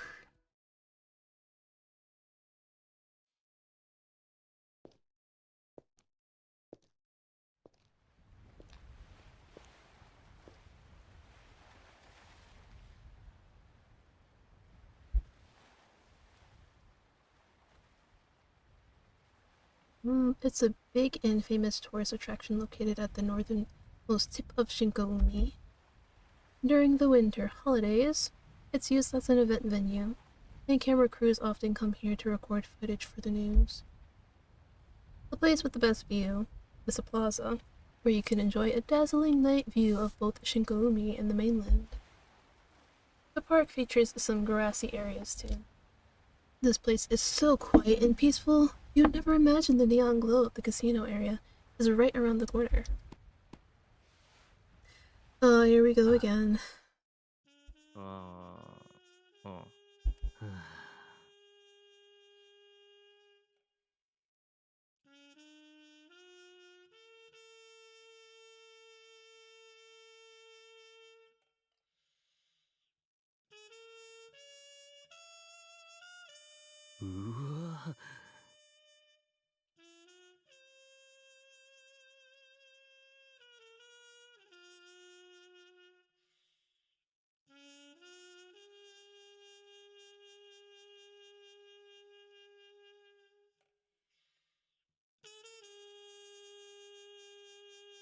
So.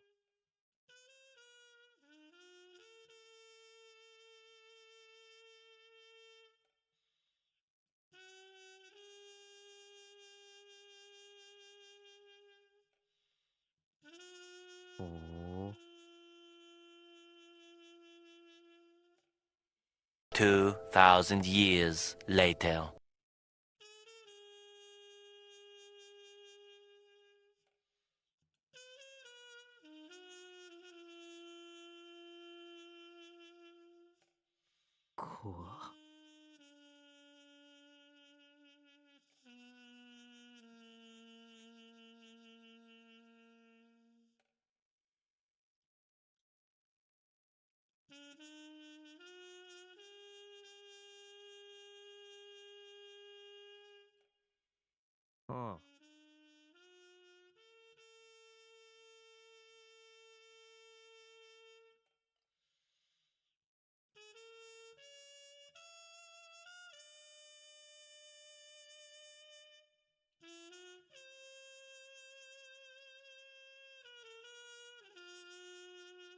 Wow.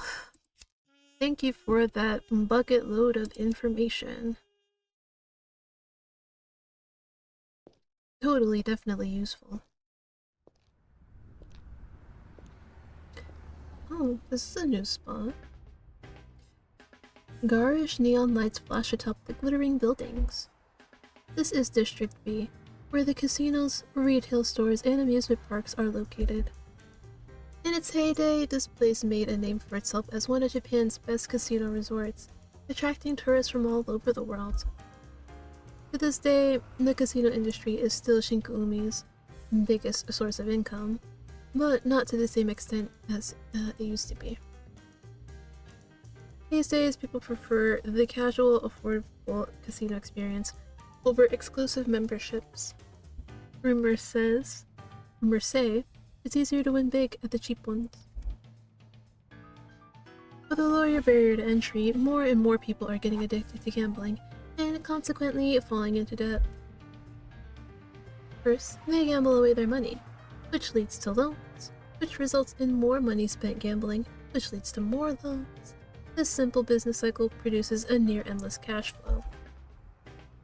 Meaning of the Takusatogumi, an organization notorious for being money-hungry. Alright, let me just get through these.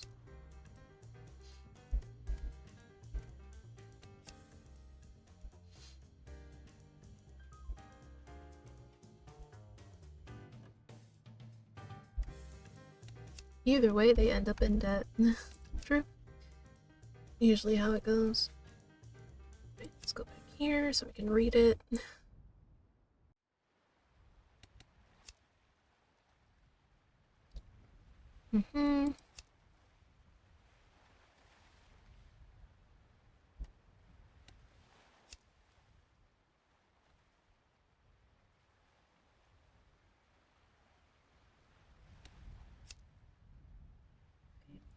Finish with that. Did I not read everything for Wall Street?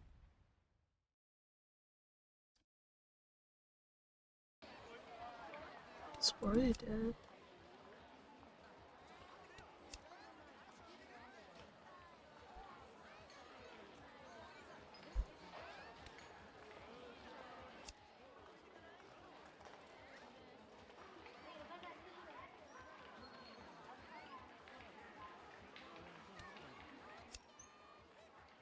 Okay.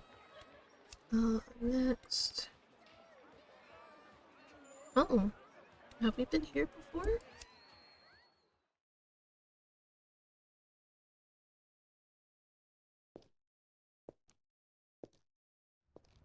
No, this is new. Rows of high-rise buildings on a clean and polished street. Welcome to the Haguita Street in District C. Located at the center of the city, District C is home to all of Shinkoumi's government buildings. Those blessed with wealth choose to live here. The street is lined with ultra-modern high-rise office buildings. During the day, office workers flood the sidewalks, but at night, there's next to no foot traffic. So quiet. It's nigh unrecognizable as part of Shinkoumi. Travel west down the main street, and you'll find an upper-class residential area with luxury condos and single-family homes. This district contains the Shinkoumi Cathedral, the Shinkoumi General Hospital, and a few other facilities you won't find anywhere else.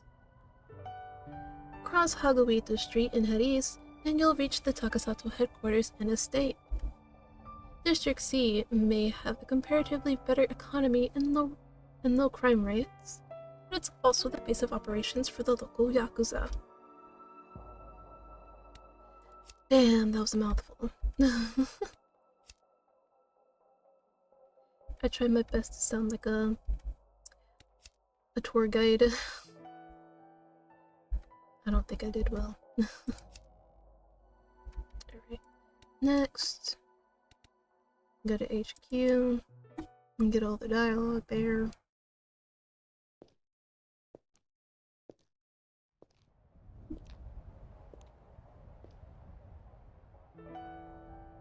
Here in this sleepy residential area, you can see a large prominent office building. An eagle emblem, the insignia of the Takasato Gumi, gleams gold in the light. This is their main headquarters. It's located in an upper-class residential neighborhood in District C to the far east of Haguita Street. The gang members are all housed in the Takasato estate, located nearby. It's safe to say that this is Yakuza turf. Travel further east, and you'll reach the sole bridge leading into District A. You'll need to cross that to reach the deathmatch area.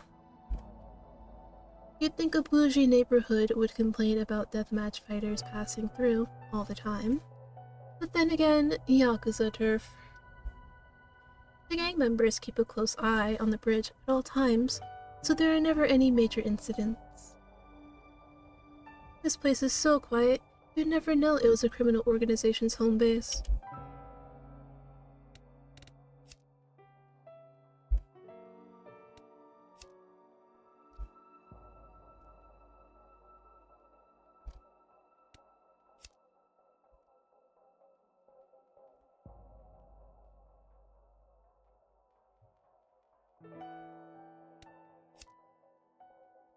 Alright, now we can finish. Yes, sir.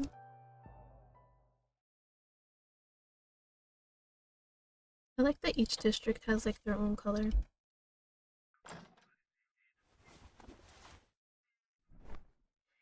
Back at my apartment, I pulled off my coat and sank onto the sofa.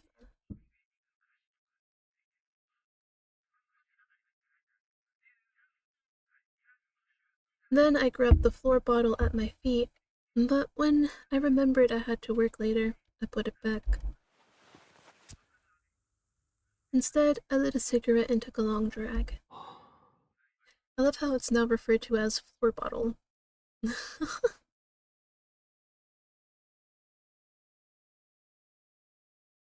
Today I worked the night shift, so by the time I was done, the date had changed. I went back to my apartment and got dressed to go to roost. Right as I walked out of the elevator, however, I saw Taku walking toward me. To? His expression was a bit more stern than usual. どこへ行くんだ？ルースト。部屋にいろ。 I bristled at his commanding tone of voice. なんで？前にも言っただろ。高里組が荒れてるって。だから？むやみに出歩かない方がいい。My reaction was the same as the last time we had this conversation. Why worry about it at this stage? Now my hackles were up. 最近おかしいぞ、お前。それは。何かあったのか？別に。誰にも相談できないようなことなのか？ He closed his mouth and fell silent. Once again, this man was a terrible liar. 言いたくないならそれでいい。ただし、俺もそんな奴の言葉は聞かない。He averted his gaze without responding. Clearly, this conversation was over. I turned on my heel and walked out of the building. He didn't chase after me. Nor was I expecting him to. Right now, he was struggling with a secret he couldn't reveal to a single soul. He was forbidden from confessing the truth, and it was tearing him apart. Perhaps it was that straightforward, sincere side of him that Tolono preyed upon. As I thought about Taku, I walked down the street in the direction of Roost, until I heard the sound of an engine quietly approaching from behind. Oh, Jesus Christ.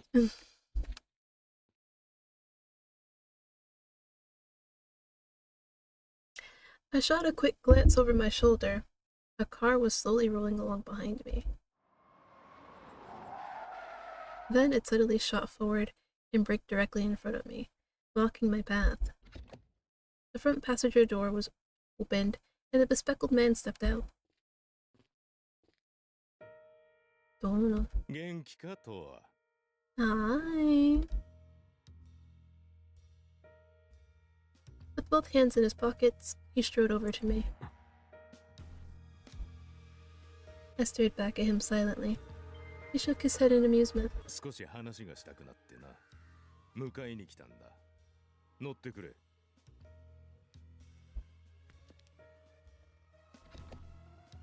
He opened the rear passenger door and gestured with one hand for me to get in. Running away never crossed my mind. Quite the opposite. This was the perfect opportunity to ask him about his relationship with Taku. Wordlessly, I climbed into the back of the car. A man in a suit, probably one of Tolono's goons, was seated beside me. Instead of closing the door, Tolono put a hand on the roof and peered in. As he drew his face close to mine, his condescending eyes narrowed in a sneer. 突然悪いな。話は？ He smirked. 話というよりはちょっとした余興だ。 He jerked his chin in the direction of his subordinate. Suddenly, the other man grabbed my arm. He hiked my sleeve up, exposing my scarred skin. 動くな。 I tried to yank my arm away, but the other man was stronger, and the car was too cramped for me to escape. かっこいい腕だな。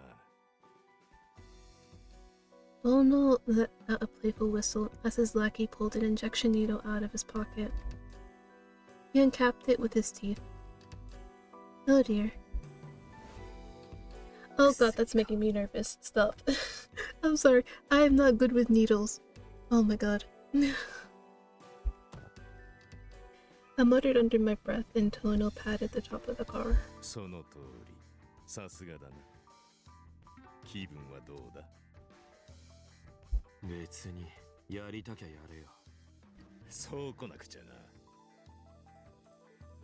God, that made me so nervous. The sharp needle pierced through the thinnest skin on my arm. A prick of pain shot through me as the man plunged the needle's contents into my body. I could feel the chill of the fluid under my skin. Stop.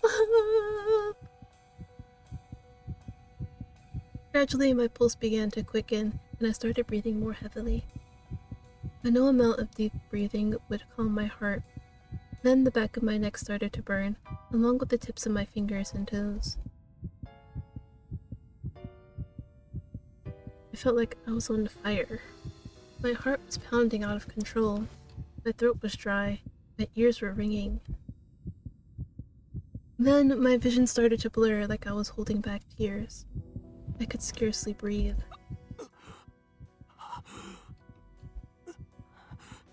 Before I knew it, the needle had left my arm. As I gasped for breath, I tried to look at Tuono, but I was too dizzy to focus. 村瀬を呼べ。はい。 At Tono's command, the underling opened the opposite passenger door and got out.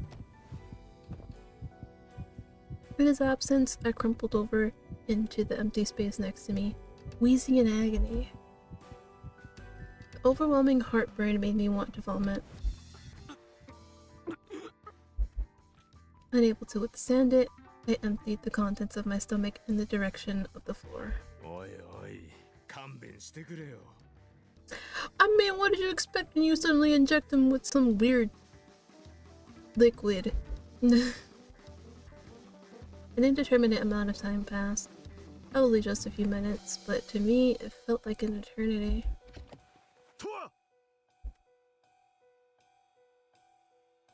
I could hear Taku calling my name, but I didn't have the strength to look up. よう、村瀬。お前の大事なトアが大変なことになってるぞ。どうのお前、トアに何をした？死にはしない。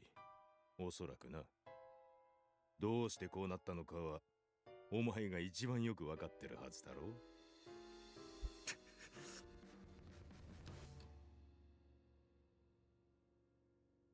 Taku didn't respond, but I could sense his fury. よく考えろよ。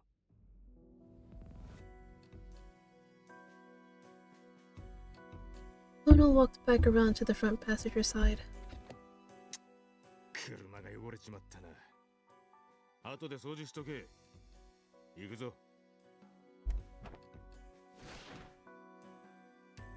The underling reached back into the car, grabbed my shoulders, and dragged me out onto the pavement.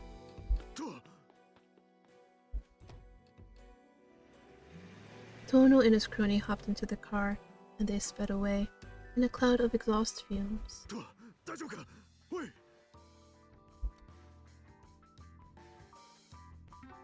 I could hear Taku's voice in my ear. Faintly, I opened my eye. My vision was blurry, like I was underwater, but I could feel him trying to haul me up onto my feet. The fuzzy mind did its best to operate my feet.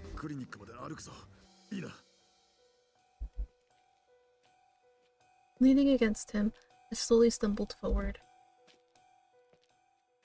Hey, you know what the funny thing is? Until was probably still gonna go out again.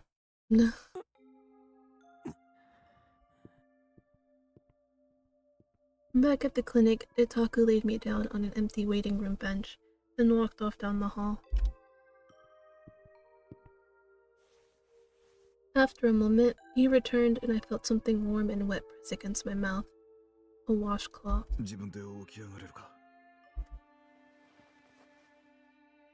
Hands shaking, I grabbed the back of the bench and slowly pulled myself into a sitting position. The body was so heavy, it felt like I had been turned to stone. If I relaxed for even a second, I'd probably slump over again.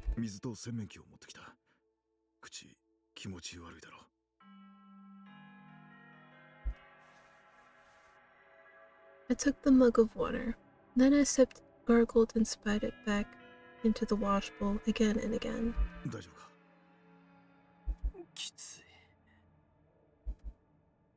My honest feelings left my lips in a low mumble. While the nausea had receded, the heavy lethargy was still weighing me down.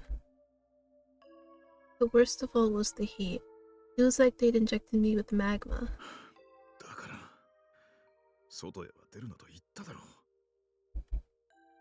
I looked at him.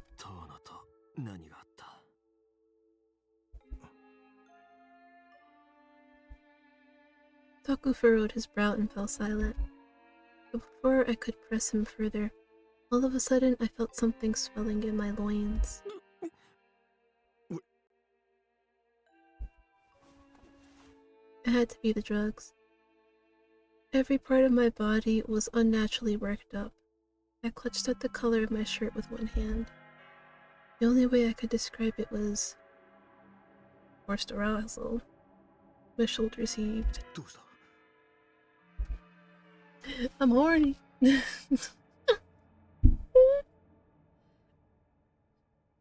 Taku peered at me. The instant our eyes met, an electric current shot through me.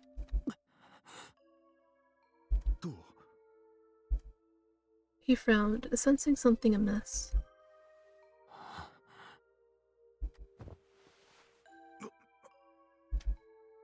I intentionally slipped to the side, and he reached out to catch me on pure impulse.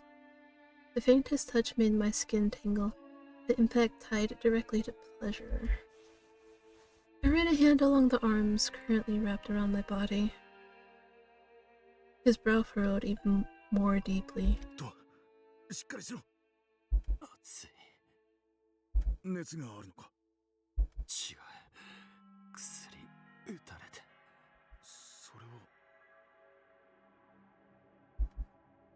He seemed to catch my drift. His expression grew hesitant.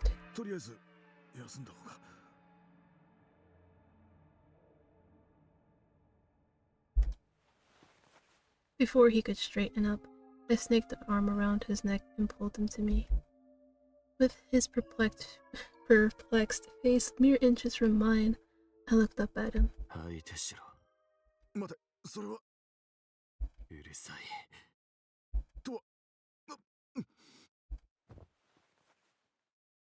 Whoa, quite forceful, aren't you? Shut him up, I pressed my lips against his. Desperately, he tried to pull away, but I wasn't about to let him. I wrapped my arms around his head and slid my tongue between his protesting lips.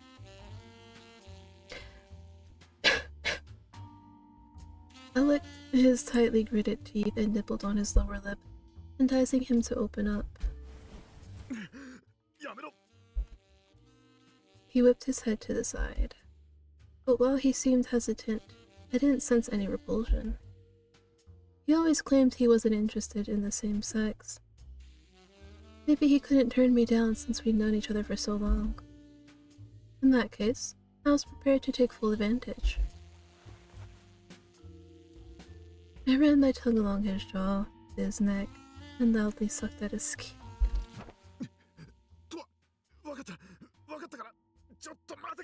Damn! Wait, did you guys see that? Like, the orange just, like, got really bright all of a sudden. He shoved me back, distancing himself.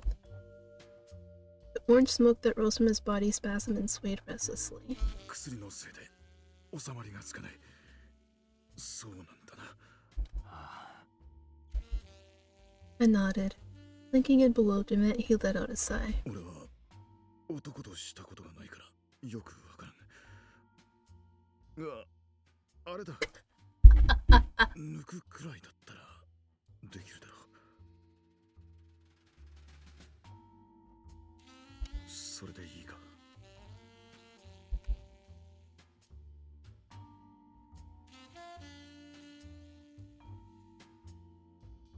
This was clearly the very best compromise he was willing to offer. Personally, as long as it solved the problem, I wasn't picky. I nodded. His face lit up with relief. Then he pursed his lips. それじゃあこっちに背中を預けて俺にもたれかかってくれ。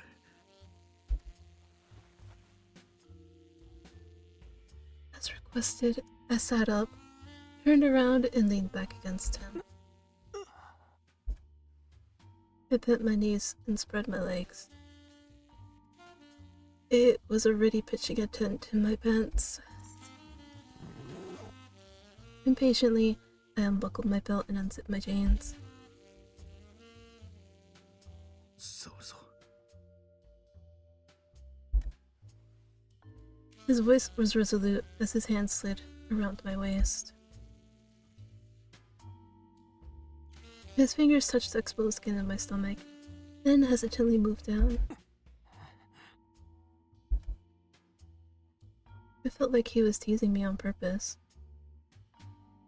Squirming slightly, I stared at his hand. His thick fingers gingerly brushed it. His delicate clinical motions made both of them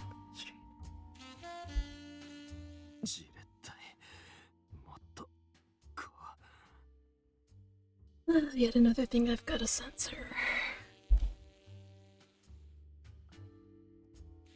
I reached in and pulled it out. And then I brought his hand over to it and curled his fingers around it. I could hear him murmur behind me.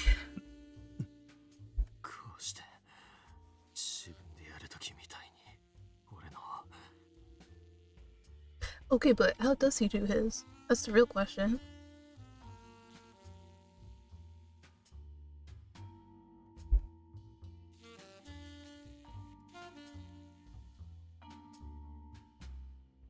With my hand on top of his, I dragged him along until it started to produce the pleasure I was seeking. I let out a small breath.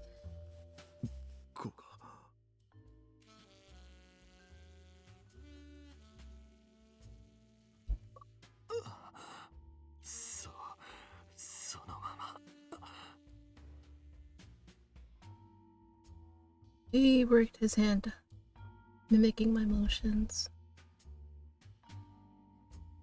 It felt like I was teaching a young virgin. My breath quickened. Normally, this wouldn't nearly be enough to get me off, but right now the narcotics had made me sensitive to the slightest touch. Most of all, the fact that it was Taku, someone I had otherwise never would have considered, added a strange thrill to it.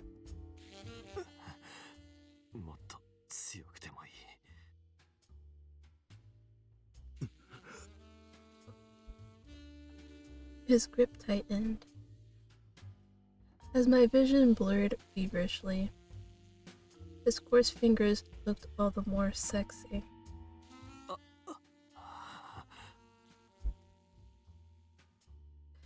The waves of pleasure began to spread, forcing moans out from the back of my throat. Every now and then I could feel his breath tickling my neck. Slowly but surely, he seemed to be acclimating to the process. His hand motions developed a rhythm. As the pleasure built and built, it really started to feel like I was experiencing Taku's own session.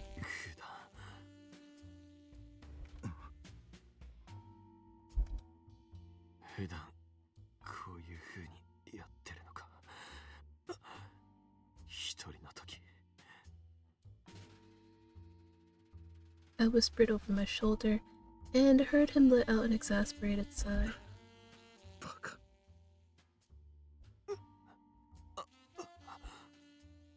A powerful wave of pleasure shot through me.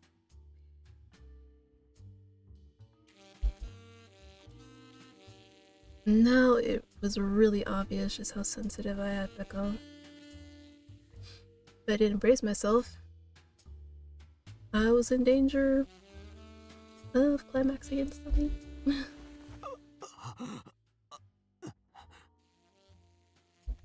I don't know why I made that sound like a question.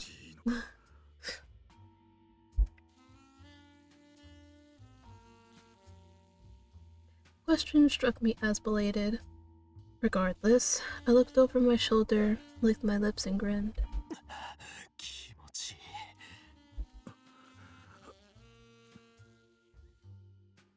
I felt his hand tighten even further. A hint of red had mixed into his orange smoke. Based on my reactions, he seemed to sense where my weak points were and began to target them.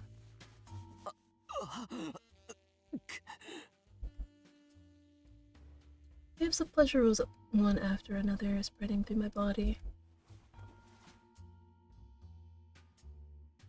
Instinctively, I grabbed Taku's jacket with one hand, digging my nails into his arm with the other.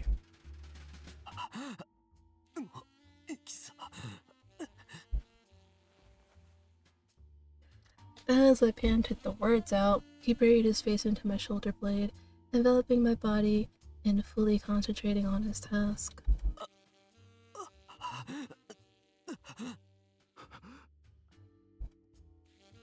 His warm breath hit my neck. Was I turning him on too? The next instant, his fingers pressed down hard, squeezing my weak spot. A jolt of electricity shot up my spine, carrying me over.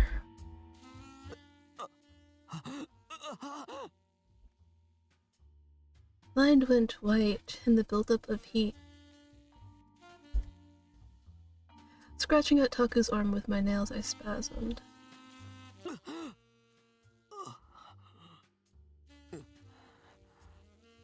As my body swayed, I could faintly see it twitching.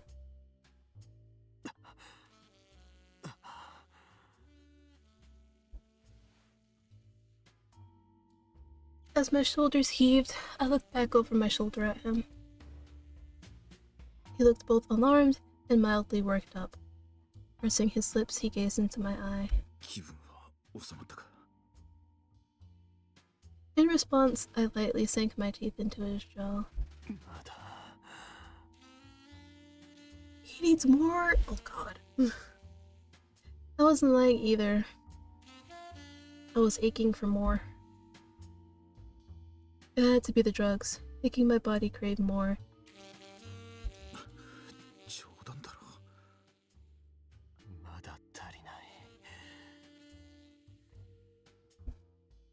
I looked at him feverishly. He started to panic.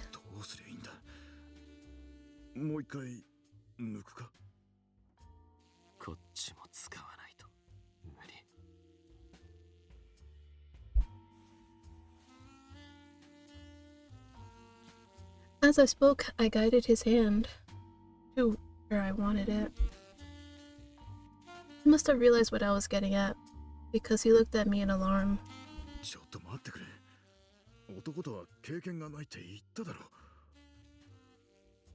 Well, now's your time. Oh, well, yeah, that too.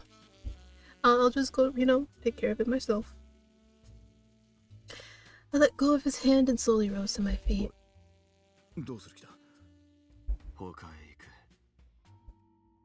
In other words, to find a different partner. Before I could leave, he grabbed my hand.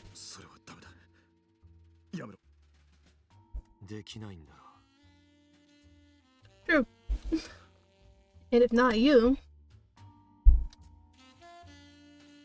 Timidly, Taku averted his gaze.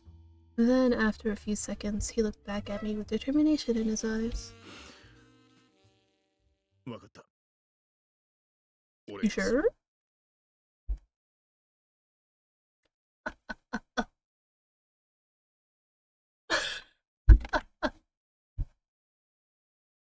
This man spoils me way too much, is what I would say if I hadn't just bullied him into it. With that thought, I straddled him as he sat on the bench. で、どうする? I spoke in a playful tone. Perplexed, Taku frowned. 俺が聞きたい。どうすりゃいいんだ。入れろよ。 I mean, yeah. Yeah.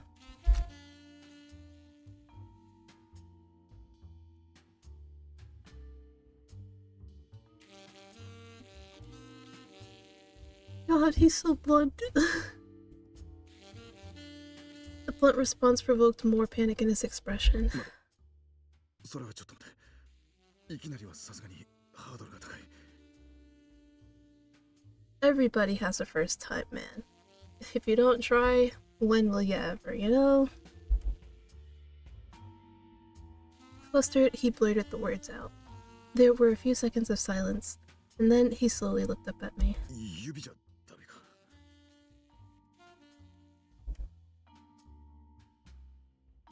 I nearly burst out laughing, not at him, but at the fact that he decided he would rather use his fingers. At the same time, I couldn't help but feel the slight urge to mess with him. いいよ。 He let out a sigh of relief. それじゃあ、お前の部屋へ行こう。ここは落ち着かない。さっきはお前の余裕がなさそうだったから仕方なくだったが。わかった。 I nodded in agreement. Then I hopped off his lap and headed to the elevator.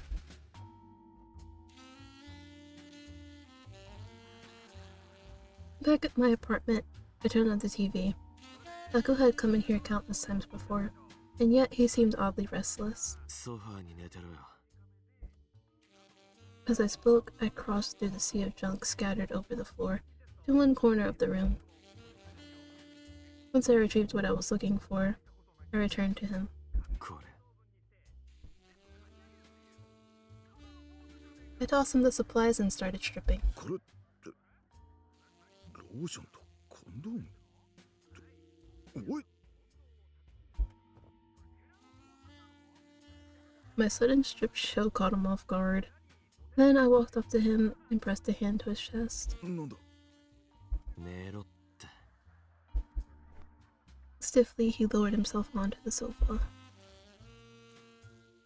I turned my back to him, then straddled his hips with my knees bent. お前。やり方くらいはわかるだろう。ゴムを指にはめて、ローションも使って。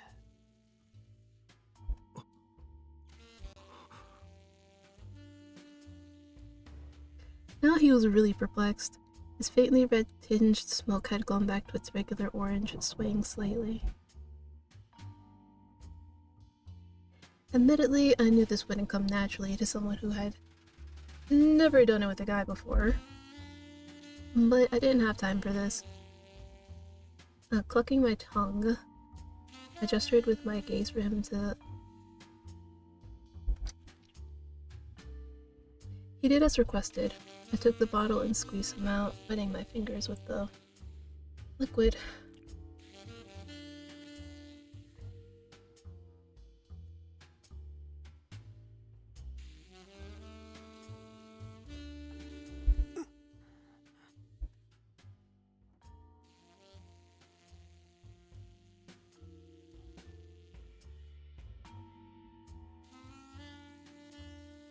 He was used to it, so it didn't protest much.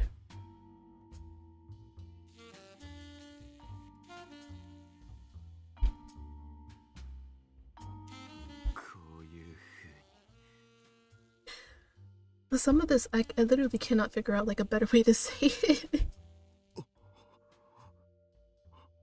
Like, I'm trying to, but it's like nothing really good fits here.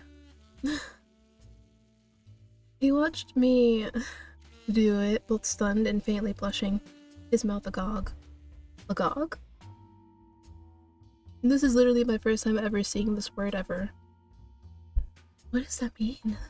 I mean, I guess it's like akin to like a gape. When I saw his smoke turn faintly red again, I gloated internally. But when he noticed me looking at him, he scowled and stared back at me defiantly.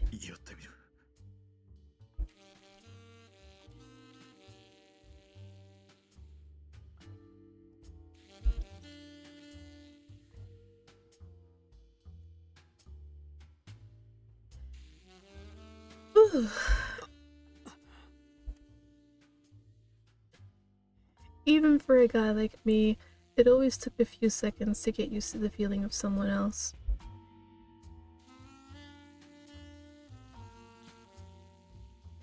Taku's fingers were bigger and thicker than my own.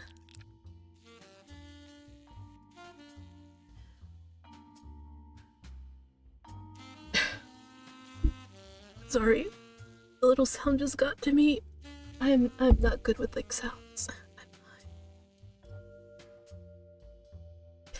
When I closed my eyes, I could feel the difference more clearly.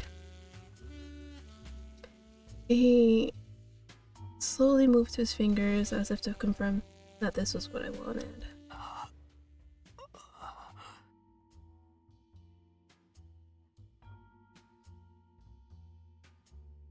Normally, this slight stimulation would barely even register. Because I was sensitive, it made me melt.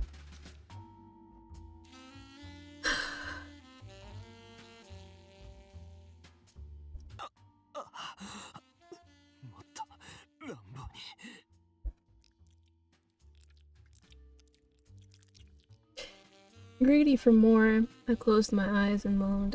The next instant, Taku gave it to me?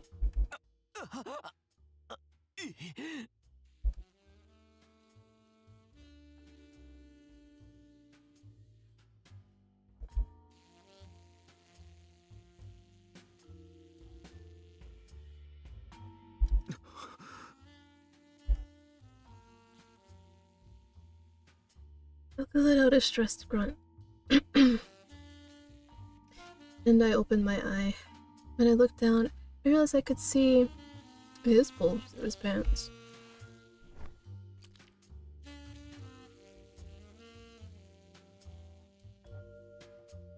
Now that he had finally come around, I hopped off his fingers and crouched down beside him on the sofa.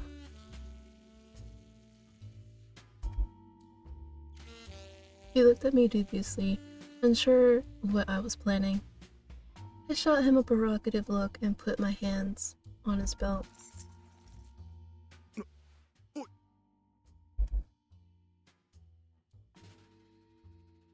Once he realized my intentions, he started to sit up.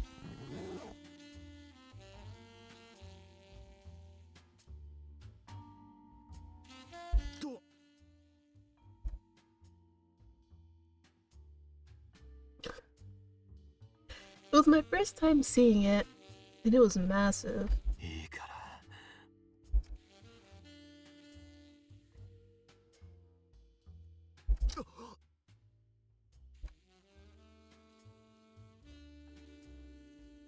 He sucked in a breath and went completely rigid.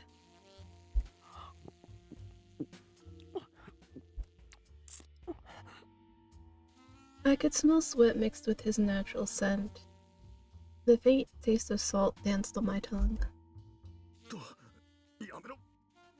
Oh wait, this is gonna be a lot of censoring, hey?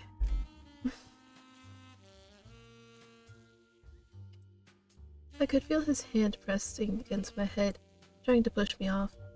I had no intention of stopping.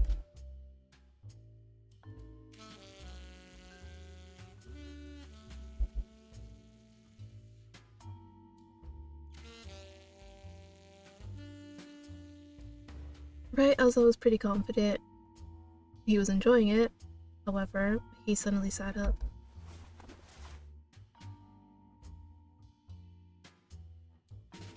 Sorry. Well, you can see my face. I was like, because I legit did not expect that. I mean, I should have, considering what we all seen so far, but, well, yeah.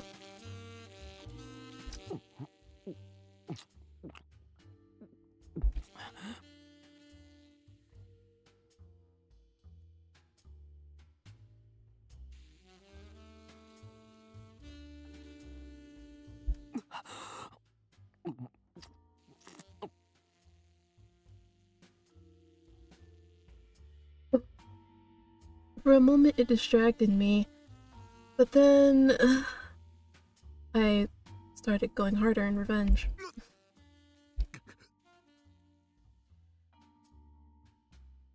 Taku groaned but kept working. Oh god. I just straight up can't say it.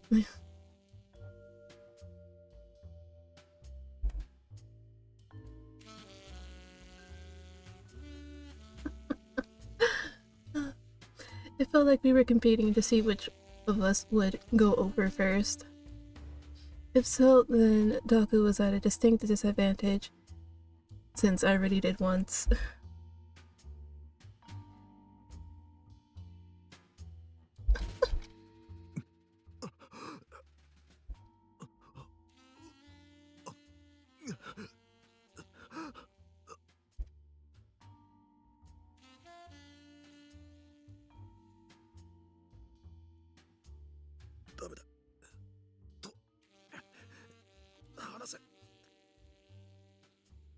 His voice sounded strained.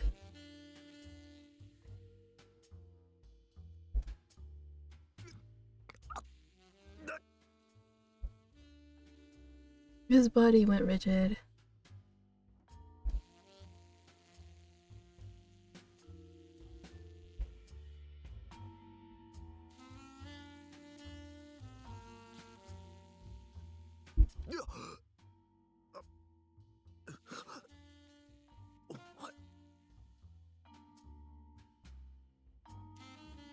I couldn't see his face as he exhaled, but I could picture him looking at me in utter exasperation. I licked my wet lips, put a hand to my half-chub and whoa.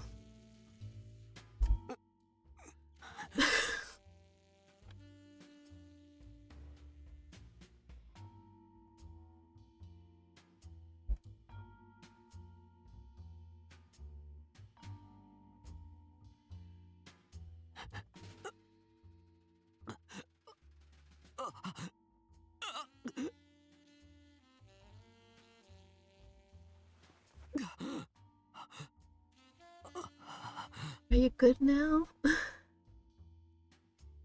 I tilted my head back and gasped for breath. After 2 in a row, felt like the drug's effects were starting to wear off. Oh, thank God.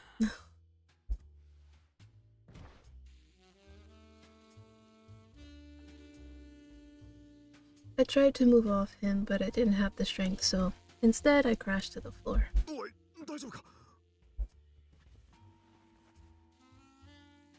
He sat up, grabbed my arm, and held me back up to the sofa. As we both gasped for breath, I looked over at him. He awkwardly averted his eyes. As his lust faded and rationality took control, he would only feel more and more uncomfortable. Sluggishly, Sluggishly, I reached out and grabbed my cigarettes off the coffee table and lit one up. どうだった？どうって。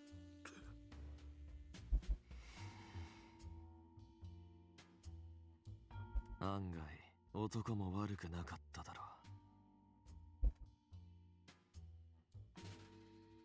う。 Nonplussed? Taku stared at the floor and rubbed the back of his hand. そういうことを言うな。お前があまりにも辛そうだったから、やむを得ず仕方なくやったんだ。言ったくせに。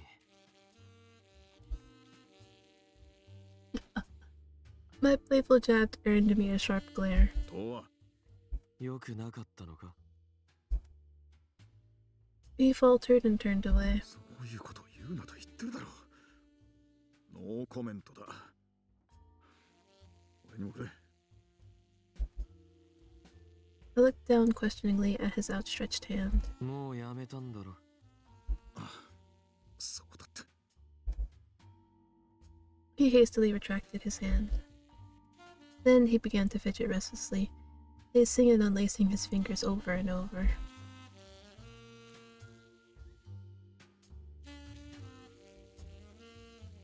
He had to be in quite a state to forget that he quit smoking. Laughing to myself, I put my cigarette between my lips and slowly rose to my feet. 俺は結構良かったよ。男が初めてにしては上出来だった。とは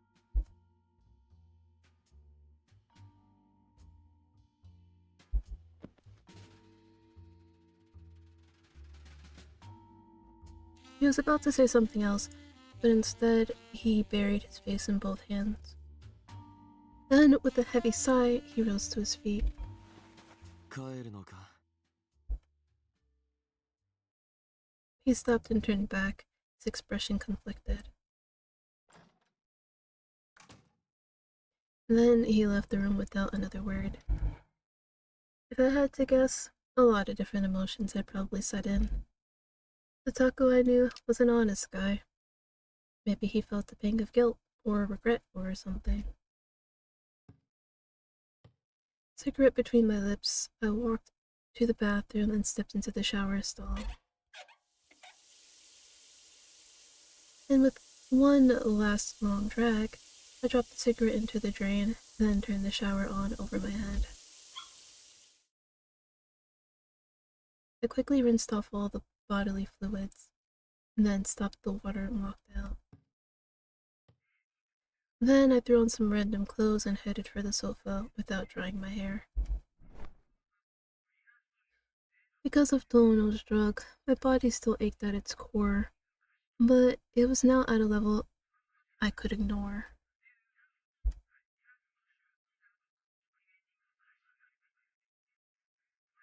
I had no interest in finding a one-night stand tonight. More importantly, it seemed like Toono drugged me as a threat to Taku. I lit another cigarette and took a deep drag, then lay back against the sofa.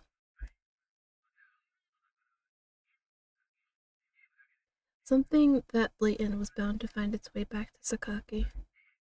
In fact, I got the sense Toono went after me knowing Sakaki would find out about it. Was it a declaration of war against Sakaki, or was his business with Taku just that urgent? Or was it both? I put my cig between my lips and grabbed my phone off the coffee table. But before I could call Sakaki, it started to buzz. Believe it or not, Sakaki had chosen to call me at the exact moment. I put out my cigarette in the ashtray on the table, then answered the phone. はい。タカ、お前につけた監視から連絡があって、トーノがそっちへ行ったって聞いたな。 What happened was... まあ、いろいろと。そうか。大丈夫なのか？なんとか。ならいいんだ。トーノは何か言ってたか？詳しいことは聞き出せなかった。けど、タクがトーノと関わってるのは間違いない。だろうな。I told Sakaki everything I'd overheard between Taku and Toono. The one thing I left out was the secret basement at the clinic. I didn't blindly trust Sakaki, so I wasn't willing to give him more information than strictly necessary. When I finished, there was a several-second pause. お前に話すべきか迷ってたんだが、村瀬先生はな、昔からトーノとつながってるんだよ。昔から？ Probably, maybe since he was a kid. 今回の件も突然脅されたってわけじゃねえ。もともと組が先生にいろいろと助けてもらってて、どうなその窓口やってたんだ。身元を隠したい人間の治療や診断書の偽造、あとはわざと重症者に仕立て上げたり、高里組に借金がある連中の体に管理用のウェブタグを埋め込んだりな。負債者の体内にウェブタグを埋めて街から逃げ出さねえように監視塔で追跡や管理をしてるってのは知ってんだろう。ああ、ウェブタグを埋めるのは高里組が信頼してる一部の医者しかやってねえんだ。そういう意味でも先生は組の中で重要な位置にいるんだよ。お前そのことは知ってたのか？いや。だろうな。まあ知ってる人間はほんの一部だ。で、遠野の野郎だが、あいつはおそらく個人的なヤバい仕事も頼んでやがったんだろう。今先生に手伝わせてる仕事もそうだ。薬なんだよ。薬。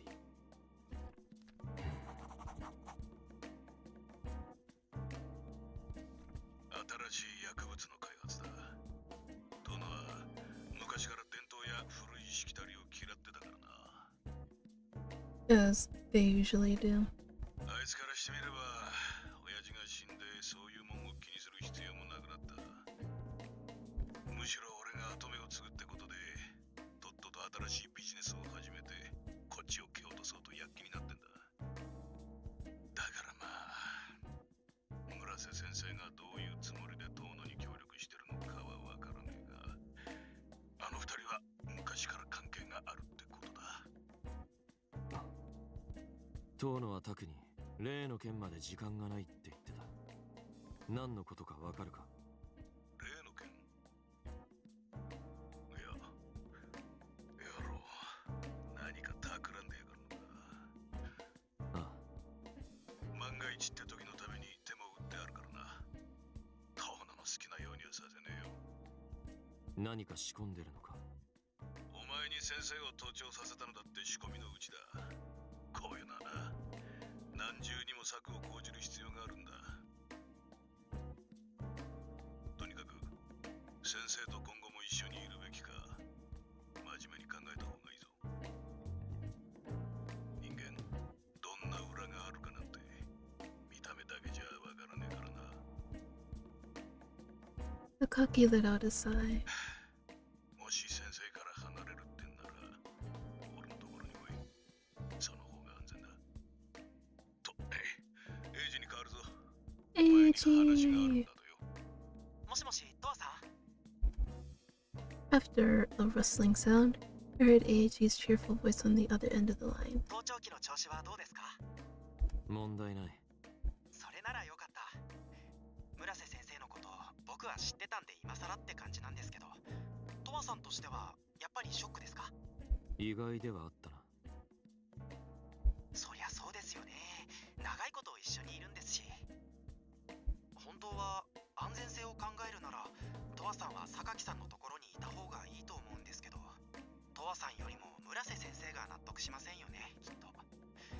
先生も先生なりにトワさんに対する責任感みたいなものもあるでしょうし、だからこの件に関してはトワさん次第ってことになると思います。 What do you want? Right as I paused, I heard a knock at the door. とは、具合はどうだ？切るぞ。I hung up the phone, and the next moment, Taku came into the room. 薬の効果は？ Though he was still a little bashful, he was clearly making an effort to act normal. I looked up at him from the sofa. もう切れた。そうか。だが、念のために安静にしていた方がいい。副作用があるかもわからんからな。As he spoke, he produced a little white paper bag and a bottle of water. 体外へ毒の排出を促す薬だ。飲んでくれ。ああ。After I took the pills from him, he continued to stare at me. お前、渡しただけじゃそのまま飲まないことがあるだろ。だから、今飲んでほしいんだが。Apparently, he was going to stand there until he saw me take the pills. He had never done this before. A tiny yellow flag rose up in my mind. Yellow? You sure not red? Pretty sure that's a very nice red flag right there. I pulled the silver blister pack out of the paper bag and popped both pills into my mouth. More accurately, I pretended to. As I discreetly discarded the pills on the floor, I twisted the cap off the water bottle and took a sip. Once I finished, Taku let out a sigh of relief. He seemed convinced that I had taken the pills. よし、それじゃあ寝ろ。And yet he still didn't budge. I furrowed my brow at him. もしかして寝るまでそこにいるつもりか？ No.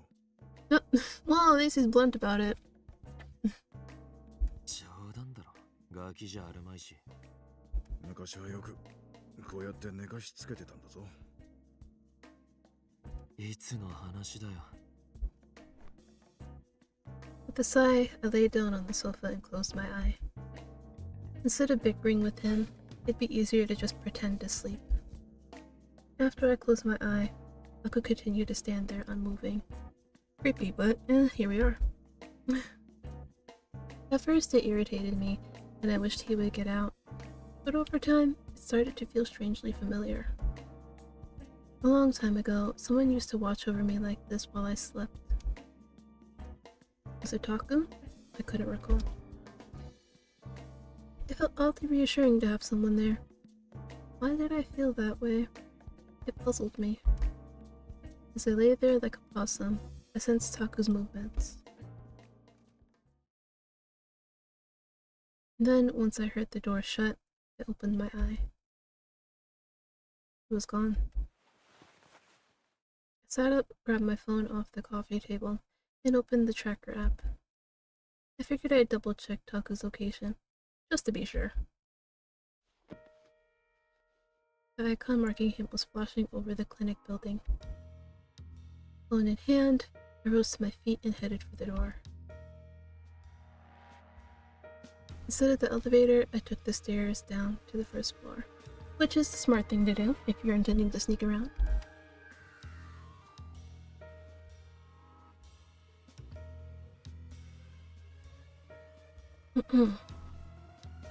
I walked down the hall to the storage room and grabbed the handle. It opened. Quietly, I slipped into the dark room and walked to the far door. Last time it had been left ajar, but today it was closed. Experimentally, I reached out and twisted the knob. Locked. So I squatted down, pulled my lockpick wire from my pants pocket, and inserted it into the keyhole. Working from feel alone, I jiggled the pins until I felt the tension diminish, then pulled my tools back out. Then I tried the handle again, and sure enough, it opened.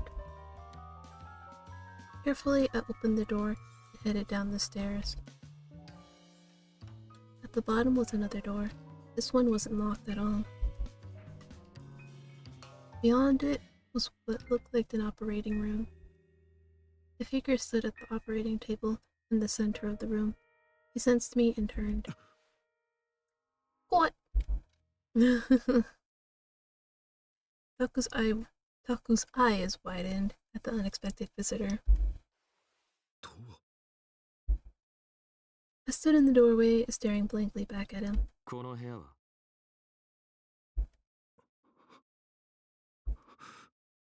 Flustered, he averted his gaze. 答えろよ。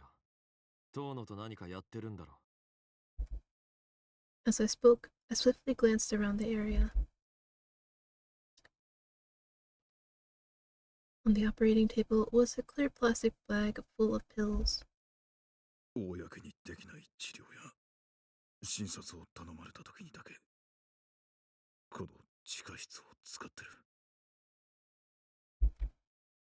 Defeated, he looked at me with anguish in his eyes. それよりどうしてここが分かったんだ？どうしてだと思う？盗聴器を仕掛けた。 Oh, you're not supposed to tell him that.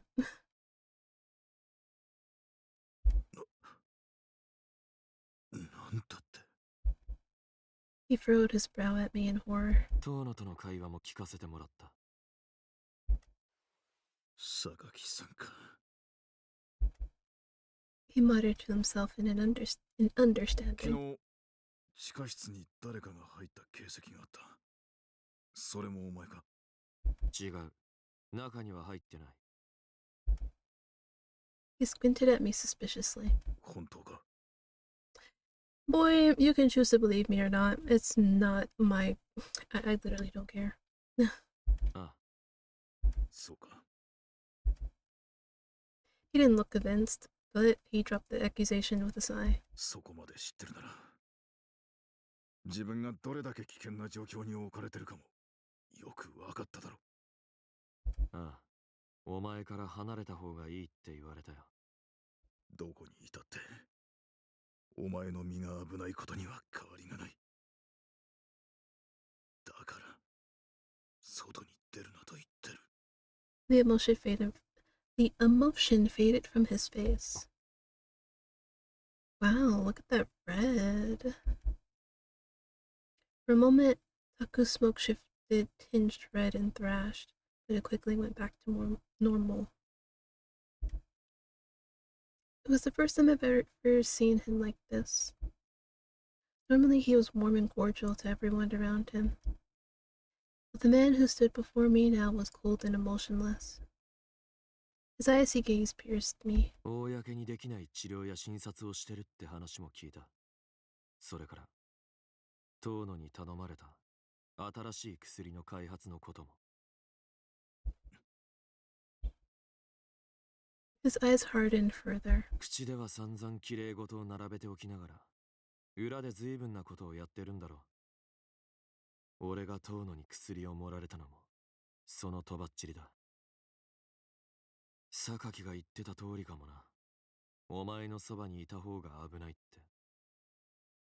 確かに。 He averted his eyes as he muttered. そう取られても仕方がないとは思う。だが、俺はずっとお前を見てきた。Ooh.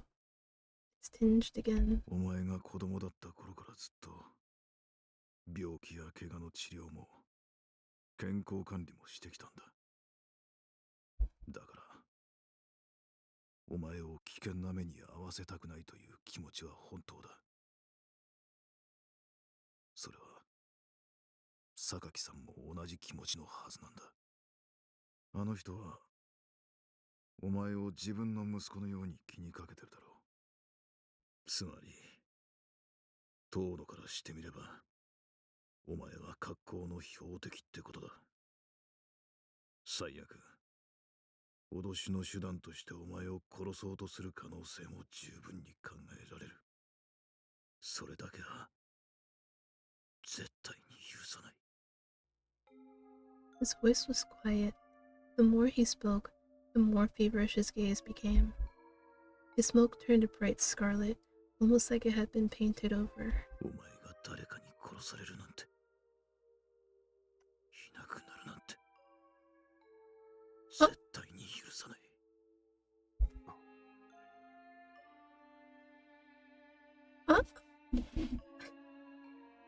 Hey. It felt like he was talking more to himself than me. Taku walked up to me, his expression perfectly blank, and grabbed me by the shoulders. Boy, you should have ran. His fingers dug into my arms. 許さない。お前が俺の元からいなくなるなんて、絶対に。 His eyes were unfocused. He wasn't really looking at me. His empty gaze sent a chill down my spine. Taku. When I called his name, his eyes widened like he had woken up from a dream. He backed away from me, one hand pressed to his mouth.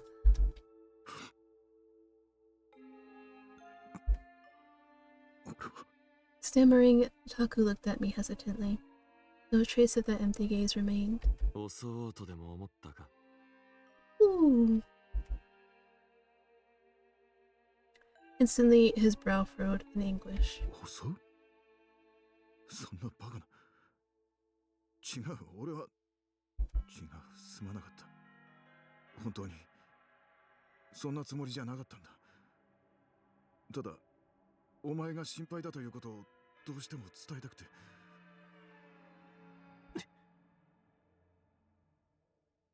Wordlessly, I turned on my heel and hurried to the door. おい、とわ！ Run! Run as fast as you can! I ran out of the basement and up the stairs. Meanwhile, my mind replayed everything that had just happened. Taku was like a completely different person. There. His dead-eyed stare gave me goosebumps. What was he planning to do to me if I hadn't spoken up? Well, only way to find out was to, not speak up. But never before had I seen him look like that. I left the clinic and ran down the dark street.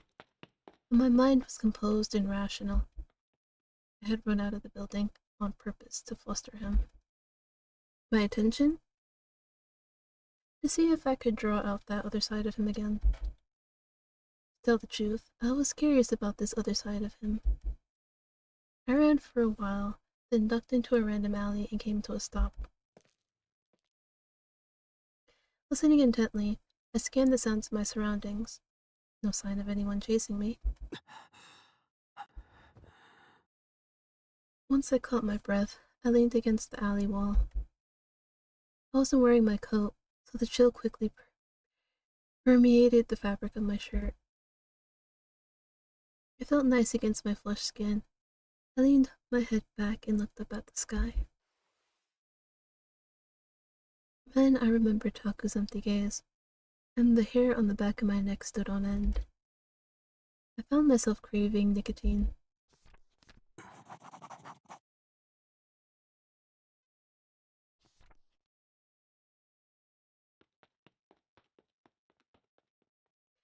A short while later, I heard the sound of speedy footsteps approaching. They were coming from the other end of the alley. I straightened up and looked in the direction of the sound. I thought maybe Taku had come after me, but it didn't sound like him. Eventually, a lone figure appeared at the other end of the alley, his labored breaths echoing off the narrow walls. God damn it. Can y'all stop honking?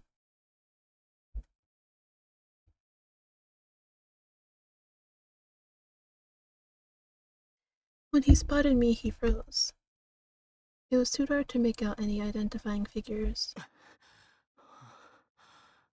父さん I heard a familiar voice and squinted at him. 五十嵐そうっす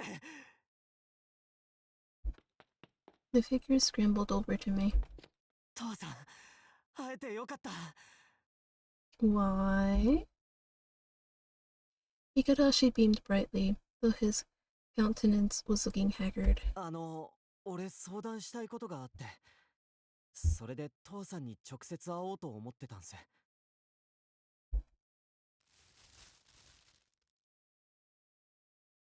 He pulled a plastic bag from his coat pocket. Inside, I could see a ton of pills. Probably about 100, maybe more. これ He paused and stared at the ground. 村瀬先生のところから持ってきたんす He's the one who broke in. Oh god. Igarashi! クリニックからかはいこの薬遠野さんが先生に作らせてるやつなんす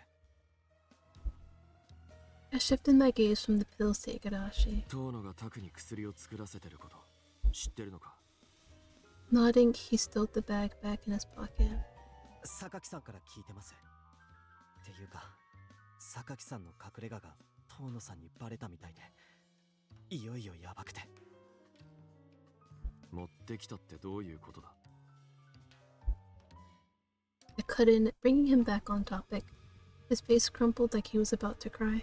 実は、俺、1週間くらい前なんすけど、榊さんから、クリニックの地下に忍び込めって言われて。忍び込む？はい。もし薬があったら取ってこいって、そう言われてたんす。だから俺、ずっと先生のことを張ってて、外出した時を狙って忍び込めないか、様子を伺ってたんす。それで、昨日、とうとう。He squeezed his eyes shut. He must have picked the locks to get in, same as me. Any Takasato grunt would know how. That aside, the timing lined up with when I planted the bugs on Taku and discovered the basement for myself. Furthermore, Taku reported to Tono that there were signs of a break-in. At the time, he said nothing had been taken, but apparently that was a lie. Good thing too, since if he admitted someone had stolen the drugs, there was no telling what Tono would do. 榊さんが言ってたんすけど、近々遠野さんが何か企んでるみたいなんす。内容はわからないけど、やばいって。とわさん、俺怖いんす。He bit his lip in anguish. 榊さんに言われたから仕方なくやりましたけど、俺のせいでもし先生に何かあったらって、そう思ったら怖くて。誰かに話したからって許されるわけじゃないんすけど、父さんに話したいって、そう思って。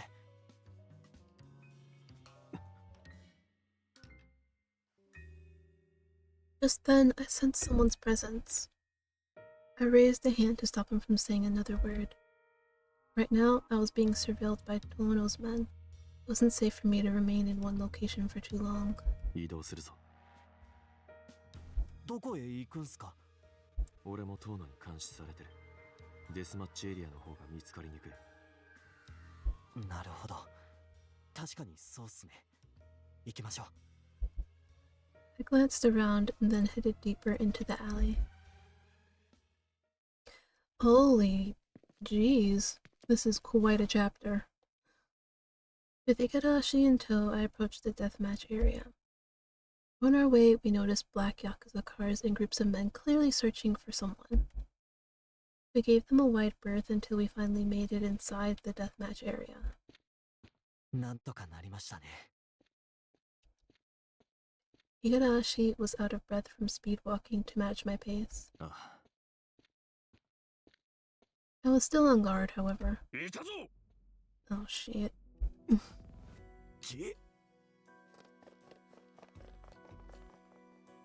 A group of men all dashed at us out of nowhere. Holy car. Then a familiar black car pulled up, brakes screeching right next to us. まったく懲りないな、お前も。Bono hopped out from the front passenger seat and looked at me in contempt. Then his gaze shifted to Igarashi. お前も一緒か、五十嵐。Igarashi flinched, eyes wide as saucers.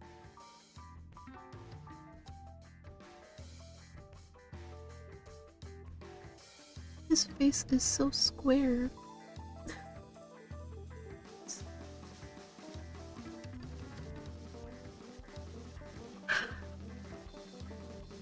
I scrutinized Tono's expression. He seemed surprised to see me and Igarashi together, but I didn't detect any panic. Maybe he wasn't aware that the pills had been stolen. I didn't notice any dramatic changes in his smoke either. 二人ともこっちへ。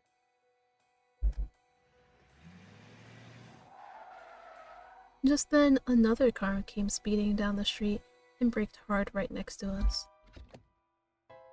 The driver door opened and Sakaki stepped out. Sakaki-san. Igarashi murmured, terrified. Sakaki faced off with Tono, a hard look on his face. Another car? Damn! Then a white van pulled up and a bunch of goons, probably Sakaki's men, filed out. Tono watched all this unfold with eyebrows raised in amusement. おいおい、まさか次期組長さんまで乗り込んでくるとはな。Sakaki laughed, and a provocative sneer rose up on his face. そっちこそ相当とわに入れ上げてるようだな。一日でわざわざ2回も会いに来るなんてな。They glared at each other in silence for a moment. やれやれ、穏やかじゃないな。落ち着けよ。さっきだってるバカたちにもそう言ってくれないか。問題は早期解決が第一だ。だろ？裏切り者が出るならなおさらな。はあ、それは初耳だ。大いに問題だな。だが、どうやら俺たちが疑われているようじゃないか。なあ。ああ、俺も残念だよ。共に高里組を支えていく仲間だと思ってたんだがな。欲深い野郎がいたようだ。そんなことも見抜けない組長じゃ誰もついていかないんじゃないか。新小海はお前には支えられない。And what makes you think you are? What kind of qualifications are you basing it on? また戦争でも追っ始めよってのか。それも楽しそうだな。Ono reached into his jacket pocket. Likewise, Sakaki put a hand to his own pocket. Their cronies surrounded them in a big tense circle. With my eye fixed on the scene in front of us, I leaned close to Igarashi. 俺が動いたらすぐに榊のところへ行け。え、トワさんは？ But I didn't answer. Instead, I turned and bolted in the opposite direction. Instantly, the tension exploded. Shouts and gunfire in all directions. おい、待て！トワ！ Why are they fighting over him? While the subordinates all fought amongst each other, Sakaki and Tono chased after me. I barreled down a narrow alley. I could hear sharp gunshots in the distance. Were they from Sakaki and Tono, or their goons? 止まれ！トワ！ No. Reflexively, I whipped my head around at the unexpected voices. I would too. Like, oh?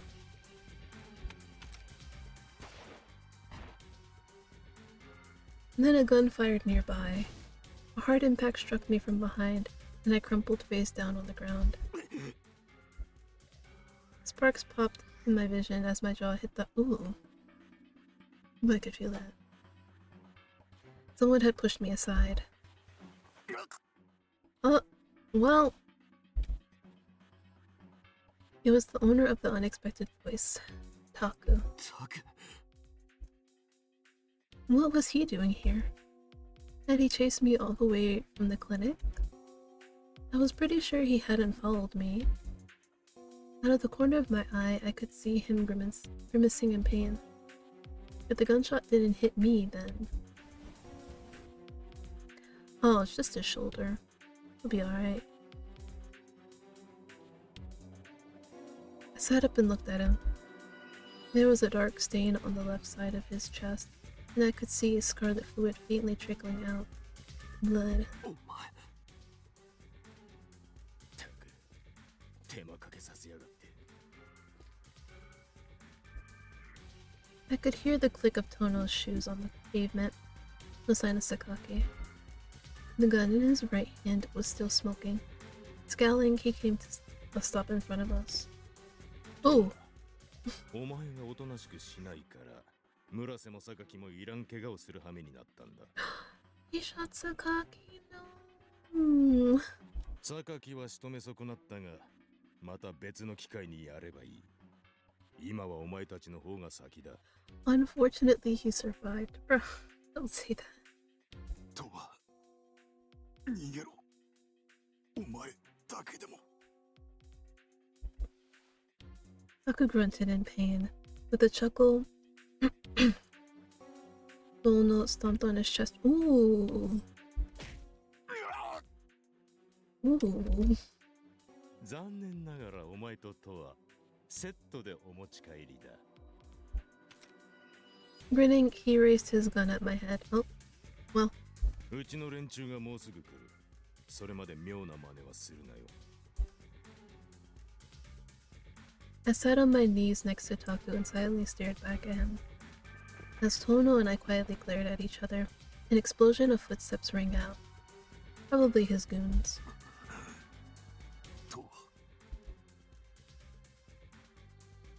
I looked over at Taku. He was sweating bullets as he gazed at me with agony in his eyes. And with that, he closed his eyes.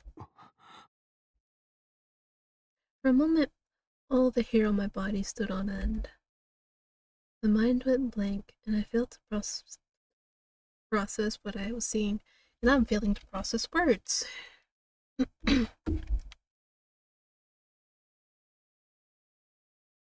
He died? With that thought, I reached out and pressed my fingers to his throat.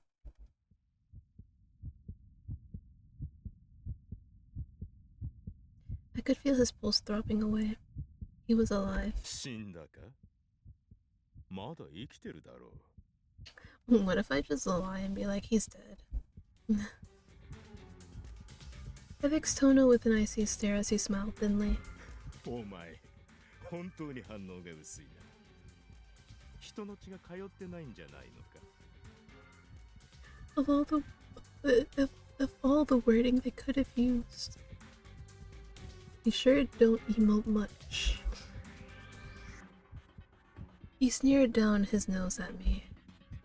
Then, finally, I heard the sound of a car engine approaching.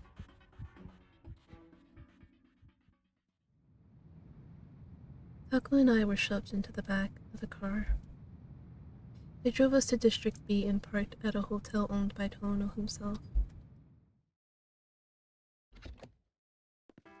When we got out of the car, his subordinates flanked us tightly on both sides, escorting us in. With Tono leading the way, we all boarded the elevator. Then one of the lackeys slid a card into a small panel below the floor buttons. The elevator started to rise on its own, going past the top floor, which is 15, and stopping at the 18th floor. The elevator doors opened, and we all filed out. A hallway stretched out in front of us, with doors on either side and floor lighting spaced intermittently along the way. I looked up at the ceiling and spotted a round device affixed to the corner of the ceiling. Probably a surveillance camera. Tono led us down the hallway until he stopped short at one of its doors. One of his henchmen produced a key card and opened the door. Tono walked in and then looked over his shoulder at us. 村瀬は何度か来ているから知っているだろうが、ここは俺が運営している会員制の複合型カジノ施設だ。16階から18階まではプライベートエリアになっていて、一般人は入れない。薬が完成するまでの間、お前たちはここに滞在してもらう。この部屋と隣の部屋を使え。村瀬が仕事をするための部屋は別に用意してあるから、後で案内させる。プライベートエリアを歩き回るのは構わんが、必ず見張りをつける。建物の外には出るな。おい、やれ。Once Tono gave the go-ahead, his subordinate started filling me up. He emptied my pockets, including my phone and the earpieces. Then they stripped off Taku's jacket and confiscated all of his stuff too. He was barely conscious, so he didn't protest. To, お前はこっちだ。 What do you want? Oh my god. Sorry. This man is frustrating me to the goddamn core. Tono beckoned for me with one finger, then opened the door. I walked over to him, but as I left the room, I glanced back at Taku. Still showed no signs of stirring. 村瀬の怪我は手当てする。心配するな。 Right now, I had no choice but to obey. I turned and left the room. Dono walked down the hallway, then stopped at a different room and opened the door with a key card.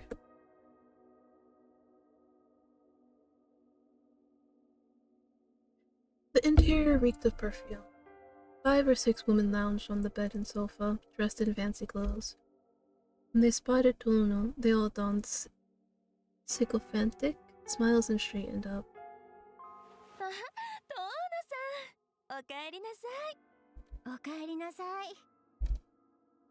They slurred sweetly, greeting him. ここにいるのは乗客やゲストをもてなすために控えている特別な女たちだ。 And I'm supposed to care because... そこらのキャバクラとはレベルが違うルックスの女しかいない。 And I'm supposed to care because... Upon further inspection, I noticed they were all tall and slender. But I wasn't interested in women, or more accurately, I didn't feel comfortable around them, which, you know, that's fair. In the past, girls would hit on me and I was receptive to it. But dating them was too much work, and I didn't enjoy myself. I wasn't sure when the discomfort first started. Probably childhood if I had to guess. These days, I try to avoid them where possible. So if he wanted to impress me, it wasn't working. Did he really bring me here just to show me his collection of women? Which sounds so bad to say. Mildly puzzled, I looked around the room. Just then, I realized that one of the escorts wasn't looking at us. She was sitting on the edge of the bed with her back turned.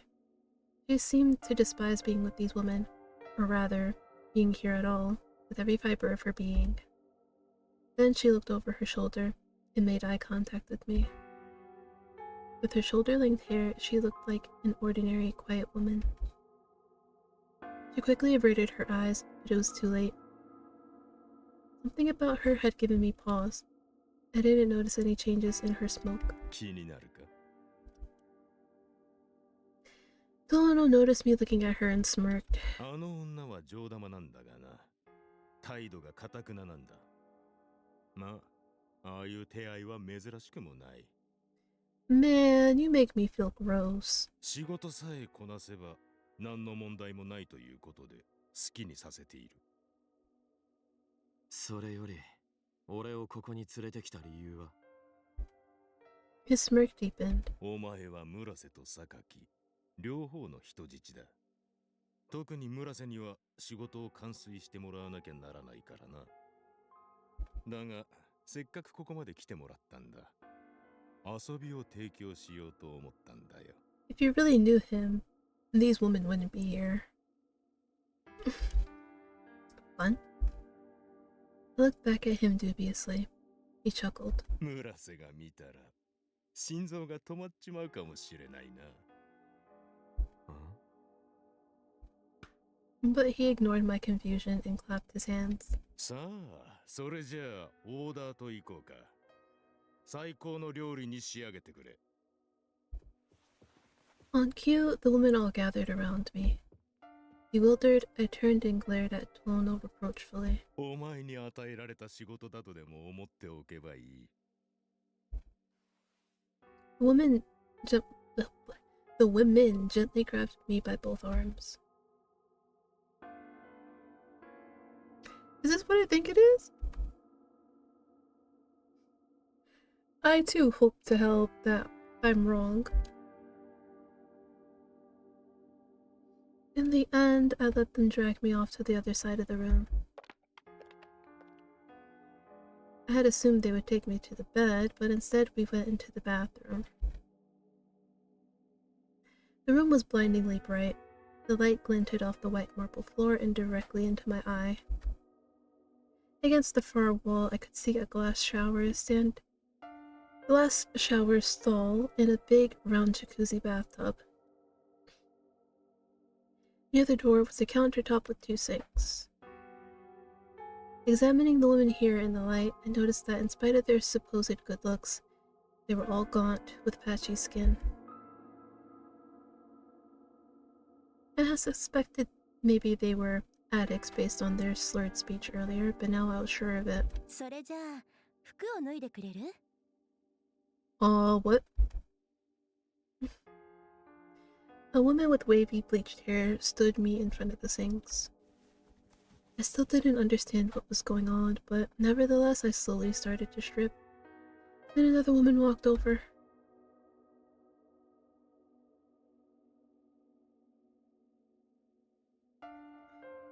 She was carrying a dress in her hands, and it was visibly well tailored and made of glossy flowy fabric. Once I was reduced to my underwear, the wavy-haired woman took the dress and held it out to me.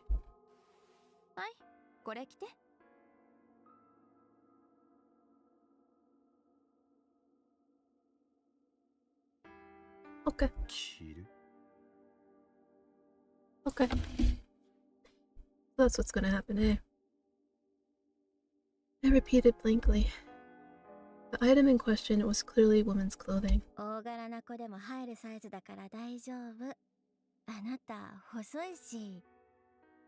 Ma'am, that's not the point. 遠野さんのオーダーよ。あなたを女性に見えるように仕上げてくれって言われてるの。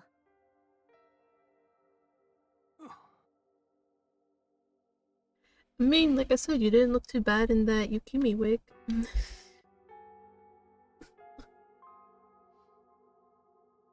I stared back agog. Was this my new job?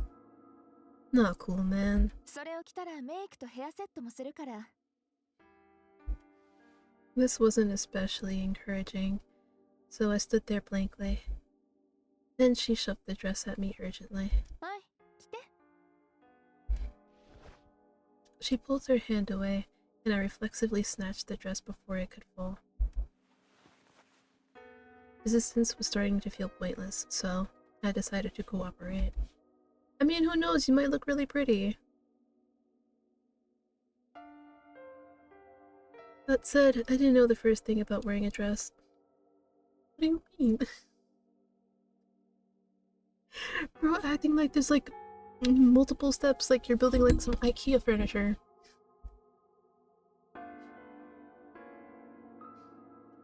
As I stared down at the delicate fabric, the other woman sensed my confusion and came over to help. Somehow they managed to squeeze me into it. Honestly, I had no idea how women could tolerate wearing this crap on a daily basis. It was tight, restricting, and extremely uncomfortable. Okay, but it depends on what kind of dress you're wearing, okay? They probably gave you like a bodycon. That's probably what it is.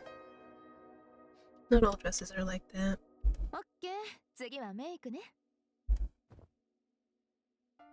Without a single moment to catch my breath, they sat me down in front of the sinks. The wavy-haired woman pinned my bangs up and started applying various liquids and powders to my face. My skin took on a glossy sheen, like the dress, and I had to fight the urge to scrub it off. And because there was a mirror right in front of me, I was forced to watch myself transform. I felt like I was being physically altered into a different life form, and I hated every minute.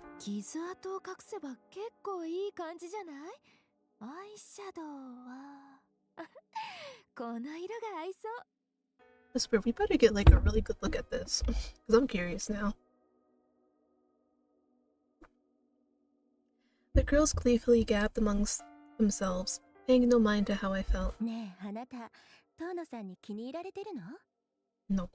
さっき聞いただろ、人質って。Right. I'm hostage. What do you mean special?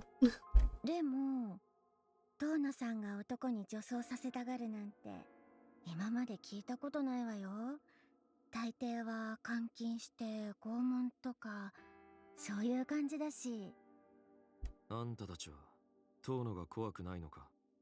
怖いって言えば怖いけど逆らわなければ優しいし、たまに欲しいものを買ってくれることもあるし、別に嫌いじゃないわよねえ。 The other women all readily agreed. もしかしたらあなたパーティーに出るの？ There's a party? パーティー？ Oh no, he's gonna parade him around at the party. そう、もうすぐ本土の政治家や官僚たちを呼ぶパーティーがあるらしいの。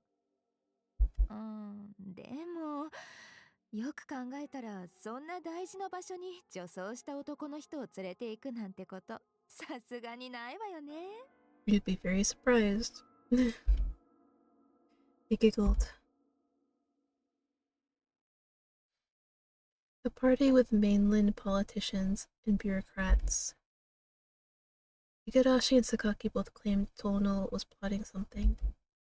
Was he trying to have the drug ready in time for this party? Was that why he brought Taku here? The mainland police were always eagerly watching for the opportunity to take Shinkogumi away from the Takusatogumi.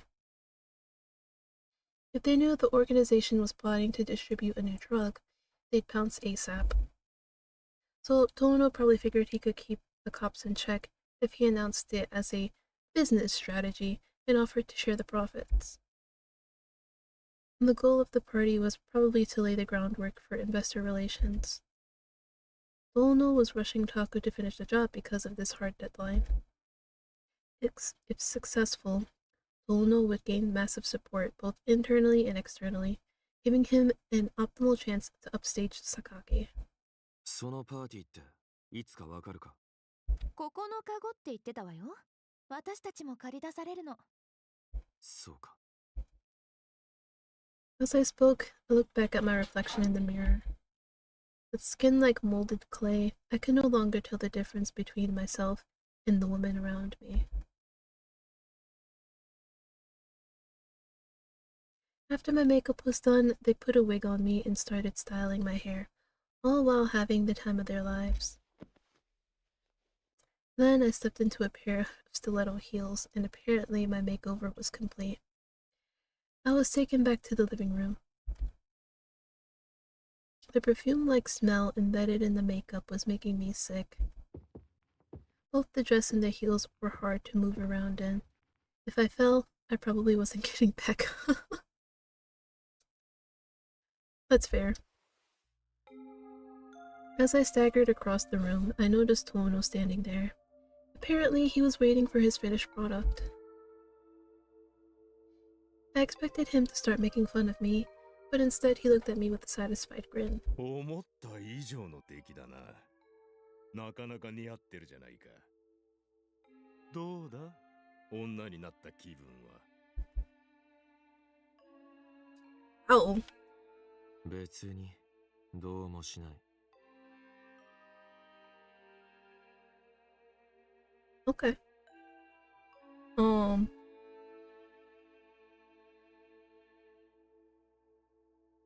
Trying to describe how I feel about this. You know what I think is really messing it up? The hair. I think that's the issue here. I'm not really vibing with this little swirl they got here. Like if they just made like this side the same as this side, maybe I'd vibe with it, but otherwise, nah.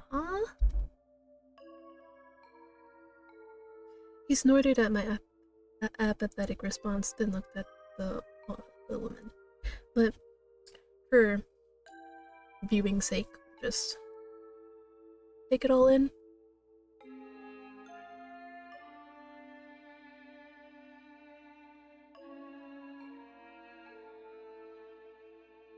Yeah, you know, like I said, it's not.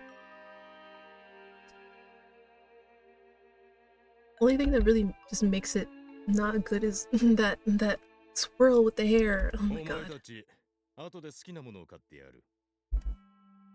My tormentors all squealed in delight. 来いとは村瀬に披露しに行くぞ。 Like a gentleman, he elegantly proffered a hand. I ignored it. あんたこういう趣味があるのか？ Man, they don't like this. I don't. I was half teasing, half serious. He retracted his hand and shrugged. いや、俺の興味の対象は女だ。が、まあお前に関しては例外と言っていいかもしれんな。俺なら抱けるって。今のお前ならな。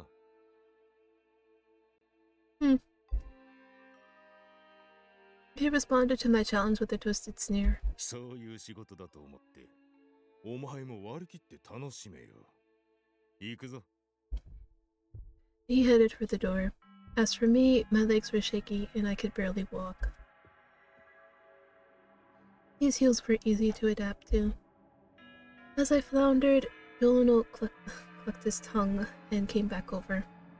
Then he slid an arm around my waist and pulled me close. 骨っぽいな。So that's because he doesn't eat. He muttered flatly under his breath and started walking. I leaned against him, struggling to stay upright in these heels.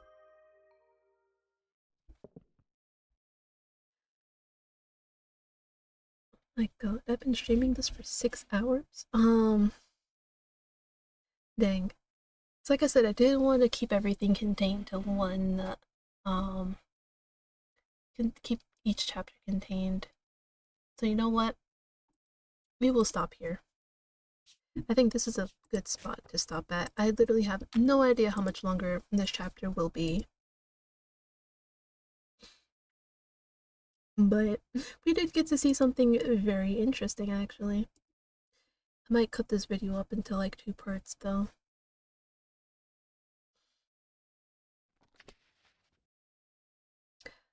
So yeah, we will stop here.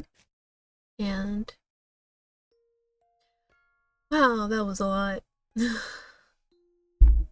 I'm like flabbergasted. Well, okay, I can't. I really can't. I literally have no words. But yeah, like I said, you know, I dig the look, the vibe that they got going on for so all dressed up. Not vibing with the hair all that much, but other than that, you know,